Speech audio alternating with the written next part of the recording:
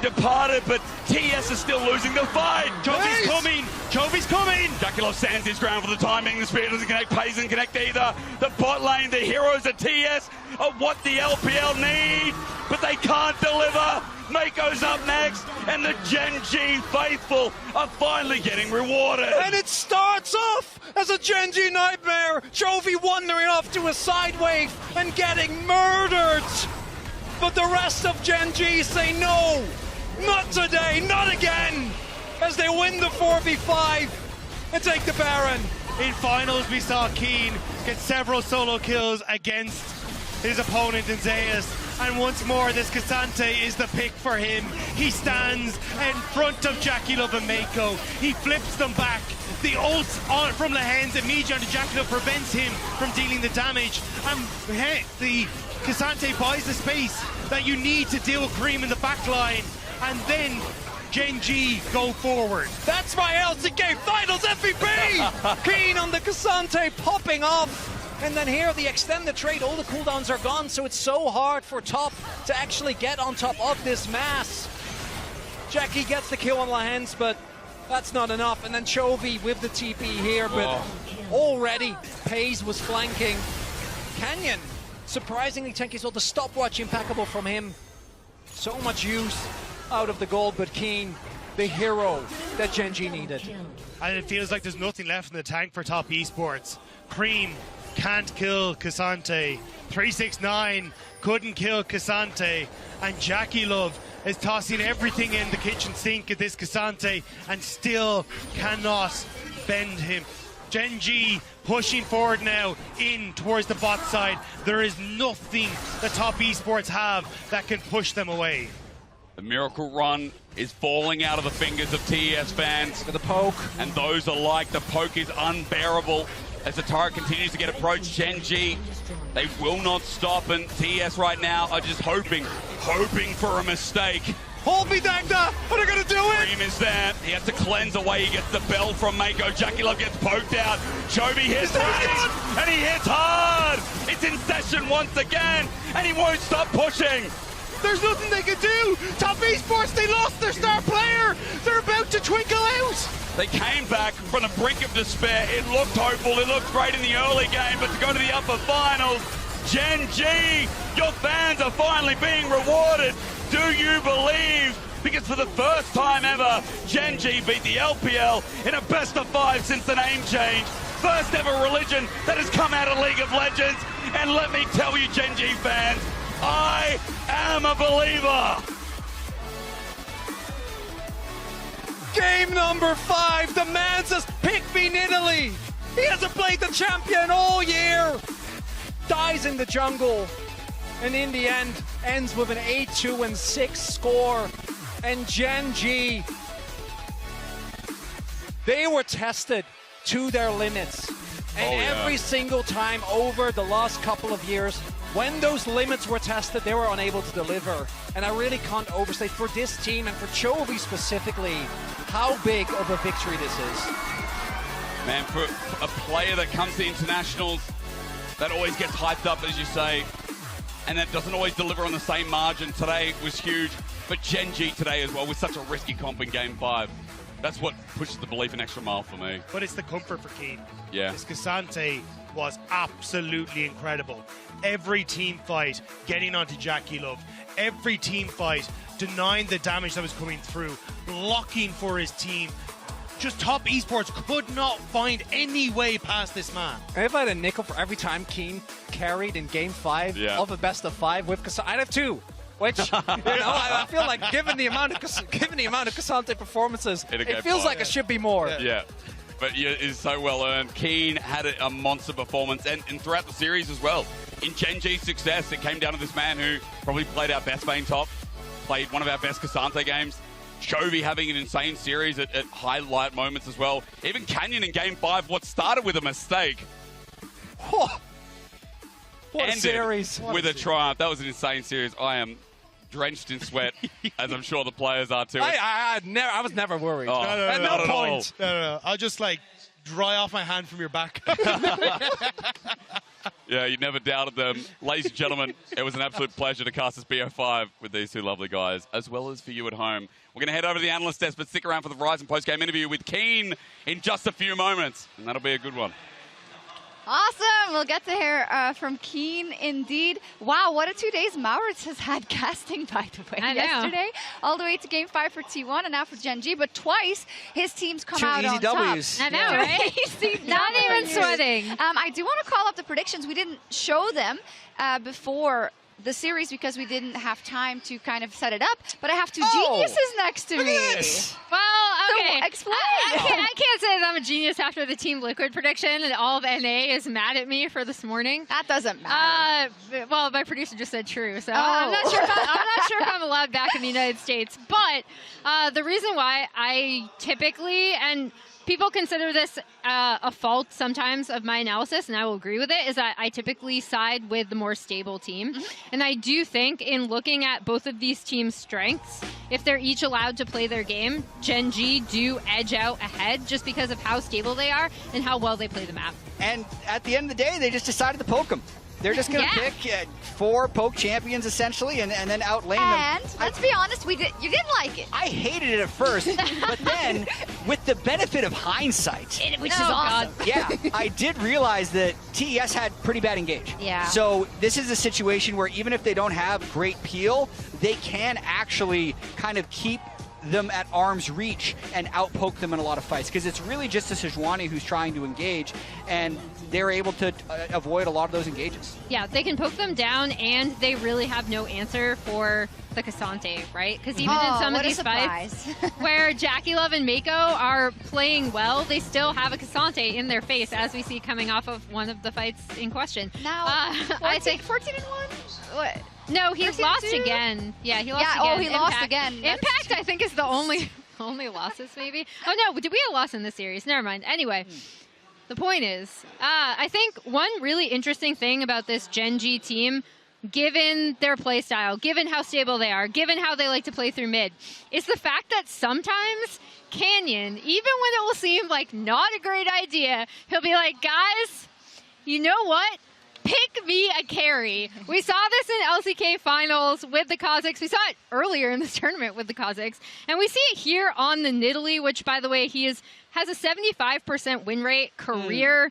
It was one of the picks that made him so successful the year that Tomwon won the World Championship in 2020. And it's really cool. Even if I don't always agree with it, I like that the Canyon is always willing to just be like, you know what? Pick me a carry.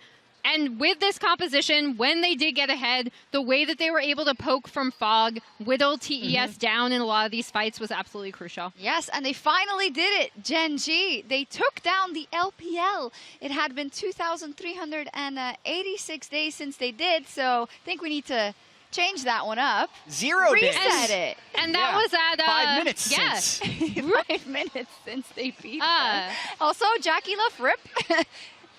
I mean, he played really well. No, but his streak of beating the LCK is also dead? Yeah. Gosh. There you go. I The mean, records are falling. this is why this MSI format is going to be so compelling, because neither of these teams are out of the tournament. We have Gen G moving to the winners bracket final, and we have TES going to be hungry to get revenge.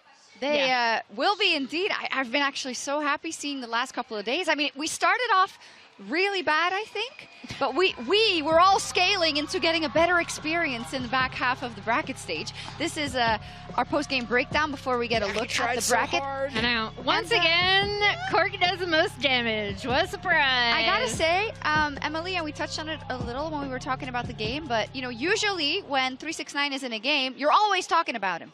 There's always highlights, there's always rolling nines, or at the very least a 6. What's happened here? So yeah, I mean, I think the big thing with 369 is that, as Jat is going to erase, I think both the 6 and the 9. No, you're going to tell me this is his name. It's this, or this.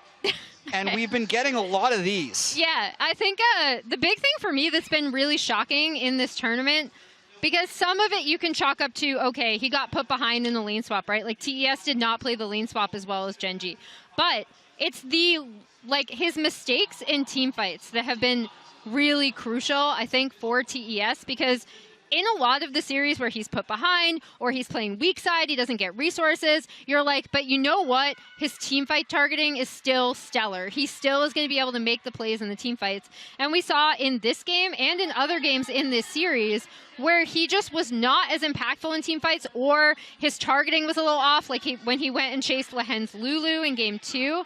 And that's kind of shocking to see from 369, given how he's performed over the past 2 years in particular. For the side of Gen.G, still managing to win after, you know, it wasn't all perfect, right? No, Otherwise, you don't play 5 games. Yeah, and I'm really, really curious to see if this is what Chovy needs to go to the next level. 2 best-of-5s away from an MSI title now after this win over TES. They're going to play the winner of BLG T1 in the next round. Because I would say, like, we talked a lot about Chovy and how, like, so to me, from the outside, a lot of the Church of Chovy was founded because of the, like, systematic way with which he played the game. Like, oh my god, nobody kills minions like this guy. But more specifically, like, nobody understands how to gain small advantages and stack them up to become a huge advantage. And I think a lot of times internationally, when things are going wrong, the players that are rewarded are the bold. Yeah. They're the ones that are going to make these high-risk plays that are highly variant,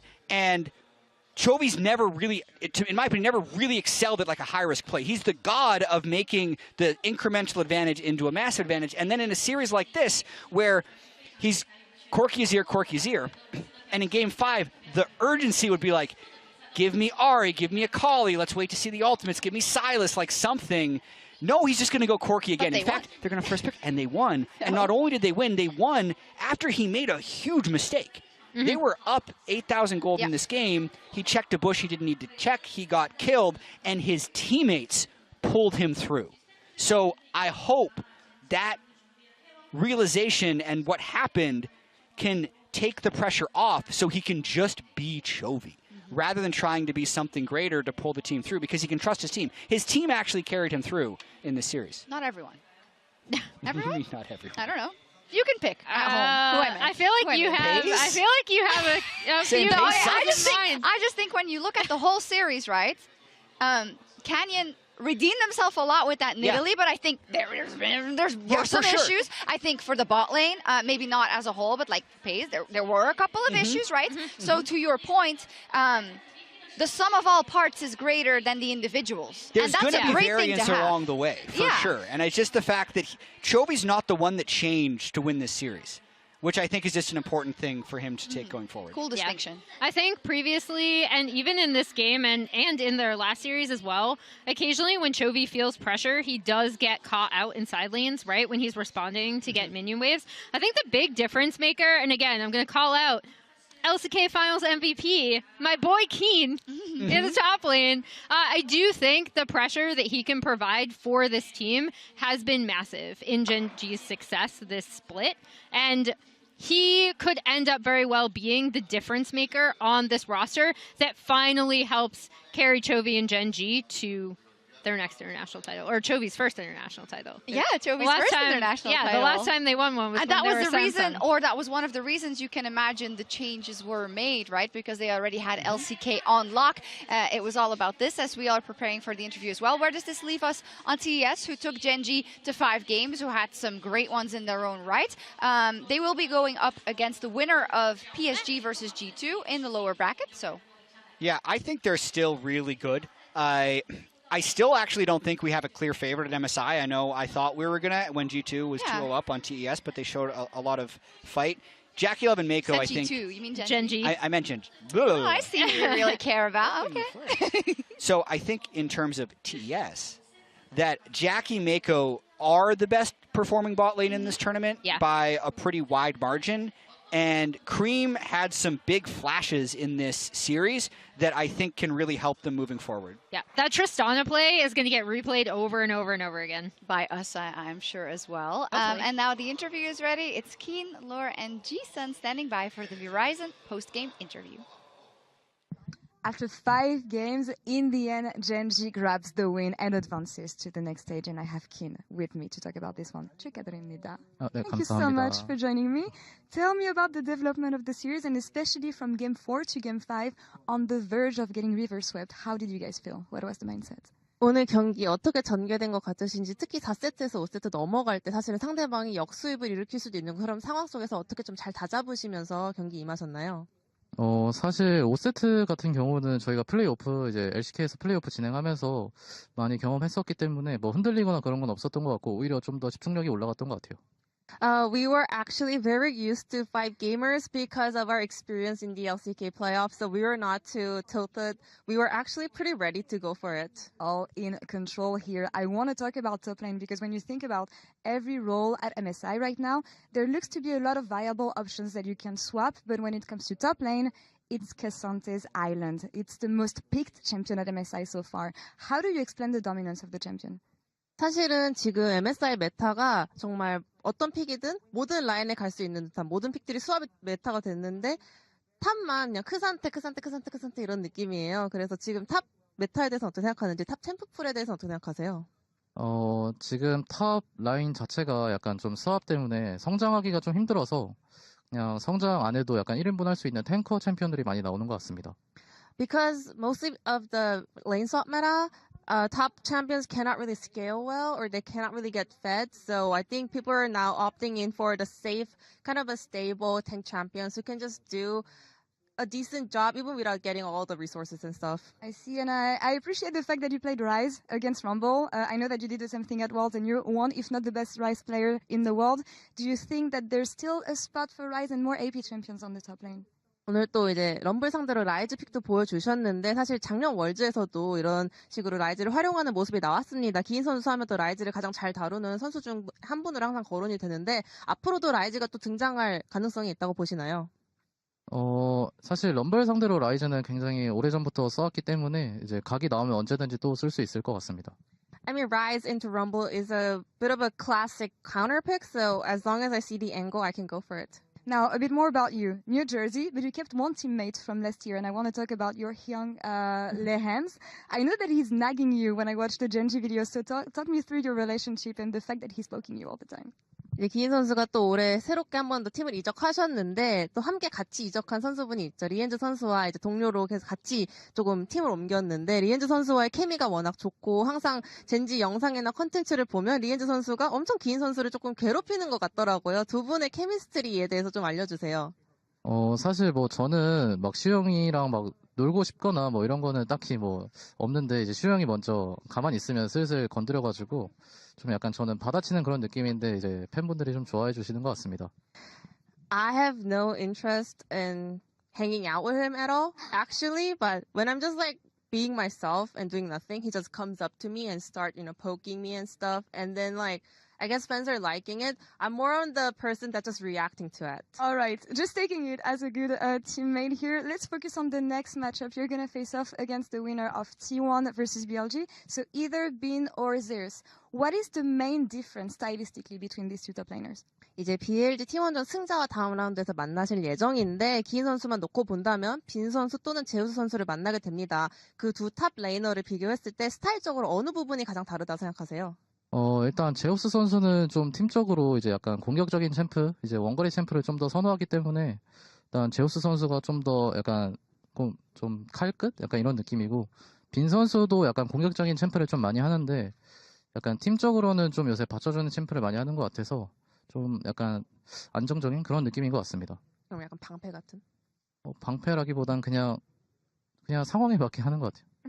So for Zeus, I think especially with T1 as a team, I think they prefer him on more of the carry side. Sometimes you go for the aggressive and long range picks. So I want to say he's like a sharp blade of T1. Bean as well, he's really good at aggressive picks and those kind of very long range champion. But he also right now this day is playing a lot of supportive role right now. So I think those are the major difference. All right, well, let's see who you end up facing off against in the next round. Thank you so much for the interview. 감사합니다. 감사합니다. And Jason, thank you for the translation.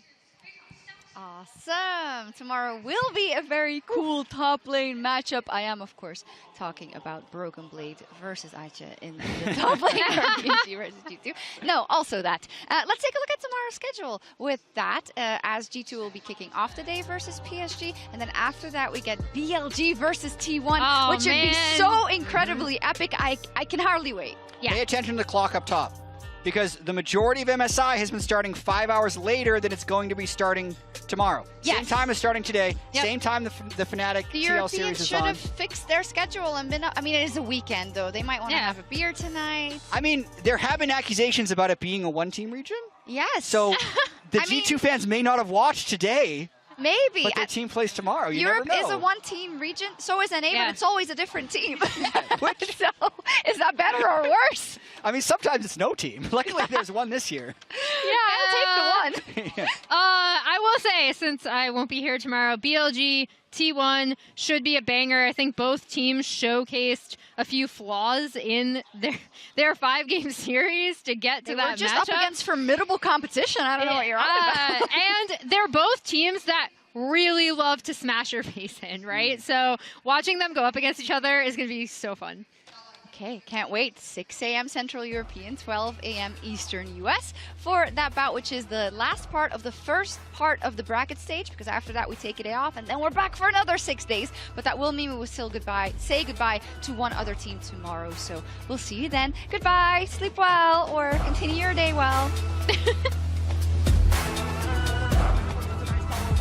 Takeover not needed. A shutdown for Humanoid. What is happening? NA versus EU. This it is. This is what peak League of Legends looks like, baby. And ulti to block an APA follow-up. I won't be able to interrupt the flip back. And Razlov just getting taken down clean and patient. Come in. Nice. Here comes Razlov. The shield. He's trying to get a bit more space. And here, heal. Sundered Sky, baby. Look at the flash, guy. Look here. Okay. Yeah. Look at the flash. Look at the shot. Look at the shot. Look at me. Here. I take turret now. I'm on. Leave now. Yeah, we got it. Nice job. So, flashing back out, but now we arrive for the dragon fight. Yeah, he's zoning away the jungler. Gets the reset on the jump. Pulling Noah's ulti doesn't connect. John is just better. Dashing in, but the interrupt is there, and they get him. Team Liquid and the team fight are so damn clean. APA is Goomba stopping. He is all chatting. He is winning it for North America. Finding the new targets here. Violent and Jackie Love. The money bags are there.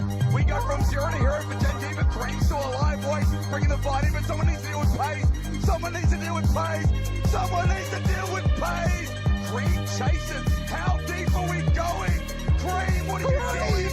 He's debuted at the international stage, and he's chasing a fairy. Oh, Canyon into Jovi, baby, yeah. He holds away Jovi, the creme de la creme of the Unreal Legends. Oh, God! He's finally arrived. If there is a church of Jovi, then we better believe in the cult of Cream. He can't get the reset, though. It's disgusting, but Genji are thriving in it. And let me tell you, Genji fans, I am a believer.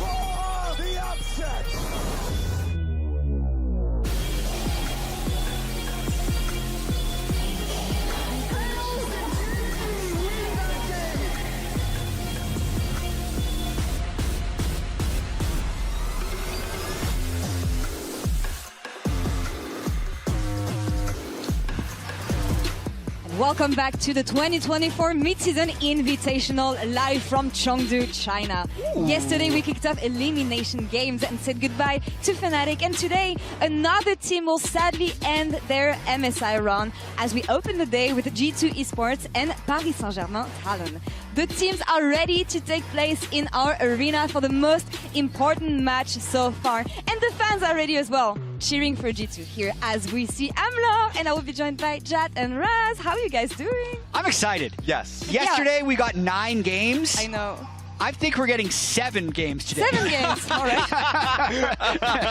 Less stress for you guys today. Yeah, Yes, I guess I would so. appreciate I imagine. And of course, later on today, we will have T1 taking on the BLG. But let's recap what happened yesterday, maybe. Shall we? We said goodbye to a team, as we said Fnatic is on the flight home right now, sadly. But yeah, props to you guys. TL played phenomenal. Yeah, I was really happy to see TL come out the way they did, especially after the really disappointing 0-3 they had against TES. I think this was, to me, even though this is... So my stated goal for NA was to beat EU at MSI. Team Liquid has a different stated goal. They want to go further, but at least in this case, I'm very happy that they got to have this result. I think both of our goals were the same. I think we come out the winners for this one, right? Yeah. Right? So High fives all around. So the only way that we can be losers, Yes. Team Liquid, is if they lose to G2 again.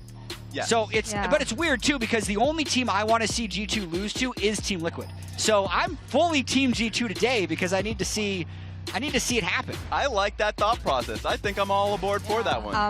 Battle of the Atlantic is the match that I love the most, honestly. We saw the teams gearing up to the arena. I want to say surprising best of 5s from both these teams. PSG Talon, Fnatic, G2 Esports. I need to digest the fact that Fnatic is out, I think. But yeah, honestly, props to PSG Talon for the last series they have. For me, they have been the most surprising team in the main events so far. Yes, Absolutely. same for me. I think for PSG Talon, the thing that I enjoyed the most was just how proactive they were early on. Junja being able to go bot lane consistently and get Betty ahead, and also just the willingness to take these skirmishes. PSG for me was a really strong fundamental team, but unwilling to take scraps like this domestically, and we saw this consistently, at least in this series. Yeah, and for me, PSG has been one of the best teams at the tournament playing from ahead. If they get a lead, they win. And that was true even against BLG, which is not something I expected. And something we've talked about is how the veterans, especially from this PSG lineup, Betty, Maple, have showed a lot of things and have carried the rest of the team through success. Is it going to show today? We'll see against G2 Esports, who have been surprising as well in their 5-game series against T1. Taking the world champions to 5-game, not an easy thing to do. Yeah, and so these are just my takeaways from it, as I already All right. mentioned. Just continue to impact lanes early for Junja, because he went bot side often and early. It was really heavily, I would say, at first when I saw the Lucian Nami taking heavy trades and then coming out even, I was like, oh, that's going to be really tough for Betty. But then in comes Junja, also came back for the Vi bot lane dive. So I thought this was his best series that I've seen from him. All right. And I really wanted to see that continue. And of course, just like taking skirmishes often, as I'd already said. And moving to G2, what did we think of the series they had against T1 here again? I mean, Again, there was 9-5. there was clearly disappointment that they didn't win. Yeah, But holy but- crap. LEC is so lucky to have G2 as their team that represents them. As much as people want to meme about the one-team region, you have the greatest of all time in Caps, still playing at an insanely high level, getting multiple solo kills against Faker. You have the team with the most interesting champion pools and drafts of any team in the world at this MSI. And then they come out with such flair in these games, like the support Poppy getting 3 or 4 kills on the Varus Callista lane of Keria Gumayushi. They couldn't quite pull it out in the end. Mickey said he was very happy with their ability to get leads from playing the map. Disappointed that they were unable to win the team fights, but that was it. Like, they were literally half a step away from knocking T1 down into the lower bracket. So they should be infused with confidence at their ability to compete. And I think they'll be really sharp today against PSG. Completely agree. I remember when we saw Game 1's draft and I was like, is this the haymaker? No, that was kind of just the status quo and how they believed drafts should be played. Especially when they got to Game 5, I quite loved their draft, and I hope they continue to do that because, hey, they scared Zeus off of Twisted Fate. So my takeaways here is to accept small wins and don't overforce. That's actually kind of what was their undoing in their 5th game, whereas over the entire series, they were getting flashes off of Faker, backing away in fights when they couldn't get more, and then doubling down in the next fight to kill him. So, like, I love that one. And then, of course, just, like, creative drafts in early games. Thank you, Duffman and Dylan. I think that was just another thing that was really good for them. And then just get Mickey moving early. Just getting moving first. Because every time there was a one fight in the top side of the map, anytime on side lane or mid lane, it was because they just had the numbers advantage that always surprised T1. See, I love everything I see here, but this is a G2 series. Yeah. And I know G2 series, when they're supposed to be in a good situation, they do the funniest thing ever. They will usually perform against the stronger teams, but when it comes to potentially weaker teams, this is the funny moments. This is what we call the content games in the LEC. Are we going to see this today against G2? Because they can get carried away with all the madness. Listen, I have good news for you. Yeah? PSG has revealed themselves as not actually being that funny. That's so true. I'd say when FlagQuest was playing PSG, let's check out the expectations for PSG. There were low expectations about PSG coming into this tournament. And it was funny to a lot of people when FlagQuest ended up losing to PSG. But then when they take BLG to 5 games, actually, so here's, listen, this guy actually was kind of strong. I mean, they did actually He's qualify. trying, okay? They did qualify here, so you're thinking like, okay, they'll put up a good fight, maybe they'll beat, the CB Law or something. But this is what they have actually, turned into in the gym. So I think this is what G2 sees. Honestly, I think this is what G2 sees, and they're going to be sharp and treat them like a top-tier team. Should not underestimate them here. I was about to say, that first image, that guy was carrying more bars than I ever could. But still, to the point that people were making, we had like lower expectations for PSG going into the main event, and they really surprised us all. I think they've gotten so much better in how they played around swaps. Still not better than the bigger teams, of course, but their willingness to take team fights, their execution in those fights, we need to see more of that from them. Before we talk about the rest of the series, I have a game for you guys. Because we've been talking to pro players. Yeah. They're going to ask you game questions. We want to test your knowledge. Okay. We want to see if you've been working on the last patch, if you know exactly what's going on in the game. So it's going to be really, really specific questions. The trick is, I got some spicy Chinese snacks here. Okay. If you don't, I mean, you're supposed to be good. Yeah, I mean, at if your I'm good at job, this game, then it's fine. Where's the nearest washroom? Oh my god. I just want to say that I opened this before the pre-show and it smells really, really, really bad. So let's get into it right now. Here's the first question we have from Razork. Let's check it out. How much percentage of tenacity and heal and shield power Chemtech Drakes gives you when you kill? Oh, it's a Chemtech Drake question. Raz, do you know this one? So, X-Tech, hell no. Because I took Chemtech Drake. Chemtech Drake. Yeah, What Chemtech, percentage that's heal right. and shield? 3. 5%. Okay. 5% is your answer? Raz? Yeah, I'm 3. going with 5. I'm going with 5. I don't know the answer. I just said it with confidence. No, yeah, Let's exactly. reveal the answer right Maybe too now, much shall we? confidence, brother. And what is the Love answer? this! Maybe too much 6%. confidence. Did you just Maybe it's Google it? 3%. I did. Maybe I 3. wasn't sure if it was 5 or 6%, but it is 6%. It is indeed I hate him. 6%. If it was 5 at one point, do I get it right? Yeah, he wasn't sure either. Yeah, so. he wasn't. Give me. We gotta go. I'm just going. Let's go. Let me take. I'm not gonna smell it because I already know what it smells like. Oh no. Don't eat it all. Don't eat everything. Just be careful. We have to finish the show. Okay. I took like Second keep going. question, as you guys digest, is coming from Yapton America himself. Let's check it out. My go. Do Void Mites from the Void Grubs give Aurelion Soul Stardust?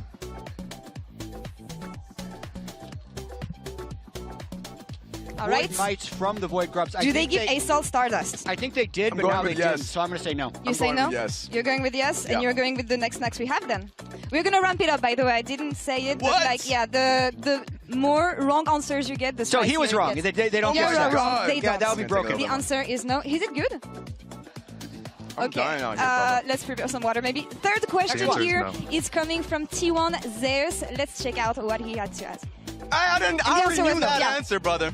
You don't need to tell me that. Yeah. I'm paying for it. Hey, I was close on the first one too. Last question. 근거리 미니언 경험치는 몇을 주는지.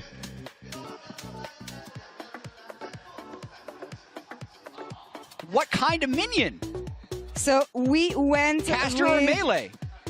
So we're gonna use the shared XP. So how much shared XP does the caster minion give? 17. You got this one. She just I'm laughed. doubling down with you, brother. She already laughed. Give a different number. Say Okay, 19 or all right. 21. Going 21, brother. All right, it is 37.12%, guys. Oh, the 0.12. shared You don't know XP. your League of Legends? Of course, the shared XP. I mean, I used to Are have you the guys XP. fine? Chad, don't even act like you know this. I already had one of these. Don't even act like you know that, Chad. Okay, so I should don't even act. I should eat the whole thing. While the boys try and recover here, we're going to check out an interview because after G2's close loss to T1, I got a chance to catch up with head coach Dylan Falco to discuss how the team is preparing to take on PSG in the Verizon Game Day interview. Watching the PSG game versus BLG, what were your main takeaways about the opponent that you're about to face? What impressed you the most? Well, I thought Maple played very well that series. Unfortunately, it wasn't enough. I think Game 5 was a bit of a stomp, right? I'll have to really be prepared for PSG. I think their mid particular is playing quite good, and as long as we have a good plan, I think we'll be okay. What's your take on the bot lane also? Because people have been praising Betty so much for his Zeri, but his overall performance, I feel like. Yeah, Zeri is like something not a lot of teams at the tournament are playing. Like, it's a lot of very aggressive things. So I'm not sure. Maybe it'll come out. I'm not sure. What do you want to see from your boys that they didn't show against T1, maybe? I think just a bit more patience in good game states. I feel like 2 of our 3 losses, we were actually in very winning positions. But it's hard, right? Enemy's also playing very well. Mm-hmm. They're putting you to the test. But I think just patience when the game is good. Thank you for this interview and your insights, Dylan. And good luck on the next match. Thank you.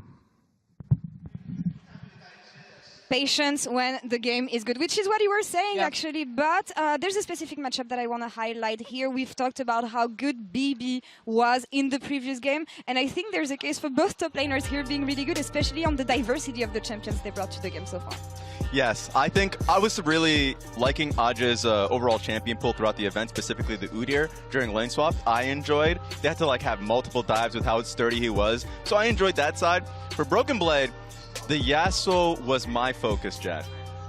Yeah, I'm just jealous that Broken Blade's in the LEC because he's so exciting to watch. I'd say earlier years of Broken Blade, he was so creative in the way that he played the map and team fought, and he's kind of added this new element where he's also amazing in laning phase, and he has these unique picks. So I think he's a big reason that G2 is my favorite today. That's honestly my focus as well. When he went up against Zeus, he had the better of the matchup for the majority of the series. He had actually performed so well. As I mentioned earlier, even forcing him off the Twisted Fate because of just the champion pool that he had. So I think Broken Blade has been incredible. Feel bad for Aja because on his own birthday in Game 5, that man got whooped. So it was not good. So I would love to see a better play from Aja in particular because I think the bottom side of that map really stepped up. And if he does it, this could be a great series. Let's see how much all this matters, though, with all the lane swap and Cassante dominance in the game. I want to check our predictions. Okay. Here. Of course, I will be rooting for our boys. I think I went 3-1 because I always trust G2 to just throw the content game. Let's go. I'm sorry, G2 fans. You have more faith than I do? Yeah, but you're not used to them as much as I am. I am used to G2. They're the best Western team when they're not playing energy. This is going to be immediately screenshot and thrown on socials because G2 doesn't like this level of hope. I'm going to get blamed so much. Just for saying they'll win? Or because you don't have faith? Because we're cursing them. For saying that they're, and for saying that they're just going to throw one game. Listen, we know that they're a team that plays with a lot of confidence. We know they have a lot of continuity. They kept the whole roster together from last year. They do not lose in the LEC. They just win every single split. Caps has like 1 billion titles now because you split the stocks of LEC titles, and there's 4 a year now. But I would just say they are not going to take PSG lightly because of what happened last year against Energy, and I think they're going to sweep. All right. Let's see what they can do. They had a great showing at MSI so far. We'll see if they can continue. We are ready for our first series of the day. The last standing hope for the LEC versus our PCS representatives. G2 Esports takes on PSG Talent in a do-or-die match. Let's get ready to it.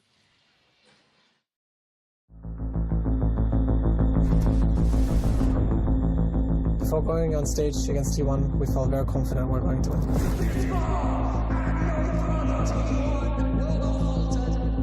We were so close, but we don't have time to be sad. I just can't believe it ends like this. BLG, they were tested, but they still get it over the line. 相信自己的话是肯定的，因为现在我们觉得我们跟 BLG 打完之后，我们是很有竞争力的队。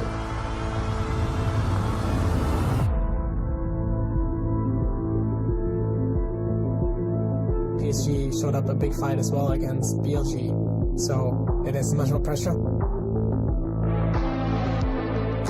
我觉得 G2 的话就是进攻性很强的队伍吧，我们可以从这一场的失败中可以学到很多，然后今年的我们会比去年更强。You took 2 games from LPL. We took 2 games from LCK. I hope we don't underestimate each other. G2 我已经准备好把你们从败者组淘汰了。We're not done yet. We're gonna finish what we started.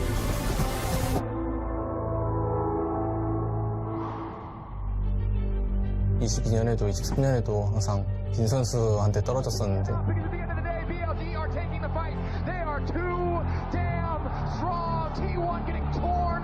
또 이렇게 만나게 돼서 반갑고 觉得宙斯是个非常强的选手吧，但是遇到我的话，他的这个地方发挥不出来。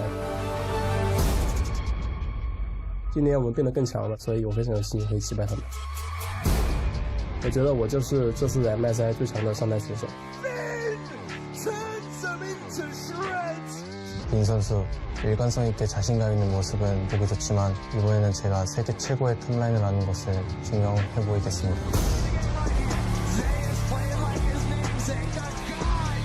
去年我们可以3比1赢你们，今年我们也会送你们回家。 LPL은 그렇게 무섭지 않습니다.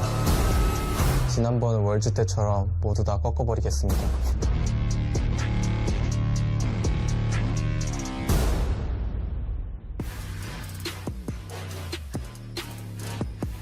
And welcome to Chengdu, China for the final day of the first stage of the bracket stage of MSI. I'm Mehdi, that's Vedi, and in the middle we have our wonderful colleague Mao. It's the Mehdi, Vedi and Mao. Gentlemen, Woo! the last time we cast together we had a banger Game 5 series. I'm hoping for another as G2 and PSG find themselves in the face of elimination. A lot of pressure on both sides as they were both so very close to making an incredible upset happen at this tournament, but one of them will go home today. Coming in, actually, we're talking about it as well. The biggest difference was that the Game 5, G2 versus T1 still felt very competitive. Unfortunately for PSG, when it came to that home stretch, weren't really able to maintain the same level. I'm really going to be looking at their draft here today. That was, I think, one of the biggest weaknesses going into that final game. And G2, they made me sweat a whole lot. They made T1 sweat. And I imagine PSG is going to be sweating going into this one as well. And both teams fighting for their region's position here at MSI as well, with Fnatic getting knocked out by TL yesterday.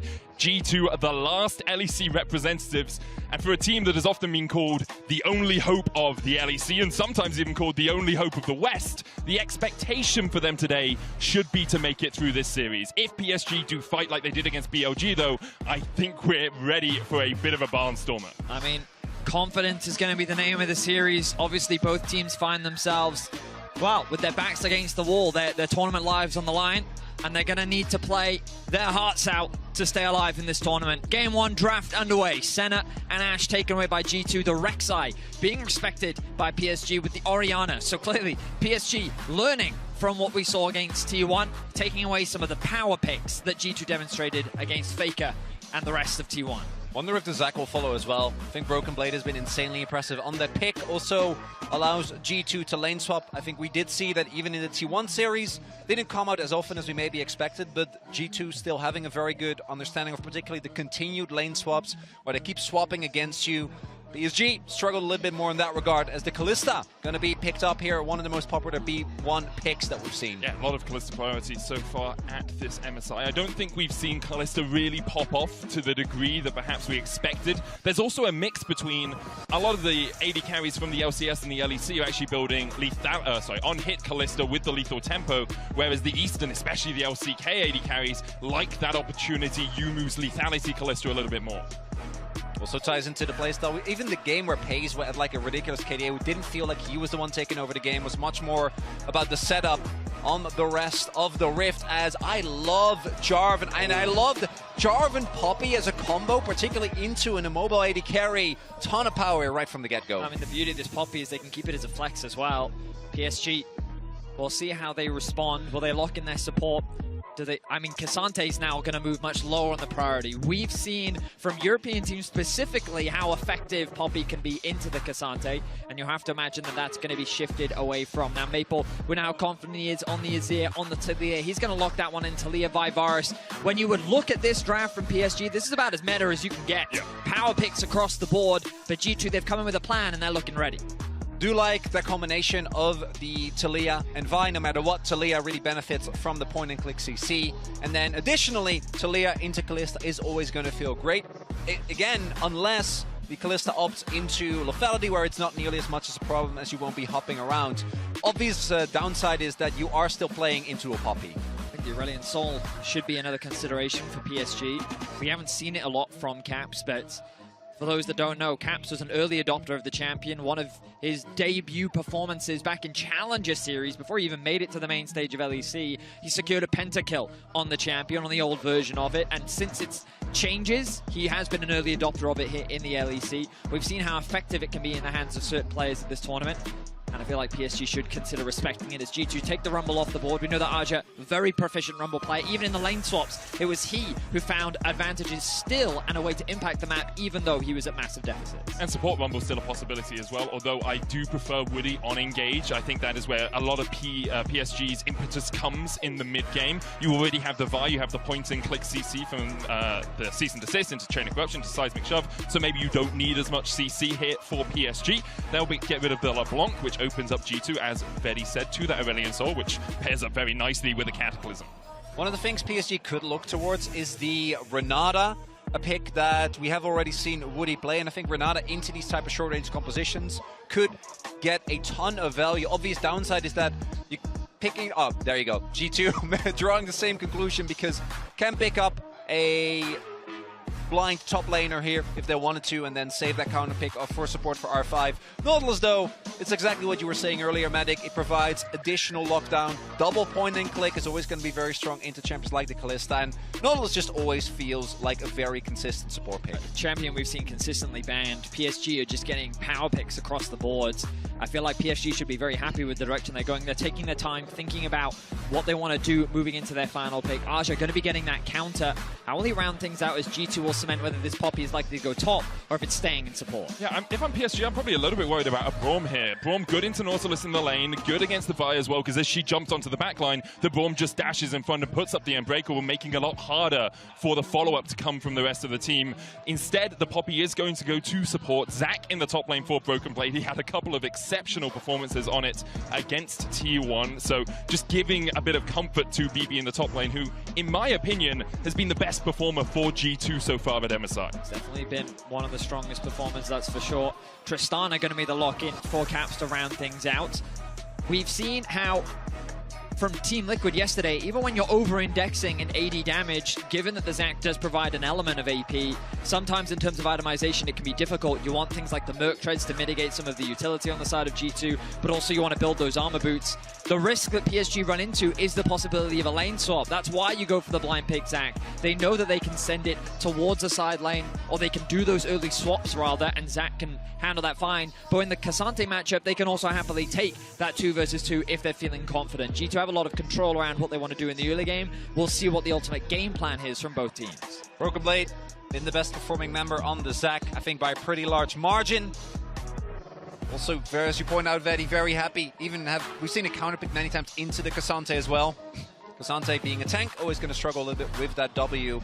And as you point out, I also feel like particularly with these Kalista Tristana comms, generally you're going to be looking for these early to mid-game shoves for the push, meaning that if you get into mid-game with a decent lead, the point at which Casante is going to take over is going to be a lot slower. I do think that eventually, as you should be able to reach a point where it is going to be a brick wall, but he doesn't have as much space due to the Poppy being in the game as well. And the risk as well is you're playing into double AD carries. Even if you go lethality on the Kalista, if you have a Kraken Slayer on that Tristana into something like a Lord Dominic's Regards, you will be able to work your way through that frontline tank line a bit easier than if it was a burst mage who can't work their way through that Casante as easily. PSG with a much more meta composition, much more standard, the big picks that we expect here. G2 once again throwing up a couple of curveballs, although I say this is relatively standard for them. I do wonder if we'll see them trying to split the map early like they did in the final game against T1, invading through that bot side and trying to get flashes out of the enemy bot lane. This series is going to be all about confidence. You have to realize that both of these teams pushed oppositions that were expected to be heavy favorites to their absolute limit, and they're going to need to replicate that level of play today. Backs against the wall. Elimination for both PSG and G2.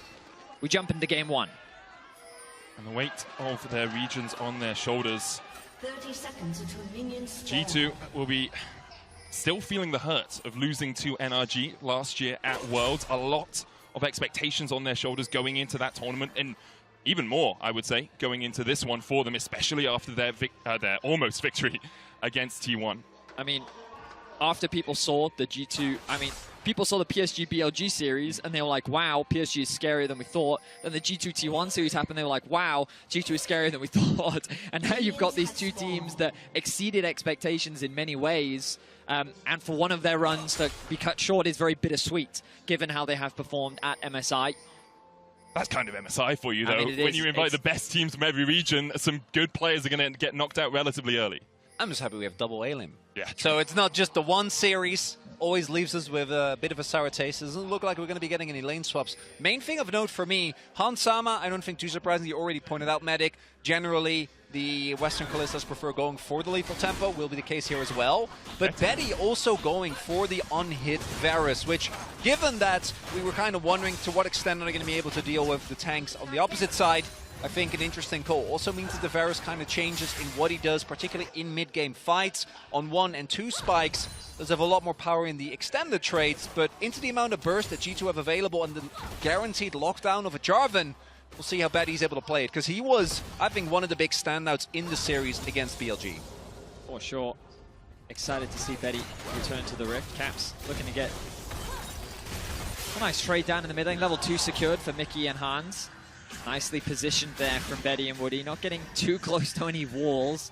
They remember what happened to the T1 bot lane. They're going to show that respect towards Mickey, who, I mean, we think back to that series, Poppy was definitely his best champion of the series, by far. Bit of pressure. Halo plays this game, though, Betty. True, no Halo plays this time round. I think he's expecting more of a slightly less aggressive bot lane 2 versus 2. We keep our eyes on the junglers as well, both doing a clear towards bot side. G2 getting that early information for PSG. But also, notice the early vision invested from PSG in terms of their entrances to the bot side. They were concerned about G2 leveraging their early strength. And we all know about that creative Jarving pathing, right? Where you can do red, EQ over the wall, maybe even invade on the enemy camp. PSG were concerned about that, and so they've tried to mitigate what pressure they can. But right now, it's Caps for pushing mids. Yike, let's see what he can do with this pressure that he has. And step up towards this blue. Junja went Wolves into Gromp. Now starting the blue, has popped the Bolt Breaker as well. Yike stepping in here, does have the smite, so does Junja. And you can see the bot lane from G2, the first to react with that push. Junja should just have to step away from this. Caps as well with push in the mid lane. G2 will steal away this blue. Exemplary League of Legends, Prio in mid, Prio in bot. And a solid matchup in the 1v1 as well. Yike immediately makes use of that, picks up the blue buff, and that's going to set Junja a little bit behind. Look at pings right now from both teams. PSG realize they don't have control over the bot side, but Broken Blade with his push in top means that Yike was thinking about an invade, immediately gets pinged out though. Looks like he was spotted, and so he's decided, you know what, I'm not actually going to try and contest that top grab. I think Yike realized he was a little greedy, he was pushing a little bit farther than he should have, and instead we'll just be happy with the bot grab. I think there was a window there for Junja to at least force a summoner though. If you forgo the crab and just run, because Broken Blade didn't get the question just yet as Betty. Flash heroic charge, but Mickey doesn't get the stun into the wall. Yike looking for the flank. Betty's popped the ghost, does still have his flash. Mickey burnt both the flash and the ignite in that exchange. I mean, it's a nice play there from Betty. A little unlucky from Mickey. Not quite close enough to the wall to lock down Betty. If he had, Yike might have even flashed, EQ'd to try and find a kill for G2. Small gold lead in favor of G2 for now. Nothing to write home about, though, as Junja been able to get his back off, will make his way towards his top camps. Those respawns are going to come through, and Yike going to be looking to do the same thing now. We think about early grubs, something that G2 have put a high priority on. I wonder if PSG will try to contest that one, instead prioritize early dragons. Caps with a nice little buffer. With the rocket jump out there. I do think early grubs for G2 makes sense, especially with double AD carry. The more time you can have auto-attacking those towers, it gives you just all that extra damage. You get those 3 early, although you don't get the mites, you are able to take out some turret plates early on in the game. And obviously with the mites or the grubs, it's always going to feel a little bit less impactful than getting a herald, getting a dragon. But we have actually seen, I think, after the buffs that came through to the grubs, that they do feel a little bit more impactful, and that teams are more happy to contest them, as Broken Blade really wants that proc. He gets the proc, he gets the plate, and he walks away. No Barmy Cinder on him yet, so it doesn't tank. Yeah. We've seen so many people fall foul to that across the course of MSI. Yeah. Again, worth keeping an eye on the pings on the minimap. G2 dropping a ping towards the Gromp.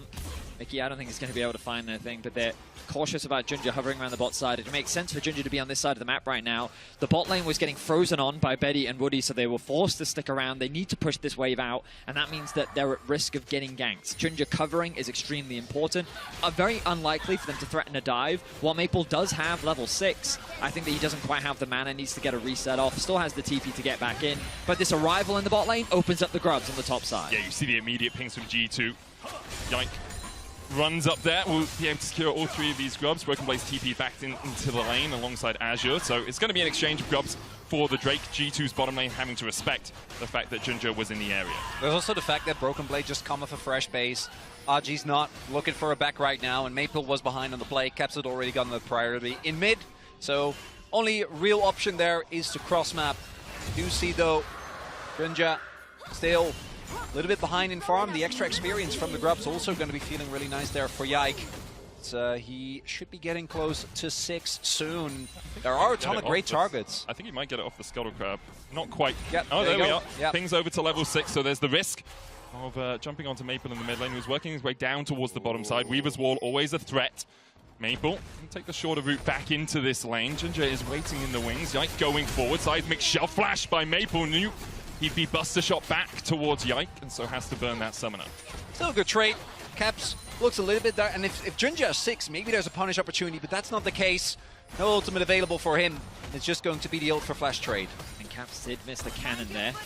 So who's really winning is the question. Flash for cannon. The question is if you punish the flash. It always is, right? If Maple's able just to stay safe for the next 5 minutes and just continue farming up, then the flash not punished. Flash hook, though, going in. Seismic shot back onto Mickey as he was waiting in the bush, but he was pounced on by PSG. The collapse continues. Maple gets the kill. Who's really winning, Betty? I think it's PSG. Big thing there was that G2 was sitting on the ward in that brush. They weren't aware of it, and as a result, PSG pick up first blood. Nice collapse. Good lockdown coming out from PSG as they secure themselves first blood. Not going to do a huge amount in terms of the goal difference, but a small advantage gained for Maple. He's going to buy his boots on his first pack. It's a great. Look, Betty, it's 6 a.m. in EU. We'll forgive you that one. My apologies. Keep abreast of the situation in some moments. Grub's going to be spawning in 2 minutes time, Dragon in about 3 minutes. These are going to be the neutrals that we have to keep our eyes on moving forward. A relatively slow early game as both sides not really looking for that early action, but credit to PSG finding that early kill. Set them up nicely in particular. Let's see if Maple can use that small advantage to start moving around the map. It's also one of those games where both teams can look at each other and go, oh, we can win late. Right, like we have the tools, we have a lot of front to back, we have a consistent threat in our AD carry, we have good zone control with either the Talia or the Poppy. There's plenty of team fighting power to go around, which in practice, I know from experience, does not necessarily lead to the most interesting games. But it's also an elimination game, right? Pathmaker back here. Broken Blade tanking up the tower into the all-out. Goes into the cell division. Oh, it's a Barmy stiff again. Azure punishes BB. And he'll get the kill before BB gets back to life. A massive misplay from Broken Blade. He tries to proxy the wave, but Aji just manages it perfectly. Uses all the CC at his disposal to keep Broken Blade underneath the tower. And he gets another kill for PSG. Really big win there. The Cassante was one of the win conditions we talked about. If the Zac starts falling behind in his base damages, his level's not as high as they otherwise could be. Aji can just itemize. Cap's going to flash Belcher shot back here, but it's only underneath the tower. Maple good positioning. Yike was there for the chase. And G2, a couple of That was a bit crazy from Caps. I don't want to call it desperation yet because they're only 2-0 down, but it was a little bit. I would not call it desperation. I think that the play was that Yike was making his way into mid, and so Caps thought I can ulti him back into lane to set up for a combo given that he doesn't have flash. But we look back at this play and notice it. Aja gonna get the knockback, then he brings him back underneath the tower again. That's a third tower shot. Then he keeps him underneath the tower with the ultimate. Perfect chain CC from Aja to secure a solo kill. And just punishes the fact that Broken Blade tries to proxy the wave. Broken Blade could have just played it a little bit slower. Maybe you lose a minion or two, but you still get the proxy and you don't run the risk of walking in there Q3. And just really smart to all out away from the wall as well, because often as Cassante you want to pull people through that wall, but it meant that Broken Blade couldn't flash out of tower range and kept him under there for that extra turret shot. I'll also say the Hollow Radiance pickup is just so massive in the early matchup. When you're playing against double AD carry, obviously he's going to start itemizing a lot more towards armor, but we'll see how things progress. That matchup's going to get a lot harder as now Ginger and the squad looking to contest. That gets the fourth grub for G2, and I think that's all G2 wanted, really. Betty's on his way as well. Betty is on his way across, and with Hans Summer not there, G2 wisely back away. If they take this fight, there'll be a numbers disadvantage. They realize that, so they get their fourth grub, and then they get the hell out of there. Talked about it a little bit earlier as well. Want to try and deny these 6 grubs, but with Betty also roaming up, is going to be a decent amount of this wave lost, and Hansama picking up a plate. So for PSG, I think you're going to be happy about the fact that you denied that extra pushing power, but we are starting to see that again. G2 now, even despite the kills, relatively closer in terms of gold. I think though that until we're actually going to see an actual team fight, actual 4v4 or 5v5, we're going to have a really good idea of how this game is going to go. Because this game, to me, specifically, is just going down to who has better execution, who's able to keep their backline safe, who has the right call with engaging, because there are a lot of targets that I think are kind of bait. Poppy is a big one, but even things like the Cassante, I feel like at this point we should all know, but we've still seen teams try. That we have. I wonder if we'll see a fight around this next Drake. G2 will want to stop PSG from stacking up, but Maple with the push in mid. Caps on a reset, has a Noon Quiver. Ginger's going to start up the Dragon. TP's available for both the top laners. Ginger, I don't think he walked over Vision to get here, but Woody and Betty are definitely walking over Vision to step across. G2 definitely second to this. As Betty says, I think it's too late as well. Woody misses the hook. Yike goes in, can't land the smite, secured by Ginger. Mickey dodges away from the chain of corruption towards the bottom side, using the movement speed from the steadfast presence, and G2 will get out. Cloud Soul. Love it. Oh, you LCK cast. I love it. I think movement speed is a very powerful thing, don't get me wrong. But PSG playing this other game very well. Very calm, very collected. They're not falling prey to any of the early traps that G2 have been trying to set up. They've been very respectful, and they've been rewarded for it. Mickey now maybe in some danger. Weaver's wall going in. Mickey hooked up first. Fate's Call will pull him out. Yike on his way, trying to get around to his AD carry and support to defend them. In the end, just the Weaver's wall used in exchange for the Fate's Call. Not too crazy of a trade there, one way or another. Yike. Locked up for a second flash as the Vault Breaker needed to. If that had hit, the seismic shove would have followed. Caps has spent this time hammering down that mid lane. He's already taken 2 plates out of it with only 45 seconds remaining before those plates fall off. I don't think we'll see any more falling. Because of the continuous pressure in the lanes and towards the turrets from G2, they haven't fallen that far behind when it comes to the gold. Do mention, though, or rather, it's that even. Do think, though, that the double Drake already, particularly when you're sitting in a team fight position, the luxury to just be like, hey, you don't have to go for a Drake fight, but if PSG find themselves in another situation like here, where they get first move on that third Drake, from that point on for G2, there's going to be a lot less freedom in the decision-making around whether you want to set up for Baron, whether you want to try and trade across the map, because you're kind of going to be forced to contest for that soul. And PSG was so good around those team fights in the PCS. It's what really won them the region. So if G2 are forced into outnumbered fights where they're stepping into fog of war, PSG have every tool in their toolkit to punish them with this composition. Swapping up the lanes now for both sides. The bot lanes have been brought into mid. The Herald is up and is likely to be the big point of contention. Hans Summer, Blade of the Ruin King completed. Same for Betty. Those first core items are being finished. Caps would love to get his as quickly as he can, but going for that Scepter, going to delay it a little bit. I mean, Caps needs 6 minions for the Cull, does have the TP. I wonder if he'll just catch this wave and maybe have enough farm for it. TP in by Azure to stop Caps from being able to do that immediately. PSG now starting up the Rift Herald, and Broken Blade G2's trying to get positioning. level 11 in the bot lane. He does have TP, but it looks like they're not going to bother trying to fight this. It's too risky. Overstacking of PSG and their members, and I think they're in a good position to threaten the dive.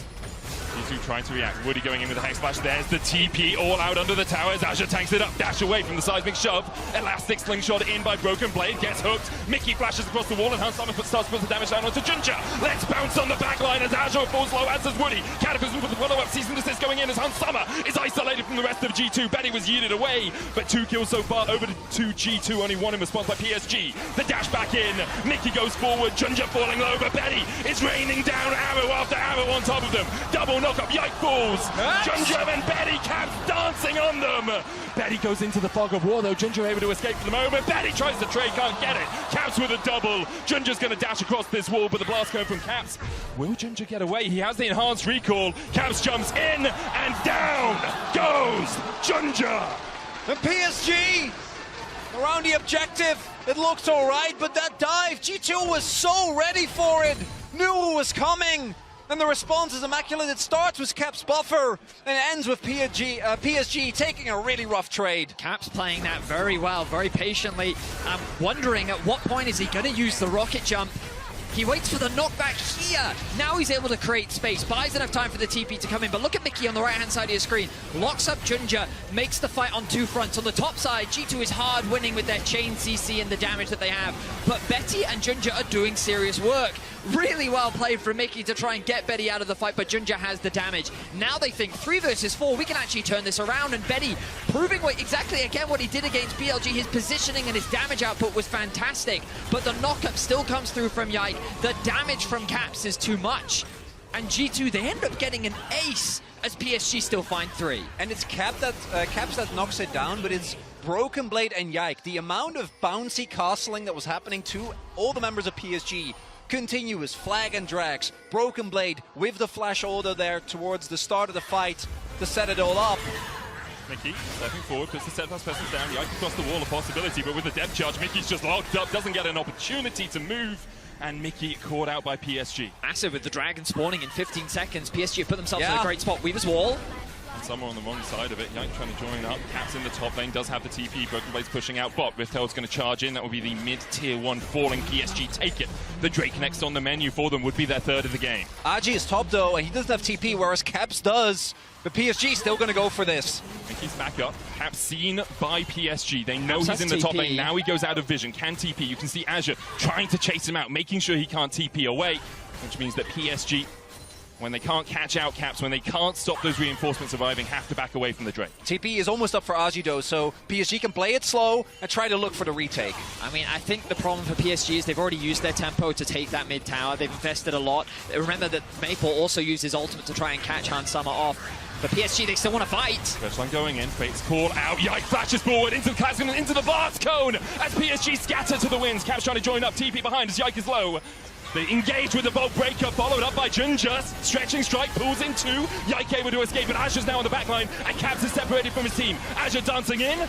The Cell Division from Broken Blade will buy him another second. Caps dance into the back of the pit. Cell Division going low as Maple will take out Broken Blade. Yike next to fall, and now it's all on Hans Summer and Caps and Mickey. Junja locked against the wall, but it's 2 as PSG just outplay G2 in the team fight. They find 4, only Caps remains standing, but how long will he stand for? He tries to trade back, and Maple sends him into the dirt. He gets 1 in exchange. And just like that, PSG respond with an ace of their own. They find all 5 members while keeping 3 alive. They're going to put themselves at Dragon Soul Point 2.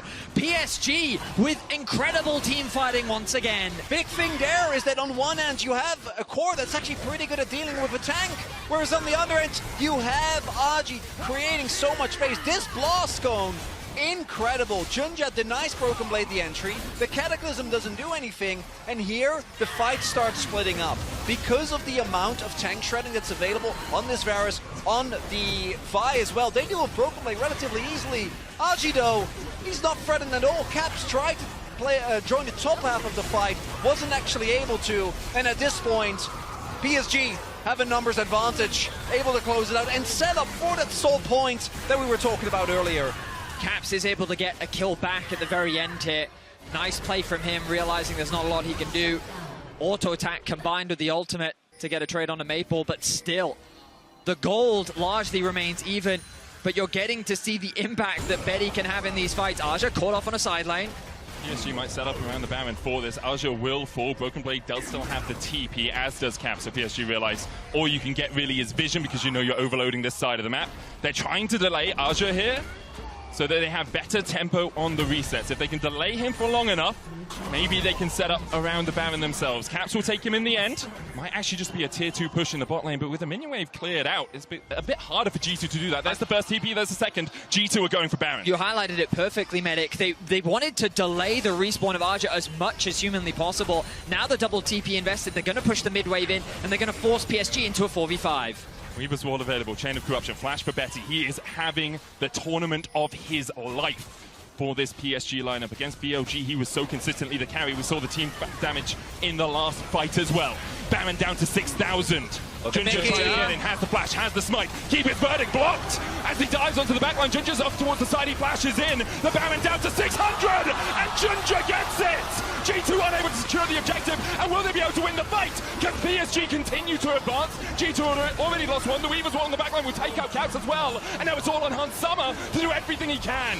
Maple flashing forward. Hans Summer, can you dance around Maple well enough? Broken Blade will have the elastic slingshot. He'll jump in. It's a triple for Maple so far, holding the elastic slingshot from G2 will back away as he's rejoined the fight. Broken Blade force away. Hans Summer has to flash, and in the end, it's a Baron for PSG in a 3-for-3 fight. It's kind of a Hail Mary that G2 is able to win, even though Maple is able to take out Caps. On the flip side, they're able to take down some of the members, but they lost the Baron. It's PSG that picks it up. 4 members still alive. I think G2 could have also gone for the push on mid or try and force some cooldowns. Leave it at that. But the Baron actually ends up going to PSG, meaning that they're the one that take or that end up with the advantage. We need to keep our eyes on Mickey in the replay because he's going to be the factor that's supposed to try and keep Ginger out of the pit. You can see him channeling the ultimate, only connects onto the Nautilus, who still finds a way in. Ginger then goes over the wall to avoid the Keeper's Verdict. And then the smite comes through. An early smite from Yike is punished by Junja, and then immediately they turn their attention on the Caps. Good positioning from Betty as Mickey tries to do everything that he can to keep him out of the fight. Maple finds his way onto Caps to shut him down, but a nice ulti from Yike turns the fight back in the favor of G2. Ends up being in a 4 versus 5.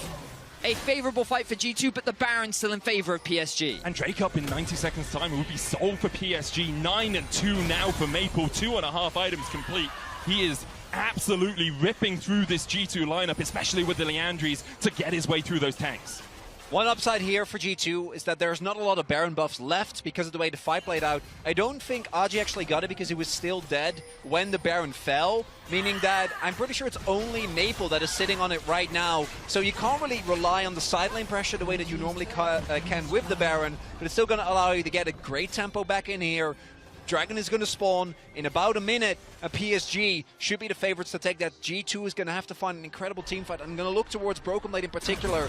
Betty needs to be eliminated early in the fight, and he doesn't have his flash. I think so many of these fights have just been very disjointed from G2. We think back to the first top lane fight, where G2 was able to split the fight in their favor, but a lot of the fights we've seen have been on PSG's terms. They were the ones that were able to avoid a lot of the initial engage coming out from Yike. They then were able to find a pick onto Mickey. PSG have just been very patient in their approach to the fights, and now with control over mid and cleansing out of this vision, they're setting themselves up nicely for the 4th Dragon. Caps spotted an award, BB2, seismic shove back. Caps might look to the backline. Maple, a key target as well, alongside Betty. Caps jumps across the wall. There's the depth charge. Keeper's Verdict knocks out Maple, and now BB begins to party, bouncing in. Ginger locked into the wall, and it's all on Betty. Weaver's Wall back in, separates the team. Elastic shot forward as Azure is caught all unawares by G2. They find 3, they're looking for more. As Caps dives in, he wants to make it 4. This Terrace enough to keep Maple alive for a second, but there's the 4th. Only Betty survives, and Caps is having none of that. Knock back, boom, boom, boom. It's 5-0. And a clean ace out of seemingly nowhere. PSG, they get the Baron, they get a good setup, but they overstep in the enemy jungle. They seem split on the call. Maple wasn't there when the fight started, their biggest damage dealer thus far. G2 finally got the team fight that they were looking for. They're able to execute on the front to back. And when we get a look at the replay, that's exactly what they do. They don't do anything clever. They just hit the target in front of them. Initiation from Woody onto Broken Blade means that Caps now has a lot less to be afraid of. Arja is split off from the rest of the team behind the wall. And look at that, they just focus the Vi, focus the Nautilus. Maple gets knocked away by Mickey. Once again, having a fantastic performance on the Poppy. And Caps and Hans are left completely untouched to allow for the chase down of PSG. The use of the seismic shove, the unraveled earth early by Maple, only onto Broken Blade, meant that G2 just had so much freedom to jump forward and jump forward and jump forward. Mickey knocking Maple out of the fight as well. And as much as, you know, we talk about Jinx as a reset champion, Viego a reset champion, Tristana's the quintessential reset champion. You get those kills, you jump forward, and Caps doing 8k in that last fight. And Mickey, I think this Poppy game has been a bit more up and down, but that ultimate might be the difference maker, right? The fact that Maple isn't actually able, was sitting at that point at 9-2, and so good as well as one of the only members in his team is actually shredding tanks. And you saw the front line from G2, they just didn't take any damage because the Leandris and Crypt Bloom, Talia wasn't there. Really importantly for PSG, though, it is only one Drake. We talked about how vital it can be to get onto Soul Point early. The Baron's up in 55 seconds. All their vision is set up around the Baron side. It's a roller coaster of not only gold, but emotions, I think, for a lot of people during this game. As we see G2 investing in bot side vision, they'll likely reset and then play up towards the top side to take control of that Baron pit once again. It's a really interesting dynamic where it feels like a lot of the fights are being determined by the impact of the mid laners. The problem for Maple now is Caps is about to hit level 16. He is well and truly online, and in a battle of who can take out the enemy front line, I feel like that it's just slightly favored for Caps right now. Maple, though, still a huge threat. 9 kills, 3 items completed. He can't afford to be underestimated. And what we've seen is, as Chronicle was saying, this game is largely about execution of the team fights. Whoever can get that better start will ultimately be able to clean up. And so even though G2 find themselves with the gold lead for now, I wouldn't rest on your laurels because PSG, they're poised to find a good fight. And if they can, this game can quickly turn once again. In the PSG versus BLG series, BLG, they took some liberties with some of the engages, but PSG was just sitting there patiently waiting. It was also with Aji on the Cassante, trying to look for the comeback team. If you're in a teamfight composition, you're sitting on Soul Point, and you're like, what, like 3k gold behind at 27 minutes? In the grand scheme of things, I don't think PSG is going to be too worried, but we do need to see them. I think the biggest changes in a lot of the fights have been, does Mickey knock away a couple of key targets? And in the last one, he was successful. In the Baron fight, wasn't able to. And that is going to be, I think, one of the big difference makers as we get here. And towards the Baron, I feel like either team can use Baron as a tool. Actually flipping it after the last play, I would shy away from. Unless you're PSG, just take it, you know? Junjo can just jump across the wall and secure it. For G2, it looks like they're going to split the map a little bit. Caps is pushing in the bot lane. My expectation is here, G2 just want to start it and maybe get the TP out of Maple. Caps will continue to push in. They're just stepping. Who matches Caps in a side lane right now? Maple can clear the wave, but if there's a couple of minions there, Caps has so much free time with it. Junja's actually going towards the bottom side of the map, so the jungler not here. G2 won't be aware of that completely. Caps is backing. Junja's looking for that, but Maple's walking away. Does have that Weaver's Wall. Junja now in the mid lane, seen by G2, and they pull away from the Baron. Patience was crucial here for G2, but ultimately they walk away with the objective. Ginger being on the bot side of the map was a very dangerous position for PSG to find themselves in, but the good news is that he wasn't spotted. So G2, they back away from the Baron. They're happy enough with the tier 2. Caps, though, Bloodthirster, now completed, level 17. We think back to his game 1 versus T1, where he got the Tristana, a good early start, but then he started to falter in the side lane. This time, though, redeeming himself, finding good fights and good pressure on the side lane is very difficult for PSG to manage as the gold lead only grows for G2. Ornament is done now for Aji. That's a big buy, but I would have loved a Frozen Heart. Feel like that item, especially into double AD carry comps, even after all the nerfs, still gets an insane amount of value.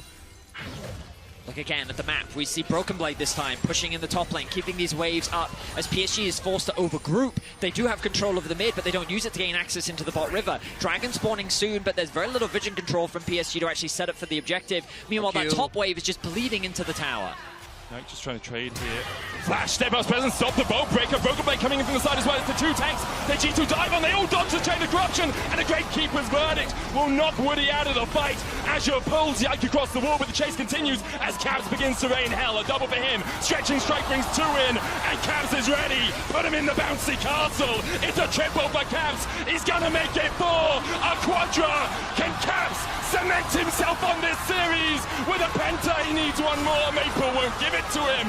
Pentas are earned, not given, but G2 win the fight. And the penta might be denied, but I don't think the Baron is going to be. As G2 again, this time Broken Blade on the flank. Started off again together with Yike and Junja, even with the Sterix, not tanky enough. G2 just stopped overcomplicating the fight. In the early fights, they kept trying to threaten the back line, but in the last 2, they've just focused the front line. They've leveraged Poppy to knock a member out, create a numbers advantage, and look, this time the target is Vi. Not as tanky as the Cassante, but it doesn't matter. Maple isn't quite in position, and it just becomes a straight-up front-to-back fight. The Norless gets knocked away, the utility is gone, Betty can do very little, as G2 just mow down the front line. G2 though looking for catching the sideline here already. Maple's down. Junja trying to dance around it. Woody there as well. Azure going in. Hansama flashes away from the Pathmaker. Broken Blade on the backline. Junja still down to half HP, but Caps is ready to join the party. Plays out the minion wave. PSG lost 1. Looks like they were the ones initiating the play to dive in. Elastic slingshot into the knockback. Woody able to buffer away with the Q. But Caps continues to chase. And all it takes is a couple of autos with a bomb on your head for Caps to take you out. Azure brings Broken Blade back. He has the cell division though. As Caps walks through the tower. It's another for Caps. He's legendary. Not only in the LEC, but here on the MSI stage. G2 wipe PSG once again. They have the Nexus in their eyes and they're looking to take game 1. All comes back to that fight at Dragon where G2, as we pointed out, had the realization, just hit the front line, hit whoever's available. We have enough damage, we can chew through them. And G2 take game number 1. Patience, the name of the game in that game. But also zero hesitation from Caps. This is the regular season form that we know Caps for. He walks away with 14 kills to his name in game 1, just short of a penta. G2, a bit of a sketchy start. PSG proving why they are so scary and why they were able to push BLG. Betty, once again, alongside Maple, proving what they can do in these team fights. But once G2 shifted gears, they were able to come out on top. But it just goes to show how close this series really can be. Really can be. PSG showed us a lot of good things in that game. And you have to remember against BLG, they did go behind as well. And then they were able to fight back in the best of 5, even though they weren't quite able to make it in the end. We're going to head it. Look, we're going to do something, I'm sure. Let's head over to the analyst desk to break down that game. A lot to break down here, actually. Thank you so much, Medic. G2 opens up the score here. Yeah, sorry. I mean, you're all EU fans here. You're all Western fans. That's true. Not even close. We've been adopted. Welcome to G2 Games. Not even close. I mean, doubters and people, For what it's worth, like, the way the team fights played out at the end was G2 just having way better front line, way more tools, and better scaling with the way Caps was able to play with their engage at the end of the game. Yeah. We'll say, though, the early game, a little concerned, Lore. It was a bit confusing what they did here. How many times does Zach need to die with bombies under turret? That's the question here. Well, at least twice. We don't know the upper limit, True. but we know what the floor Someone is. out there in chat, if you can make a counter by the end of MSI, we need that stat. We'll see if they can make it better in the early game for the next games, but actually it didn't take that much for them to come back. Just one good opportunity, and we know that every second counts in League of Legends. And thanks to the reliable Cisco network, Caps buys time for his teammates, actually, and the rest join and turn up the fight. Yeah, the TP comes through. There's a 3-man dive that's happening, but no Q3 from Cassante, so there was a time for him to just be able to buffer the W.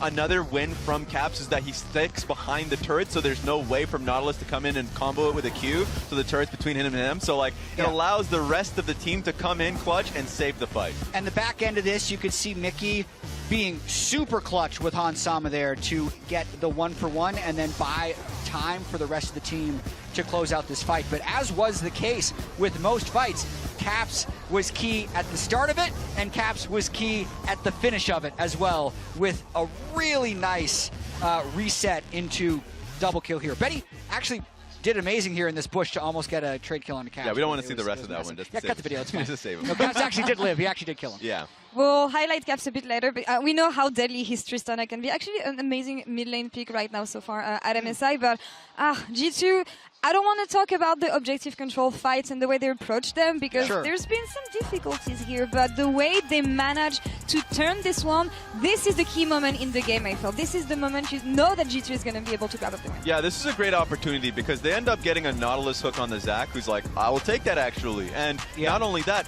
Betty can't hit. Just simply put, he is completely separated from the rest of his team, so the whole chase down that G2 end up going for, he's not able to participate.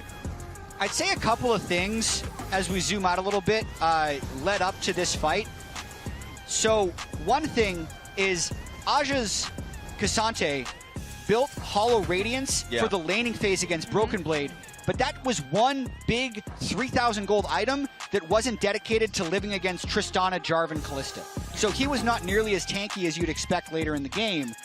The second thing would be every clip was Caps just getting more and more gold, and once he was at 3 or 4 items, it really, really simplified teamfights for G2 because they could just hit front. Not only was the front building an MR item because he needed to in lane phase, secondly, they had far more DPS. And I will say, I hope this is a calming game for G2 because there were definitely moments in the game where they looked a little nervy, specifically the sequence when Broken Blade died under a turret, lost his flash, and about 30 seconds after that, Caps flashed behind turrets to try to kill Maple's Talia and didn't get it. So both solo laners blew flash for very poor reasons. After that, though, they were able to stabilize. Yeah, and speaking about that, like, nerviness, we heard from Dylan before the game talking about just not overforcing and being patient with your leads, and then you get that 18-minute fight in the Dragon that they ended up losing, and that was because they just straight up engaged way past into the blue side jungle. And Hansam was like, I don't have flash, I'm at the Dragon, I cannot help you guys, and I'm your damage. So like,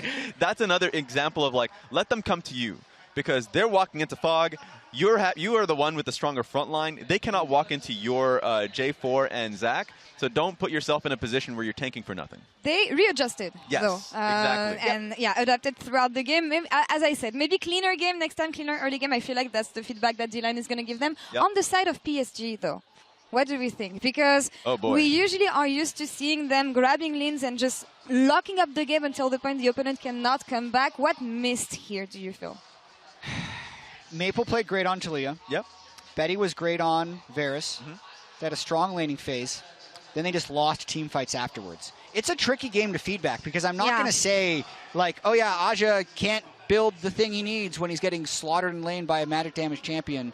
So I think they just kind of run it back, try not to tilt. Controlling Trist would be a big thing at the very end of it, but that's minor because Caps has like 85 champions he can play. And for me, that top lane dive that we saw that G2 comes out with a win, there are examples in which if you see the TP, you can back away. If you're confident that you can take it, that I think Cassante should just have Q3 ready. If you're trying to dive a Tristana, it's going to be difficult because that one window that you give him a chance to buffer W, he's going to be able to do it. So just be able to execute on those fights a lot more, and that would just be my overall take. I did like the fact that they hovered mid lane and that one timing that Mickey walked in and died because, once again, like that was the window that G2 had, and then they overstayed. So looking for those opportunities that I think will get them a game. We know PSG's resilience, though. We know their ability to turn series around and surprise everyone, which is what they've been doing so far. Any draft adjustment on their side, maybe? Because, as you said, banning G2, especially the mid lane, is not the easiest thing to do. I just don't like what people are picking into Poppy's support. I'm just going to put it out there. Thank you. Yes. Like we Nautilus. saw exactly Nautilus. I wasn't a big fan. It's just really difficult to engage with Vi and Nautilus into Poppy support. We saw T1 pick Camille into it. Please, I would just enjoy if you're like an Enchanter support in generally, or just like a bot lane that has like maybe Jinx Lulu or something like that. Just anything that's generally easier, because if you see this draft, I think they had the right information and then they just kind of walked into it. So yeah, you can say their bans game one, Rek'Sai, Orianna, Draven. I think you could ban Zac in the 4-5 if it's going to last that long. I don't necessarily know if I want to drop one of those 3 core bans for PSG, but I don't want to let Broken Blade have Zac just because of the just ridiculous effectiveness it has in starting and finishing fights for Broken Blade. So that would be the one small adjustment I make for PSG. All right, let's see if they listen to your guys' advice. As we go to break, though, PSG and G2 are backstage at MSI, so let's check out thanks to the Oppo cam.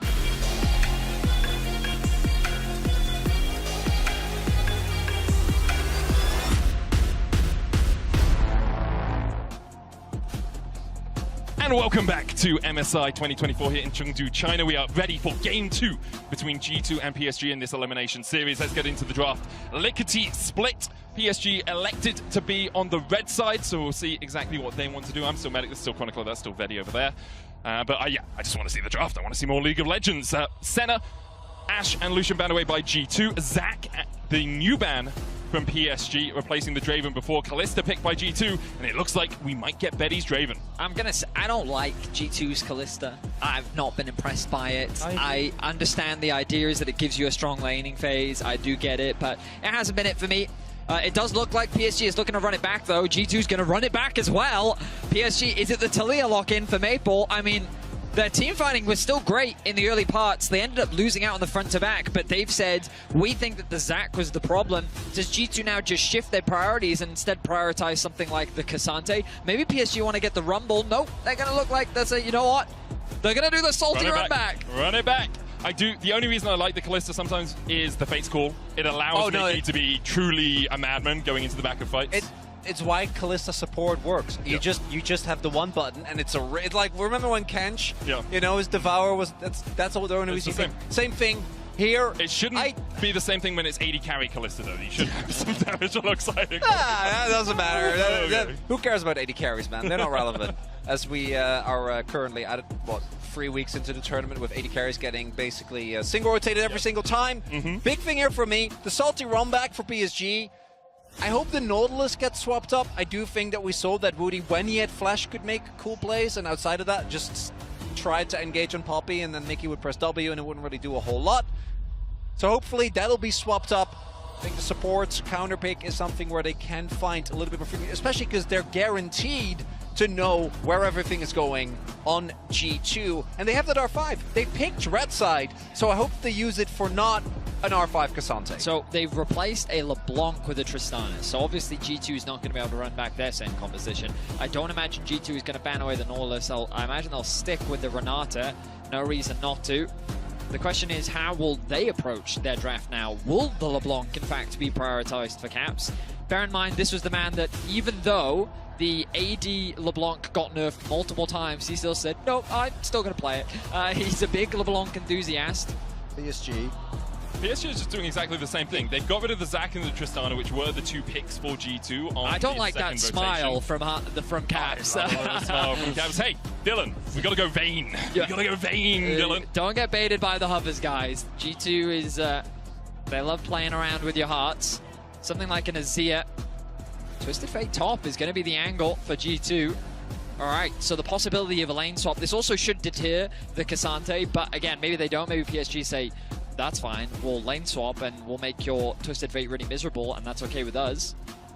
That said, one of the big problems that we saw in the last game was that it was really hard for PSG to reliably use Betty in fights because of the backline threat that was there with the... I'm not going to get baited by Harvard guy. There we go. As it is the LeBlanc you were talking about. LeBlanc J4, that's a 2v2 that goes back a very, very long time.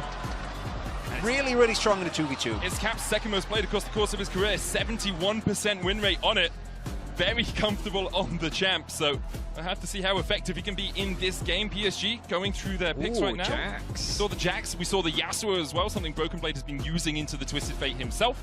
I wonder where we will. And they're going to lock it in. All right, Aja. I like this. Can be a great matchup into the Twisted Fate. Can basically just because of the E on the Jax, obviously great at dealing with a heavy auto attack based champion. I also think it can make the life very miserable for a Kalista too. I ultimately like what PSG have. They have very similar front to back. Their front line isn't as strong, but they have a bit more backline threat now. Once the Vi is diving in, the Jax is going to be there to work with the Vi a little bit more. While the back might be a little bit more vulnerable, there's not as much follow-up as there was before, because once the Jarvan goes in, there's not going to be a Zac to follow. Twisted Fate might get a little creative with how he uses the Destiny, but I think there's going to be a lot more dynamics in terms of how the fights play out. It's not as straightforward as a traditional front-to-back this time around. For G2, bit more finesse involved. The Zach-Jarvan combination we saw in that game really be so tough to deal with. Very straightforward. Just get onto the enemy front line. Mickey will isolate a target, and then we'll go from there. This time around, much more side laning pressure, though. That is something that PSG is going to have to be able to deal with. Early 2v2 towards top, though. Jax, particularly if he ends up going lethal tempo, can be such a menace in the early game. We'll see if PSG is actually going to utilize that to try and find an early lead. Because last time, the early game was actually fine. It was more mid-game where the trouble started arising. Feels like a bit more of an explosive game here. No real tanks on either side. The Jax, obviously, with the Counter-Strike can be a bit tanky. Maybe we'll see both the junglers going down a tankier route, but expectations are that fights will be blink and you miss it, with a bonk dump jumping in, with Talia seismic shoving. We'll have to see which team is able to come out on top. PSG and G2 both lost their first games earlier on in the tournament against BLG and T1 respectively. Here it is G2 who are out to an early lead, but you can never count PSG out. Doing the PCS proud so far at this tournament. It's been a long time since we've seen a PCS representative take down a major region in a best-of-5, all the way back to when TPA won Worlds in 2012, where they beat Azubu Frost in the finals. Main thing that we see here is Aji instead going for the Fleet, which in lane obviously gets a ton of value. The movement speed is nice, the extra sustain helps into this bully matchup. And then also Betty, this time around, he doesn't have as much frontline and he's not playing into as much frontline, so just going to be playing the lethality Varus with a lot more squishy targets. Going to be easy to get value out of that. One of the things we didn't see much of from PSG in the first game was Maple and Junja working together to attack mid, but then also translate any pressure towards bot.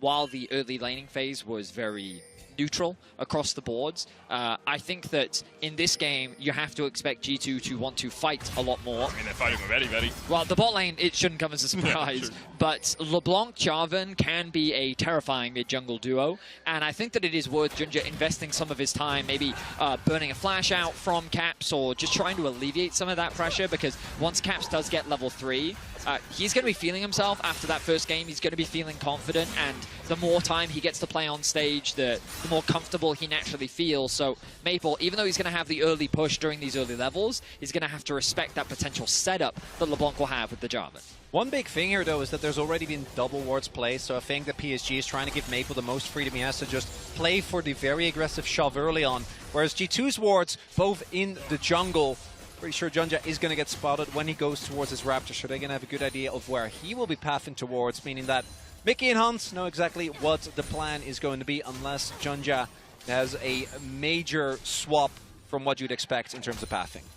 Azure in a bit of a sticky situation here. Ranged into melee is always hard for the melee, but especially when Yike actually passed towards the top side, placed his ward in the middle bush, and then went for the sweeper second. So now Broken Blade has his ward for this second push, meaning that Azure can't just dip in and out of the bush to get a minion, go back in, go out of vision, avoid the auto attacks. It makes it a lot easier for Broken Blade to actually harass him down.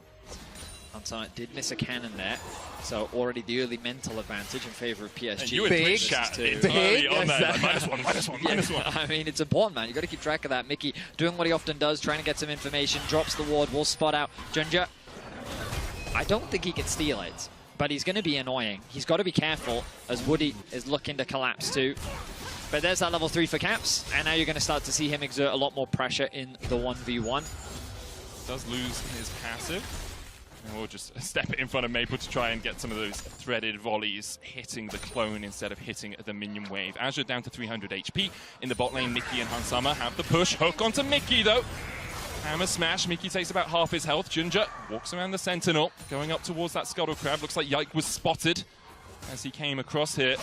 Goes on to Junja. Mickey looking for the dash into the wall. Junja flashes away. Bolt breaker. Mickey flashes it. Heroic charge into the wall. But where's Hansama? Not here with his team right now. Caps moving down. Maple here to join the play. It's a 3v3. As Betty tries to get away. Yike jumps across. Hansama takes one. Maple already down to 200 HP as G2 continue to collapse. Woody has flash. Can he get away? Dredgeline, Riptide should be able to flash if Caps jumps in. He does exactly that. Caps can't jump back. Seismic shove going wide. Maple, the chains still connect. Yike not going in, but Woody looks for the re-engage. And Woody, what are you doing? Buzz isn't here to help you. Maple is tapped as well. Tremendous play by G2. A disaster for PSG. They lose 4 members 4 minutes into the game. Junja, he thinks that he can go for this fight. Mickey only level 2. They try to force it. They think that they can collapse first, but in the extended fight, the pressure that Caps has in mid, the early skirmishing power of the Callista means that G2 walk away with 4 kills. Big thing here is that, yes, they're able to take down Mickey, but it takes so long because of the flash, the amount of damage he's able to get down, it takes so many resources. And then here, you're with a Callista and a LeBlanc, so these longer trades where you can just continuously use your mobility, use your chasing power, are so hard to play out for PSG. They get overeager, and then here things go from bad to worse. And Woody, he tries to lock Yike underneath the tower. He's thinking maybe we can do something here. But the shield wears off. Caps gets another kill, and then Yike lands the E. Flash auto to secure it. 4 kills for G2.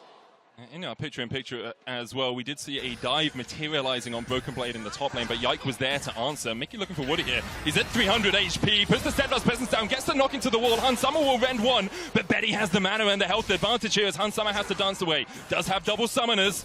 Should be able to burn the flash here if Betty charges up the arrow. Hans Summer flashes it. One of the big things when you have the Varus is that as soon as a kill comes down, that passive, even if you don't have lethal tempo, goes hard.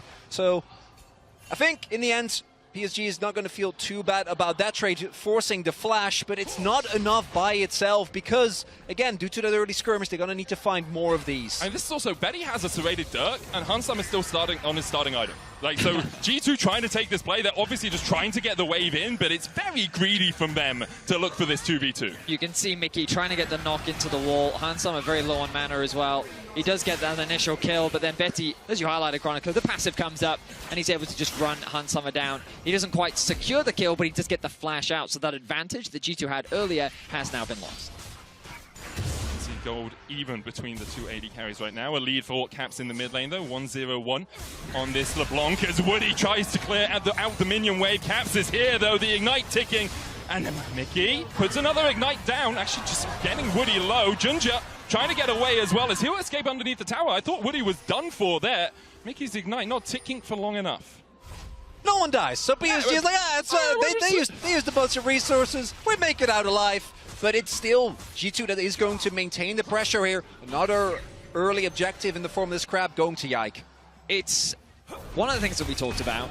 Well, hang on, I think Broken Blade, oh, he might not be okay. Grandmaster's might coming out from Azure. Broken Blade does have the flash, and Azure just using that damage. Blue card locked in, highest DPS of all the cards. So just a bit of pressure being exerted by Azure towards the top side of the map. But one of the biggest differences is the skirmishing power that G2 has this time round. The fact that it is a LeBlanc instead of a Tristana. While Tristana definitely has some decent damage, you're seeing how much more willing G2 is to actually fight in these early trades. And PSG, I think that they're kind of being caught off guard. Game 1 was a very slow, passive trade back and forth where PSG was able to accrue small advantages, but now G2 is just really bringing the fight to them, moving around the map a lot and trying to fight as often as they can. PSG is still attempting to make plays. There's still Maple there, Shadow towards top, maybe looking for a dive on Broken Blade, even with his flash. You know, maybe he can get a flash counter-strike off, but not only was Caps already rotating as well, and I think that's why they called it off, Yike was also standing in between Tier 1 and Tier 2, waiting to see if something would happen. Wasn't the case. PSG, they gotta keep finding, or keep looking and try and find some of these openings. So there's this wave starting to stack up in this bot side of the map. Junja is pathing towards bot with level 6. Does set up for a potential dragon, maybe even a dive. The problem is Maple really can't get out of this lane. We talked earlier about how I'd love to see Junja actually come mid, try and alleviate some of the pressure that Caps is putting down. While Caps is low on mana, you can see what he's able to do. He still has control over the wave. Maple is very hesitant to actually approach, and I think that if Junja doesn't do something about this, they can't leverage one of the big strengths of Maple, which is his ability to roam and utilize that wall to lock down the bot lane. And the threat is also BB pushing out top lane, now just walking towards mid. He was spotted on a ward. Lots of things happened on him. So Maple knows he could be collapsed on. Junja now here to answer. Blast going in by Yike. There's the Destiny. Will G2 still go for this? Maple no flash. Junja there with the Vault Breaker just to try and stop any advances, and G2 decide that the turret plate is enough. One of the big things about this is we talked about that bot wave that was stacking. That's now gone. That window, that opportunity that Junja potentially had to make something happen has disappeared. And that's just from the pressure that G2 is able to exert in mid lane. And you can see how suffocating it is for PSG, how they're very quickly losing options in terms of what they can do in the early game. But definitely shouldn't count them out. We think about their late scaling options. We know that their team fighting is strong. We saw a very similar composition to this in the previous game. They have a lot of single target lockdown. They have a lot of pick potential. And Aja in a side lane is going to be someone that's very difficult to manage for this G2 composition. So even though they find themselves at a deficit for now, it's not all doom and gloom for PSG. Biggest issue that PSG are going to find, or rather are going to be able to deal with, is simultaneously not losing all pressure on the map, but also respecting G2's skirmishing power. Right, the downtime of this ultimate, for example, from Broken Blade is something that you're going to look towards. But that is where, to me, and the desk highlight is as well, this Poppy pick is such a nuisance. One of the biggest advantages that you have is Maple gets out. Just eats a distortion to the face. Yeah, as I was saying before Caps rudely interrupted me, forcing out the ultimate though, which denies Maple again that map pressure that even if he does get out of lane, now not going to be able to find, is that Vi, Nautilus specifically, is so good at getting you out of rough situations. But if you try to play that into Fate's Call and Poppy just in general, it is so much harder, particularly when you have two very mobile characters in the Jarvan and the LeBlanc.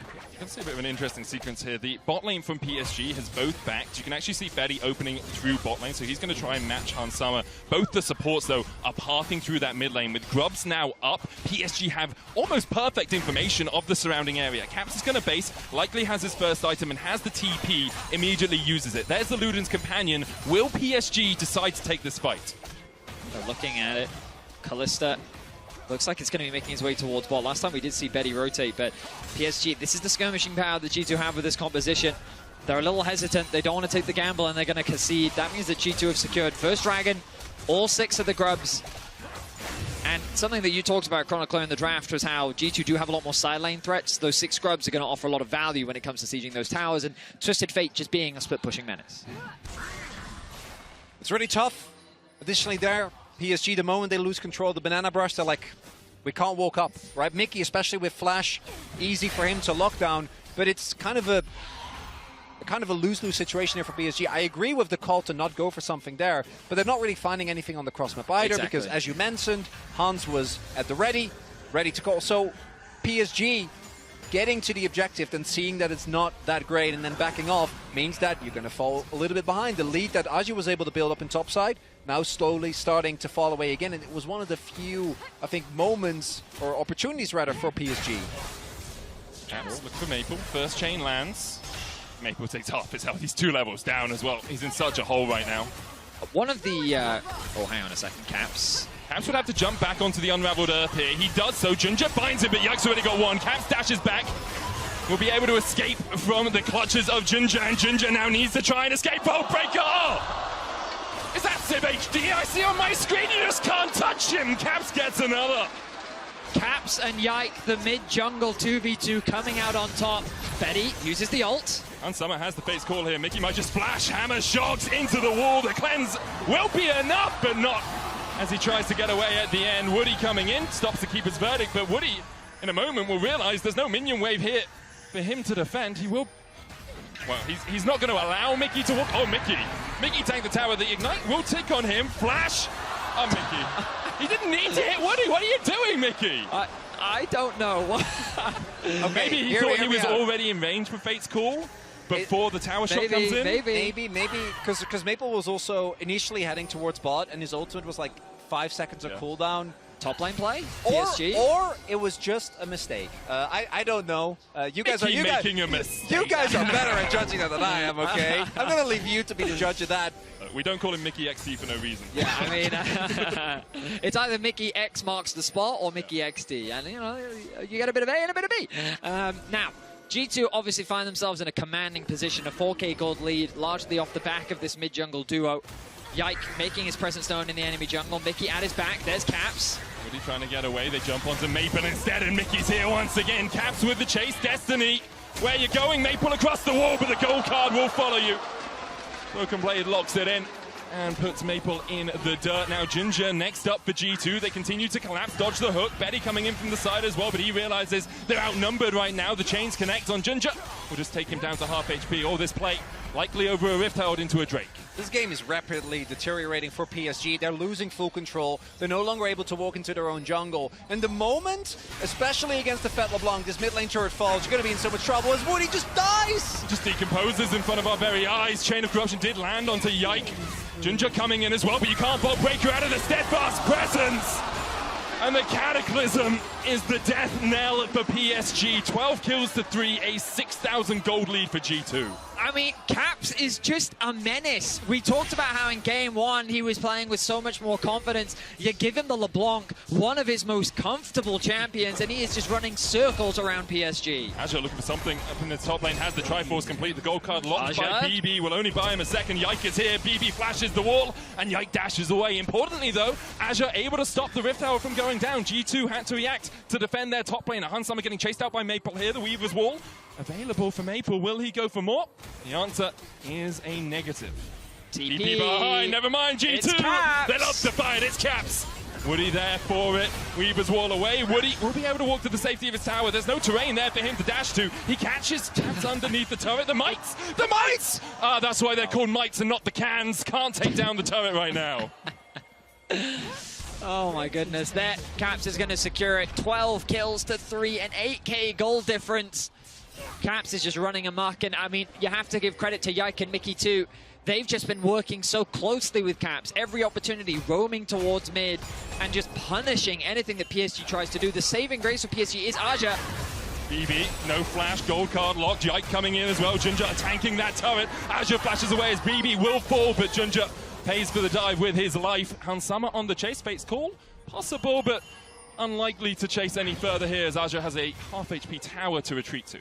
Mickey with his Deadman's plays like, I'm running, I've got Swifties, I'm on my way. Unfortunately, thanks to Junja's sacrifice. Aja. Oh boy. Nope, he doesn't. Can you kill him? Counter-Strike used early, maybe you can. Knocked into the wall, he's running. And he smashes Aja against the side of Summoner's Rift. I think the Poppy might be a problem, and I think PSG need to seriously... I feel like we've had this conversation before. We've done so many times. And then I imagine they watched T1 win the game. I was like, oh, you know what, Poppy's fine. It's no problem. The problem now for PSG is because they're so far behind. G2 is winning as many sides of the map as humanly possible. That's not allowed. You get to usually win one while the opponent trades, but because the gold leads are so impressive, Caps has a Crypt Bloom. The risk for G2 is they are playing undermanned fights at times. Azure has TP in. He's going to go to the mid lane. Hansama still in the top lane, but the keeper's verdict makes this a 4v3. Maple falls first. Betty short to follow. BB gets the double. Dredgeline away by Woody, but that anchor is sending him to the depths. Hansama, all the meanwhile, he's doing damage to turrets. It's as you say, Chronicler, PSG, no matter what they do on the map, they're just getting stopped by the aggression of G2. I liked the idea of the cross map on top when they tried to attack Broken Blade. Yes, they got that kill, but it ended up with Aja dying. They also lost the top tier 1, and then Cap still moves down to bot. There's Yike there also to contest the Dragon. This game is rapid. I mean, it's not rapidly. It is gone. It is deteriorated. It is in pieces, tatters. There is a 12k goal difference, and we're not even at 20 minutes. I'm sure Medic has some great puns about the maple tree withering away. I have a good question, though. Why can Mickey do this when I take all the kills as support in solo queue? I get flanked. Okay, most kills on the team. Didn't go Sundered Sky this game, but Cap's going to chase out Woody as he tries to flash away. Woody more of a walking 150 gold right now is... That's a support! Yeah. Yeah. He's not taking damage. I actually have the answer to that one. In the wise words of Carrier, remind everyone, you are not Carrier, and your teammates are not T1. So in this case, you are not Mickey, you are not Mickey, and your teammates are not G2 Medic. Very true. For PSG though, so far in the hole, they can barely see the light at the top of it. It's such a struggle for them to get back in this game, and you have to think that their eyes will be going to game 3 and maybe adjustments in the draft. Maybe? I mean, you understand why they would want to run it back. From their perspective, everything was going well. It was just that when it came to the late game team fights, their front to back, they weren't as strong as G2. So they said, you know what, we'll remove some of their front to back elements and we'll make it easier for us to team fight. And then G2 said, how about we don't team fight? How about we just fight you 2v2, 3v3? And Caps has become a very serious problem. Counter-Strike, heroic charge into the wall, Counter-Strike dodged, and Azure, yeah, That's not blue skies for the top laner from PSG. I mean, what's also crucial here is notice how G2, they're not being overzealous with their aggression, right? One of the things that we know about G2 coming into this series, they put a lot of pressure on themselves. They remember what happened at last year's Worlds. They knew that they were heavy favorites coming into that series against NRG, and they fell short. They didn't want that blunder to happen again. And coming into today, they wanted to treat this opponent just like they treated T1. And the patience and execution that they currently demonstrate show that level of reservation. They're not diving tier 3 towers. They're not getting overzealous that we often see. Keep going, Vanny. Keep going. You think keep building it up. Curse is what you're Be prepared for the largest caster curse the world has ever seen. Oh, come on. It's G2 casting it's Betty casting a G2 game. 13k gold up. Surely. Atlas has been on the wrong end of these before. He has.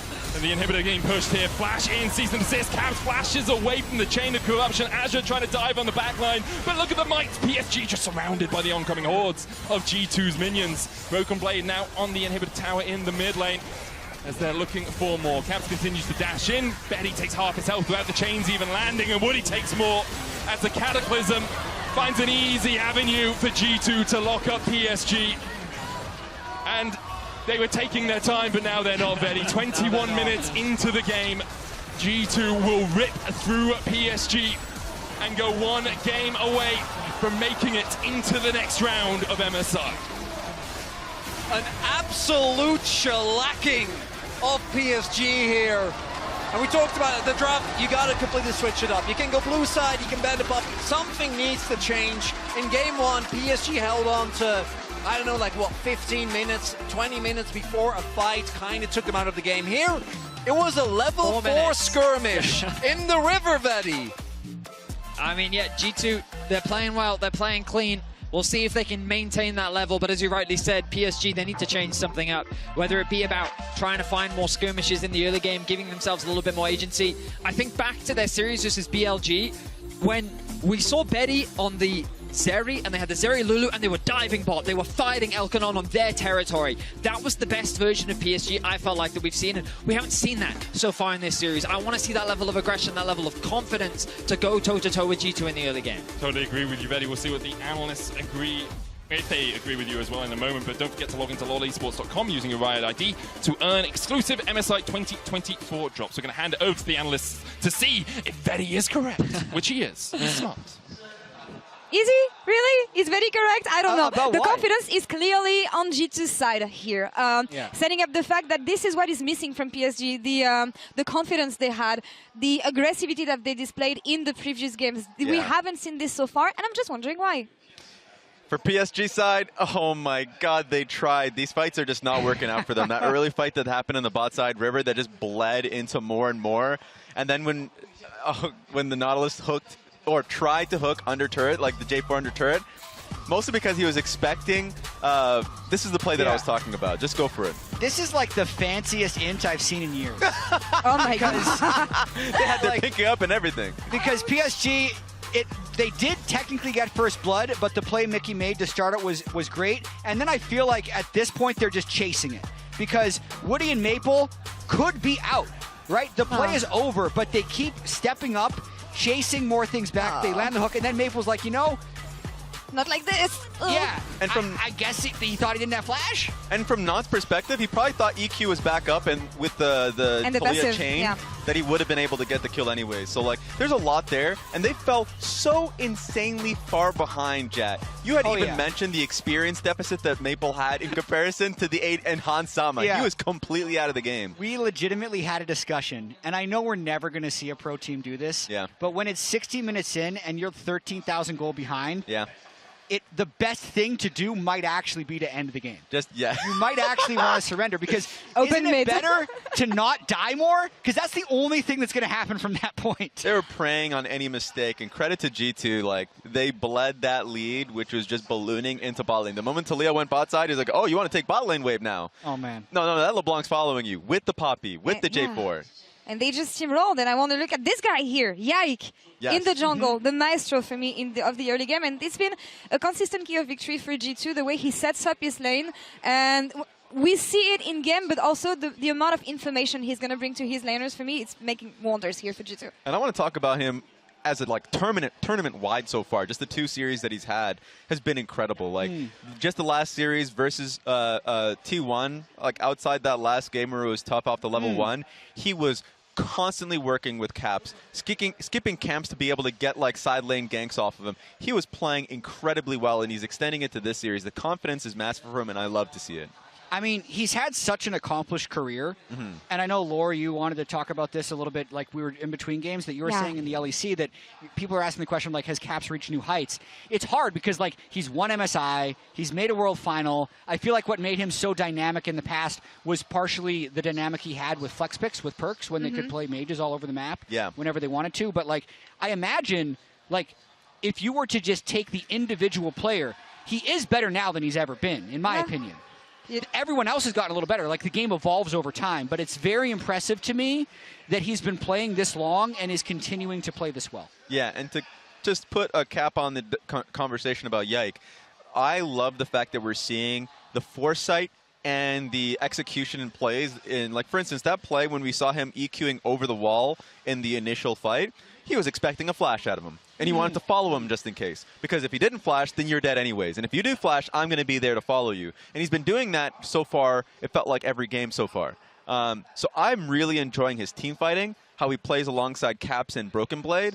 Because even in the T1 series, once again, not to just hop on that series as a whole, but just like talking about this team, even when Caps is dead, the fight is not over. And how he plays alongside Broken Blade is making this team great. They have so many threats that they can play off of. I mean, that's the thing. When you look at G2 and the way they evolved, a question that I've been asking them is, what were the learnings from the previous international experiences? Because MSI didn't go well that year. Worlds, we don't talk about this anymore. And they were dominating so much in the league that they got carried away, thinking that they were too good, forgetting the basics sometimes. And I do feel like when you look at their games, especially on individual performances, you can feel that they went back to what they know best through Cap's performance and Yike, as we highlighted. Here's a question, though.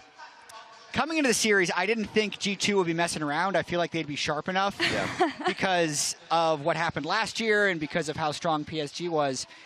Is this where maybe they get a little bit loose? It might happen. Yeah, that was my concern. That's what they're thinking That out was there. my concern, honestly, and I do feel like it's mostly going to come down from the man in the mid lane who's been crushing it so far, because the pace of the game is dictated on whether or not Caps is having fun, but when he's having a bit too much fun, sometimes this is when things can backfire. So far, amazing performance. But for me, I want to look at him in the next game. Yeah, and of course that goal deficit that he had in Game 1 was off of just his own misplays. So they really have gotten a lot better over this series, and they were already starting off pretty good. So yeah, Caps is incredible. The LeBlanc play, probably not going to let him have it again, you know, just so that's back on the ban list. From PSG side, what I want to see from them, actually, Junja is an incredible J4 player. Please take that away from Yike. I think that should be the first step. And also, if they're going blue side, and it seems like they are, going towards Kalista early, I think, will be helpful for them, just so they can at least have multiple ways to be able to play make. So normally, I'm in the camp of play what you were best at, because it's still going to be your best chance of winning. That's when you lose by, like, a little bit.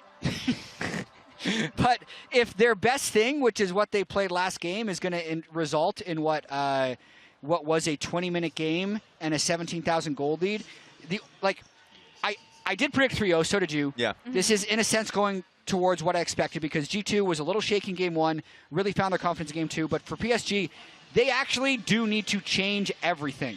Oh, my God. So even if they give Maple to Leah, you got to go with something else. Change your bans. They've switched sides. That's the first step. But just absolutely make G2 play different things. So get rid of the Poppy that's been working for them. Get rid of the Jarvan.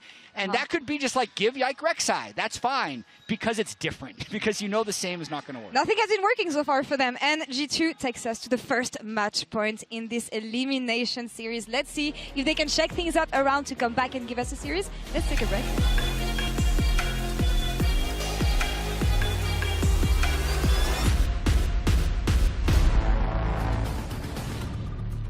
Welcome back to MSI 2024, where we are here for Game 3 of this series between G2 and PSG. PSG's tournament hopes on the line. They need to reverse sweep if they're going to keep the PCS here at MSI. For G2, they want to close this one out in a 3-0 and keep Europe advancing through. So let's see what PSG's adaptations are. They're now on the blue side. The Rek'Sai, the Zac, and the Draven going to be banned away. The Vi being added to the ban pool from G2 means that the Kalista is now unlocked for Betty. Excited to see what they can do, assuming they're able to get that lane priority, as G2 will likely respond with the Varus. I'm just happy PSG aren't doing the third run back. I was already preemptively getting Second worried pick about Poppy, it. Man. It's literally just... But they should. I mean, it's just... As long as people keep B1ing Kalista, keep slamming that Poppy, particularly because Cassante is also insanely strong in the current meta. And then, well, you just pick Xin, which is another champion that obviously doesn't really love lane swapping. But let's wait until it's locked in before we talk about the lane swap. The Rumble they has will been lane swap banned. with Rumble. Love this. Yeah. Remember, a big flex here for PSG. We know that both Woody and Aja are happy to play the Rumble. We know how effective it can be as a bot lane 2v2 as well. The problem for PSG is that Poppy is a flex pick. We don't know where it's going to go. If G2 want to keep it as a flex pick, they could just go for the Talia for Caps. Maybe because he's feeling himself, they want to make sure that he gets something like the counter pick so that he has a little bit more agency in his lane. If they want to lock in jungle now, that's definitely a safe thing to do. Perhaps even if they know that the Poppy isn't going to go, okay, look, they're going to lock in the safe mid, the Orianna. He had a great performance on it against T1. Well-rounded, safe, fits into most comps. Also, already have a decent ball delivery system in the Poppy. Not the best, but in a pinch, it'll do. Imagine some of the control mages are going Aurelion to Sol get banned the, away. probably. That would be the other one, right? If I could see Maples just still gravitates toward Talia just because of her position in the meta at the moment, but we're not playing it into the Talia, or into the Kalista rather, which I think it does take away a lot of the value, and there's not a whole lot of dashes on the team either. So we'll see what direction PSG want to go in. I'm just happy that they've went away from just running face first into the Poppy the way that the last two games really did feel. Do have to see though, can they actually enable Betty on this Kalista? Already, Junjia on the Xin Zhao is a very strong early game jungler, but the mid lane matchup for me is big as well, because I feel like Maple also needs to make his presence known for them to actually put the pressure on Hans Sama and Mickey. He had a good game one, but outside of those team fights, he struggled to impact the other game, and in game two, he was really shut down. Caps actually going to be banning away the Tristana. Not going to allow Maple that opportunity. We've seen how powerful this champion in the mid lane can be, and going to be respected. Aurelion Sol now as an option for PSG. I also think it's about who gets pushed in the mid lane, right? The reason that Maple hasn't been able to move is Caps has kept him under his tower quite a lot in the early game, especially in game two. Tristana can get the push into Orianna, which is probably why G2 are looking at banning it away here. As well as that, obviously having Rumble as the only magic damage source on your team can really facilitate him in those early team fights where the equalizer goes down. So the Jarvan banned away, trying to pinch Yike's pool just a little bit, but Yike has a lot of different options here. Likely to pick support jungle here on 4 and then leave the top laner for last. For sure, because it keeps completely in the dark where this Poppy is going.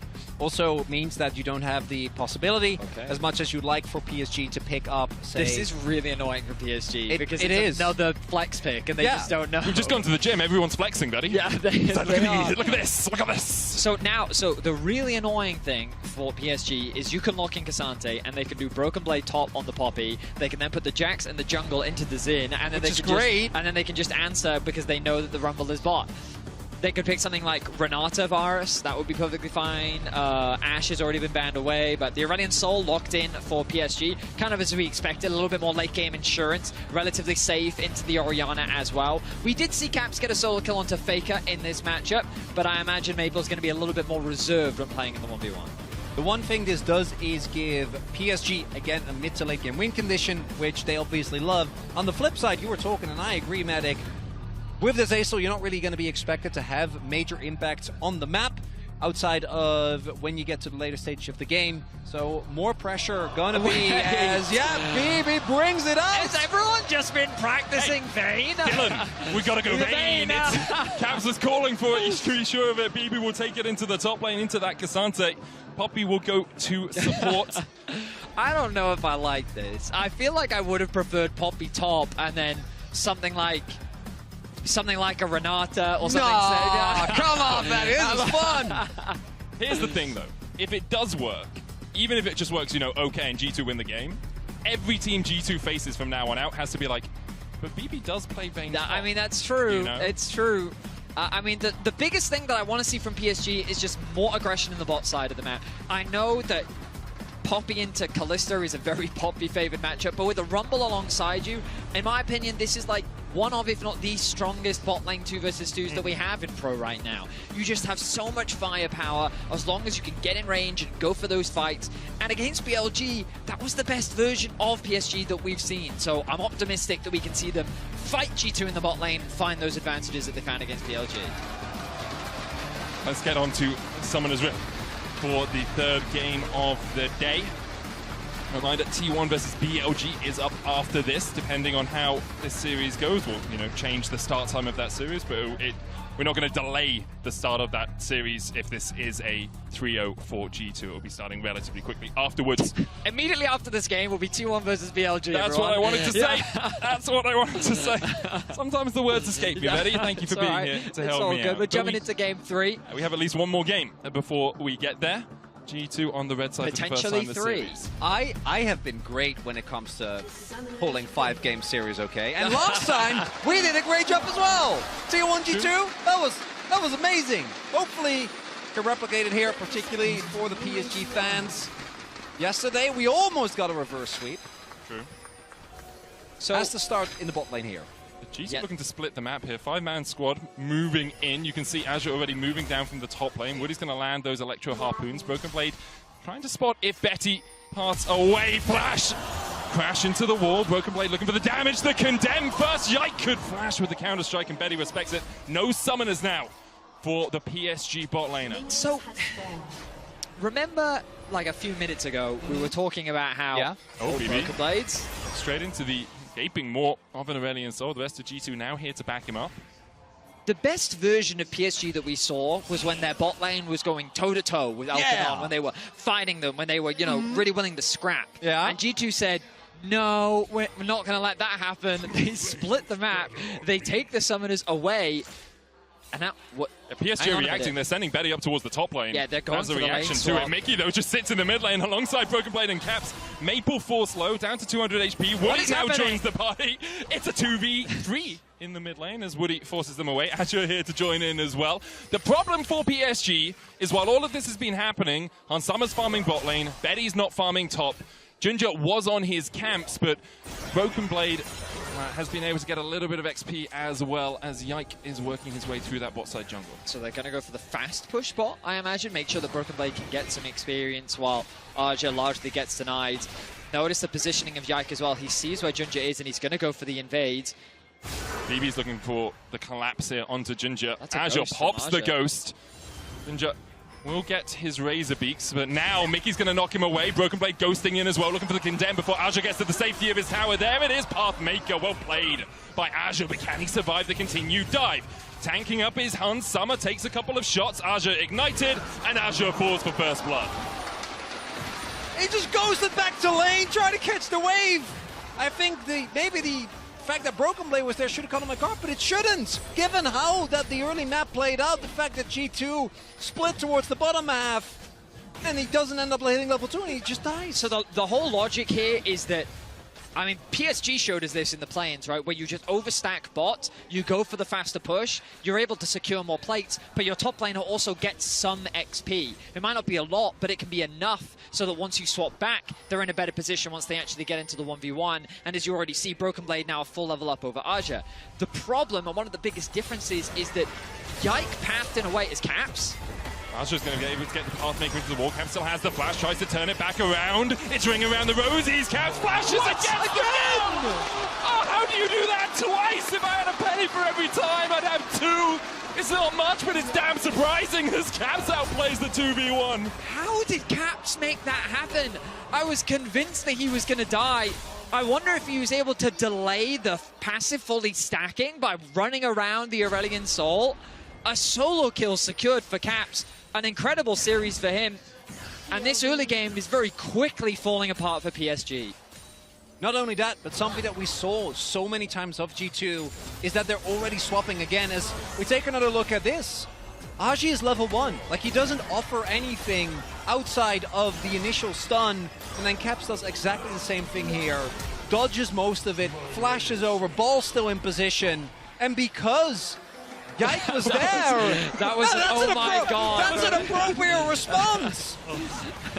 Because even if Caps ends up dying there, it's not the end of the world. But because he not only gets the kill, but then also gets out with his life, it's just a pure disaster for PSG. And the one thing that we wanted to go well for in their bot lane has been denied the 2v2 continuously. No, Mickey, he has his eye on mid. Hex flash over the wall. They know he's here, though. They saw the control ward. Mickey didn't spot it, so Maple just hugs the bottom side of his turret so he can't be slammed into it. That's good, that's good. PSG trying to mitigate the aggression as much as they can, but it's got to feel frustrating for PSG because I'm going to keep coming back to this. The reason why they could fight BLG so much was because they had options, they had tools, they had ways in which they could go toe-to-toe in the early game with BLG, but G2 is taking those tools away from them. They're breaking them in front of their face by utilizing the split map, by smart pathing from Yike.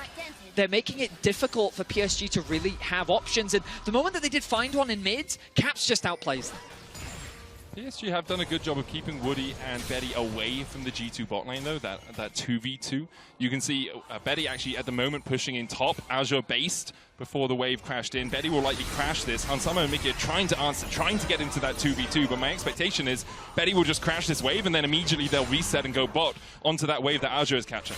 Yeah, that's a great point, Medic, because you look at the top lane differences, almost a full 2 levels now between the top laners, and suffocation coming in from Broken Blade. He's definitely falling behind, and a fed Cassante, or at least I guess I could say a very weak Vayne, is going to be very delayed in terms of its impact, which could mean that PSG, come these mid-game fights, could be in a favorable situation. Broken Blade actually the lowest experience in the game, and that's with him being a solo laner. So this time around, PSG found an opening. And they'll get the grubs here. I don't really think G2 want to take this fight. They're clearing out a little bit of vision. Azure 2 levels up will get a plate for himself in the bottom lane. But PSG working the map very well through this early sequence. Go for the grubs instead of the reset to bot. Now they can look to catch this wave as it crashes under their tower. And then after the push, if Ginger still stays around, they can try and reset towards bottom lane. Azure no TP as the engage happens for Mickey, and Woody falls low. Mickey down to half HP. Astral flight in from the side. Counter strike on Ginger will get the stun. Hansama flashing over the wall as well. Trying to take out Betty. Out of vision now though. Stars descend, doesn't hit anyone. Ginger down to 300 HP. Hansama takes the kill on Betty. Ginger having to dash and flash away. G2 continue the chase. Azure's now here. He's running. Oh lordy, he's definitely doing that. The ghost back in. He's running. He's still running, Medic. It's not really going to do too much. A little bit late to join the fight. Even with Caps not hitting anyone, the initial vision in that brush, we saw that in the T1 series as well. The fact that the Poppy, even over the wall, can get the wall stun onto the Rumble, one of the biggest sources of damage for PSG in the early game, means that the subsequent skirmish is basically impossible to win for PSG. And evens out the game for G2 as well. Broken Blade had so much free time in the bot lane. He's now level 5 to Azure's just level 6. Piercing arrow dodged by Azure, but there's a 600 gold lead for Hansama in the bot lane. There's a 500 gold lead for Mickey, who is running Hail of Blades in this game, and a 400 gold lead for Camps as well. So all the smart movements around the map by PSG kind of undone by that fight beginning, when maybe they could have just taken a longer route back to their lane. Ultimately, PSG not completely out of this game just yet. They find themselves at a deficit, but more plates are going to be secured by their bot lane. Azure still in a great spot overall, sitting on, well, 3 cloth armors. Sometimes you're really cold, Betty. Sometimes you just need that extra bit of padding. Of course, going into a Vayne matchup does make a lot of sense. Dragon is on the cards, and with Yike hovering around the bot side of the map, he finds himself a bit behind in XP as well. Been working with his team a lot while Junja has been prioritizing the farm. You can see that in the camp discrepancy as well. Caps controlling mid pretty well. Grub spawning in about 2 minutes time. Overall, gold lead for G2, not the end of the world for PSG. They still have ways to fight back in this game. I do want to give credit to PSG, though, because even here, you saw, like, Betty and Woody push out bot. They get a plate. A couple of minions die to the turret. Hansama and Mickey try and answer it, but Azure's already on his way back. So no minions crashed into that tower without someone being there for the XP and gold. Broken Blade pushed out top, but Woody's already there, so it's actually really intelligent. The question is, can Azure survive? As Mickey looks for the dive, Woody here to help out. Hansama tanks a tower shot, and Tofu 3 doesn't connect, and D2, I expect, will just back away from this, but it's very good lane assignments from PSG to make sure they're not losing too much XP and gold on the map. Junja even stealing away the red buff, and there's nothing for Yike to get on the cross map. Shockwave goes in, Broken Blade with the Condemn. Maple should be able to get away from this one, still had the flash. The one member of PSG that has been able to benefit most is Junja. Junja already level 6, Broken Blade. Can he get out of this one? I don't think so. Flashes the wall. Junja doesn't have his flash. He can. In fact, BB escapes with the final hour flash combo. That's still big though. Vayne without summoners is much less of a threat in the side lane. Won't be able to step up nearly as much, and Betty is going to be able to push here unrelenting. I mean, PSG have done a great job of suffocating this Vayne. Medic has been talking about it extensively, about how they've constantly moved around the map and constantly swapped, and it's been paying dividends for them. Aja, of course, still behind, only level 7, as they look for another dive. Good path making from Aja. Mickey immediately has to flash away. Chain of Corruption going down as well. The piercing arrow into the hail from Hansama is enough. The dive surprising, but the result good for G2.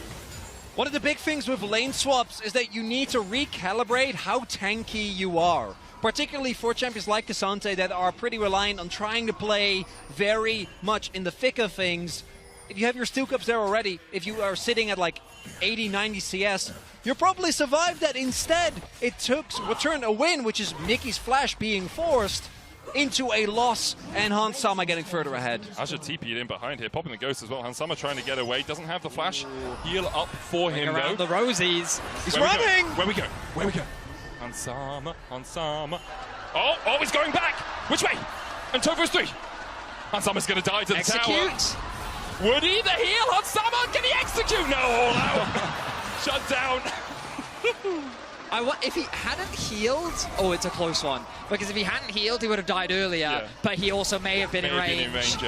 So, I mean, he tried his best. But PSG, they're finally on the board. They get a kill. They get the shutdown as well that Hansama was sitting on. Junja also in a great spot. PSG, the Dragon still available. 4 grubs to 2. The gold, really not that different. G2 had a great start, but you can see how the momentum feels like it's slowly shifting. This is really, really big. I think these type of moments, particularly in a game where you're down match point, 2 match points in this case, getting these type of small wins, particularly with...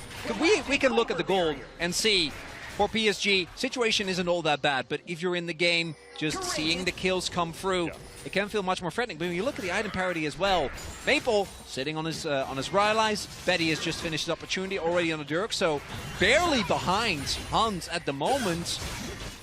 The place I will say Maple is behind is in Stardust stacks. He's only at 68 right now. Obviously, as you go through the game, you do stack up a little bit quicker, but usually you're looking at about 10 a minute, at least at the 20-minute mark. 200 at 20 minutes is where you want to be. Good Aurelian Souls at this point in the game are usually at least cresting the 100 mark.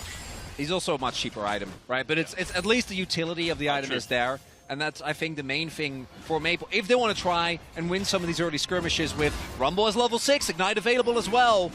Junja level 8. I feel like PSG should feel confident to try and take this fight. And Azure's moving down as well. G2 going to respect it. No TP on Broken Blade, of course. G2 should be there. Keeper's Verdict looking for Woody. Knocks him away. The equalizer there. Counter-strike into Smite. Yike takes it. Mickey walking away. Yike still has the leap strike. Junja has Audacious Charge, but I'm not sure you want to charge any further or any more audaciously as Betty gets onto Mickey, knocked into the wall, the cleanse away. Mickey dodges away from the equalizer, but his life should be forfeit as Woody flashes. Electro Harpoon into the Arcane Comet is enough. It's okay for PSG, but it's still a lot of investment into not getting the early Dragon. And on the other end of the map, Broken Blade gets the opportunity to just farm up a little bit, catch up in experience, and as we can see, as a result, not as far behind as he was before, at least when it comes to the levels. This Poppy just continues to be a nuisance. They do end up finding a kill, but once again, it's just... Yeah, the yeet that comes out from Mickey to knock Woody out immediately gives G2 a numbers advantage. They then use Hansama's Q in combination with Yike's Smite to be able to secure the objective, and Junja couldn't quite get the Smite off. Shockwave! Oh, Red Life. The Shockwave goes down. Mickey looking for the knockback as well. Mobile will have to burn the flash. Woody here, burning through camps. No mana on the G2 mid laner means that he can't force any further. All right, so Maple loses a summoner spell, still has to be careful as Caps playing on the very edge, has his flash up, but with Woody here, I don't think he's going to flash in. Mickey might, though. Oh, was Mickey spotted by Betty? I saw a couple of pings going down on the map. It looks like Mickey instead will just take this time to put vision down, but actually it wasn't even Betty backing. It's Betty in the bot lane. Hex flash over to avoid the control ward. There was no pings. I don't actually think they know Betty. Betty trying to retreat. Hans Summer looking for the fighters. Betty has no way out apart from flash. The piercing arrow still pierces through his heart as G2 find their fifth. And Betty wants to hold on, but I think you have to flash there immediately and just try to negate as much damage as possible. Instead, takes so much damage, ends up giving up the flash. And Mickey, with a great flanker behind enemy lines, takes down the Kalista. Fortunately for PSG, they're still going to be able to get across map. Herald's going to be secured, which gives them options to lay siege onto the mid-tier 1. Yike, though, in the vicinity. Broken Blade's still very weak, though, yet to complete his first item. Can Yike steal this one away? Leap Strike, Counter-Strike, Smite would have been a possibility. Starts with the Counter-Strike. Woody coming in from the side, but the Leap Strike always available for Yike here. No real threat. Riftail picked up by Ginger as PSG. Even gold score. Mickey jumping in. Betty, no flash, Chain of Corruption. Ginger on the flank, though. Yike diving in onto Betty, who's force low. Yike flashes, gets it. Equalizer on the backline. Woody falling so low as well as he managed to pick up one counter kill. TP by Maple. Caps returning the favor. Ginger goes in with a Crescent Guard, and Mickey knocks him back into his team. Need to be inside that ring to do the damage, and Cash just waits for it to expire! And the arrow right through! PSG by G2. Oh, Hans! That's the type of target practice that you dream of. 1 for 2 with the arrow. They're unable to get onto one of the most fed members of G2, and as a result, PSG struggling in the skirmish. Turns out Hans bought the AWP, and he's getting collapse hit on Summoner's Rift. 2 for 1, 5-1-2 now on the Varus Maple. You're not even allowed to fly these days. He's looking for frequent flyer miles, but Mickey having none of it.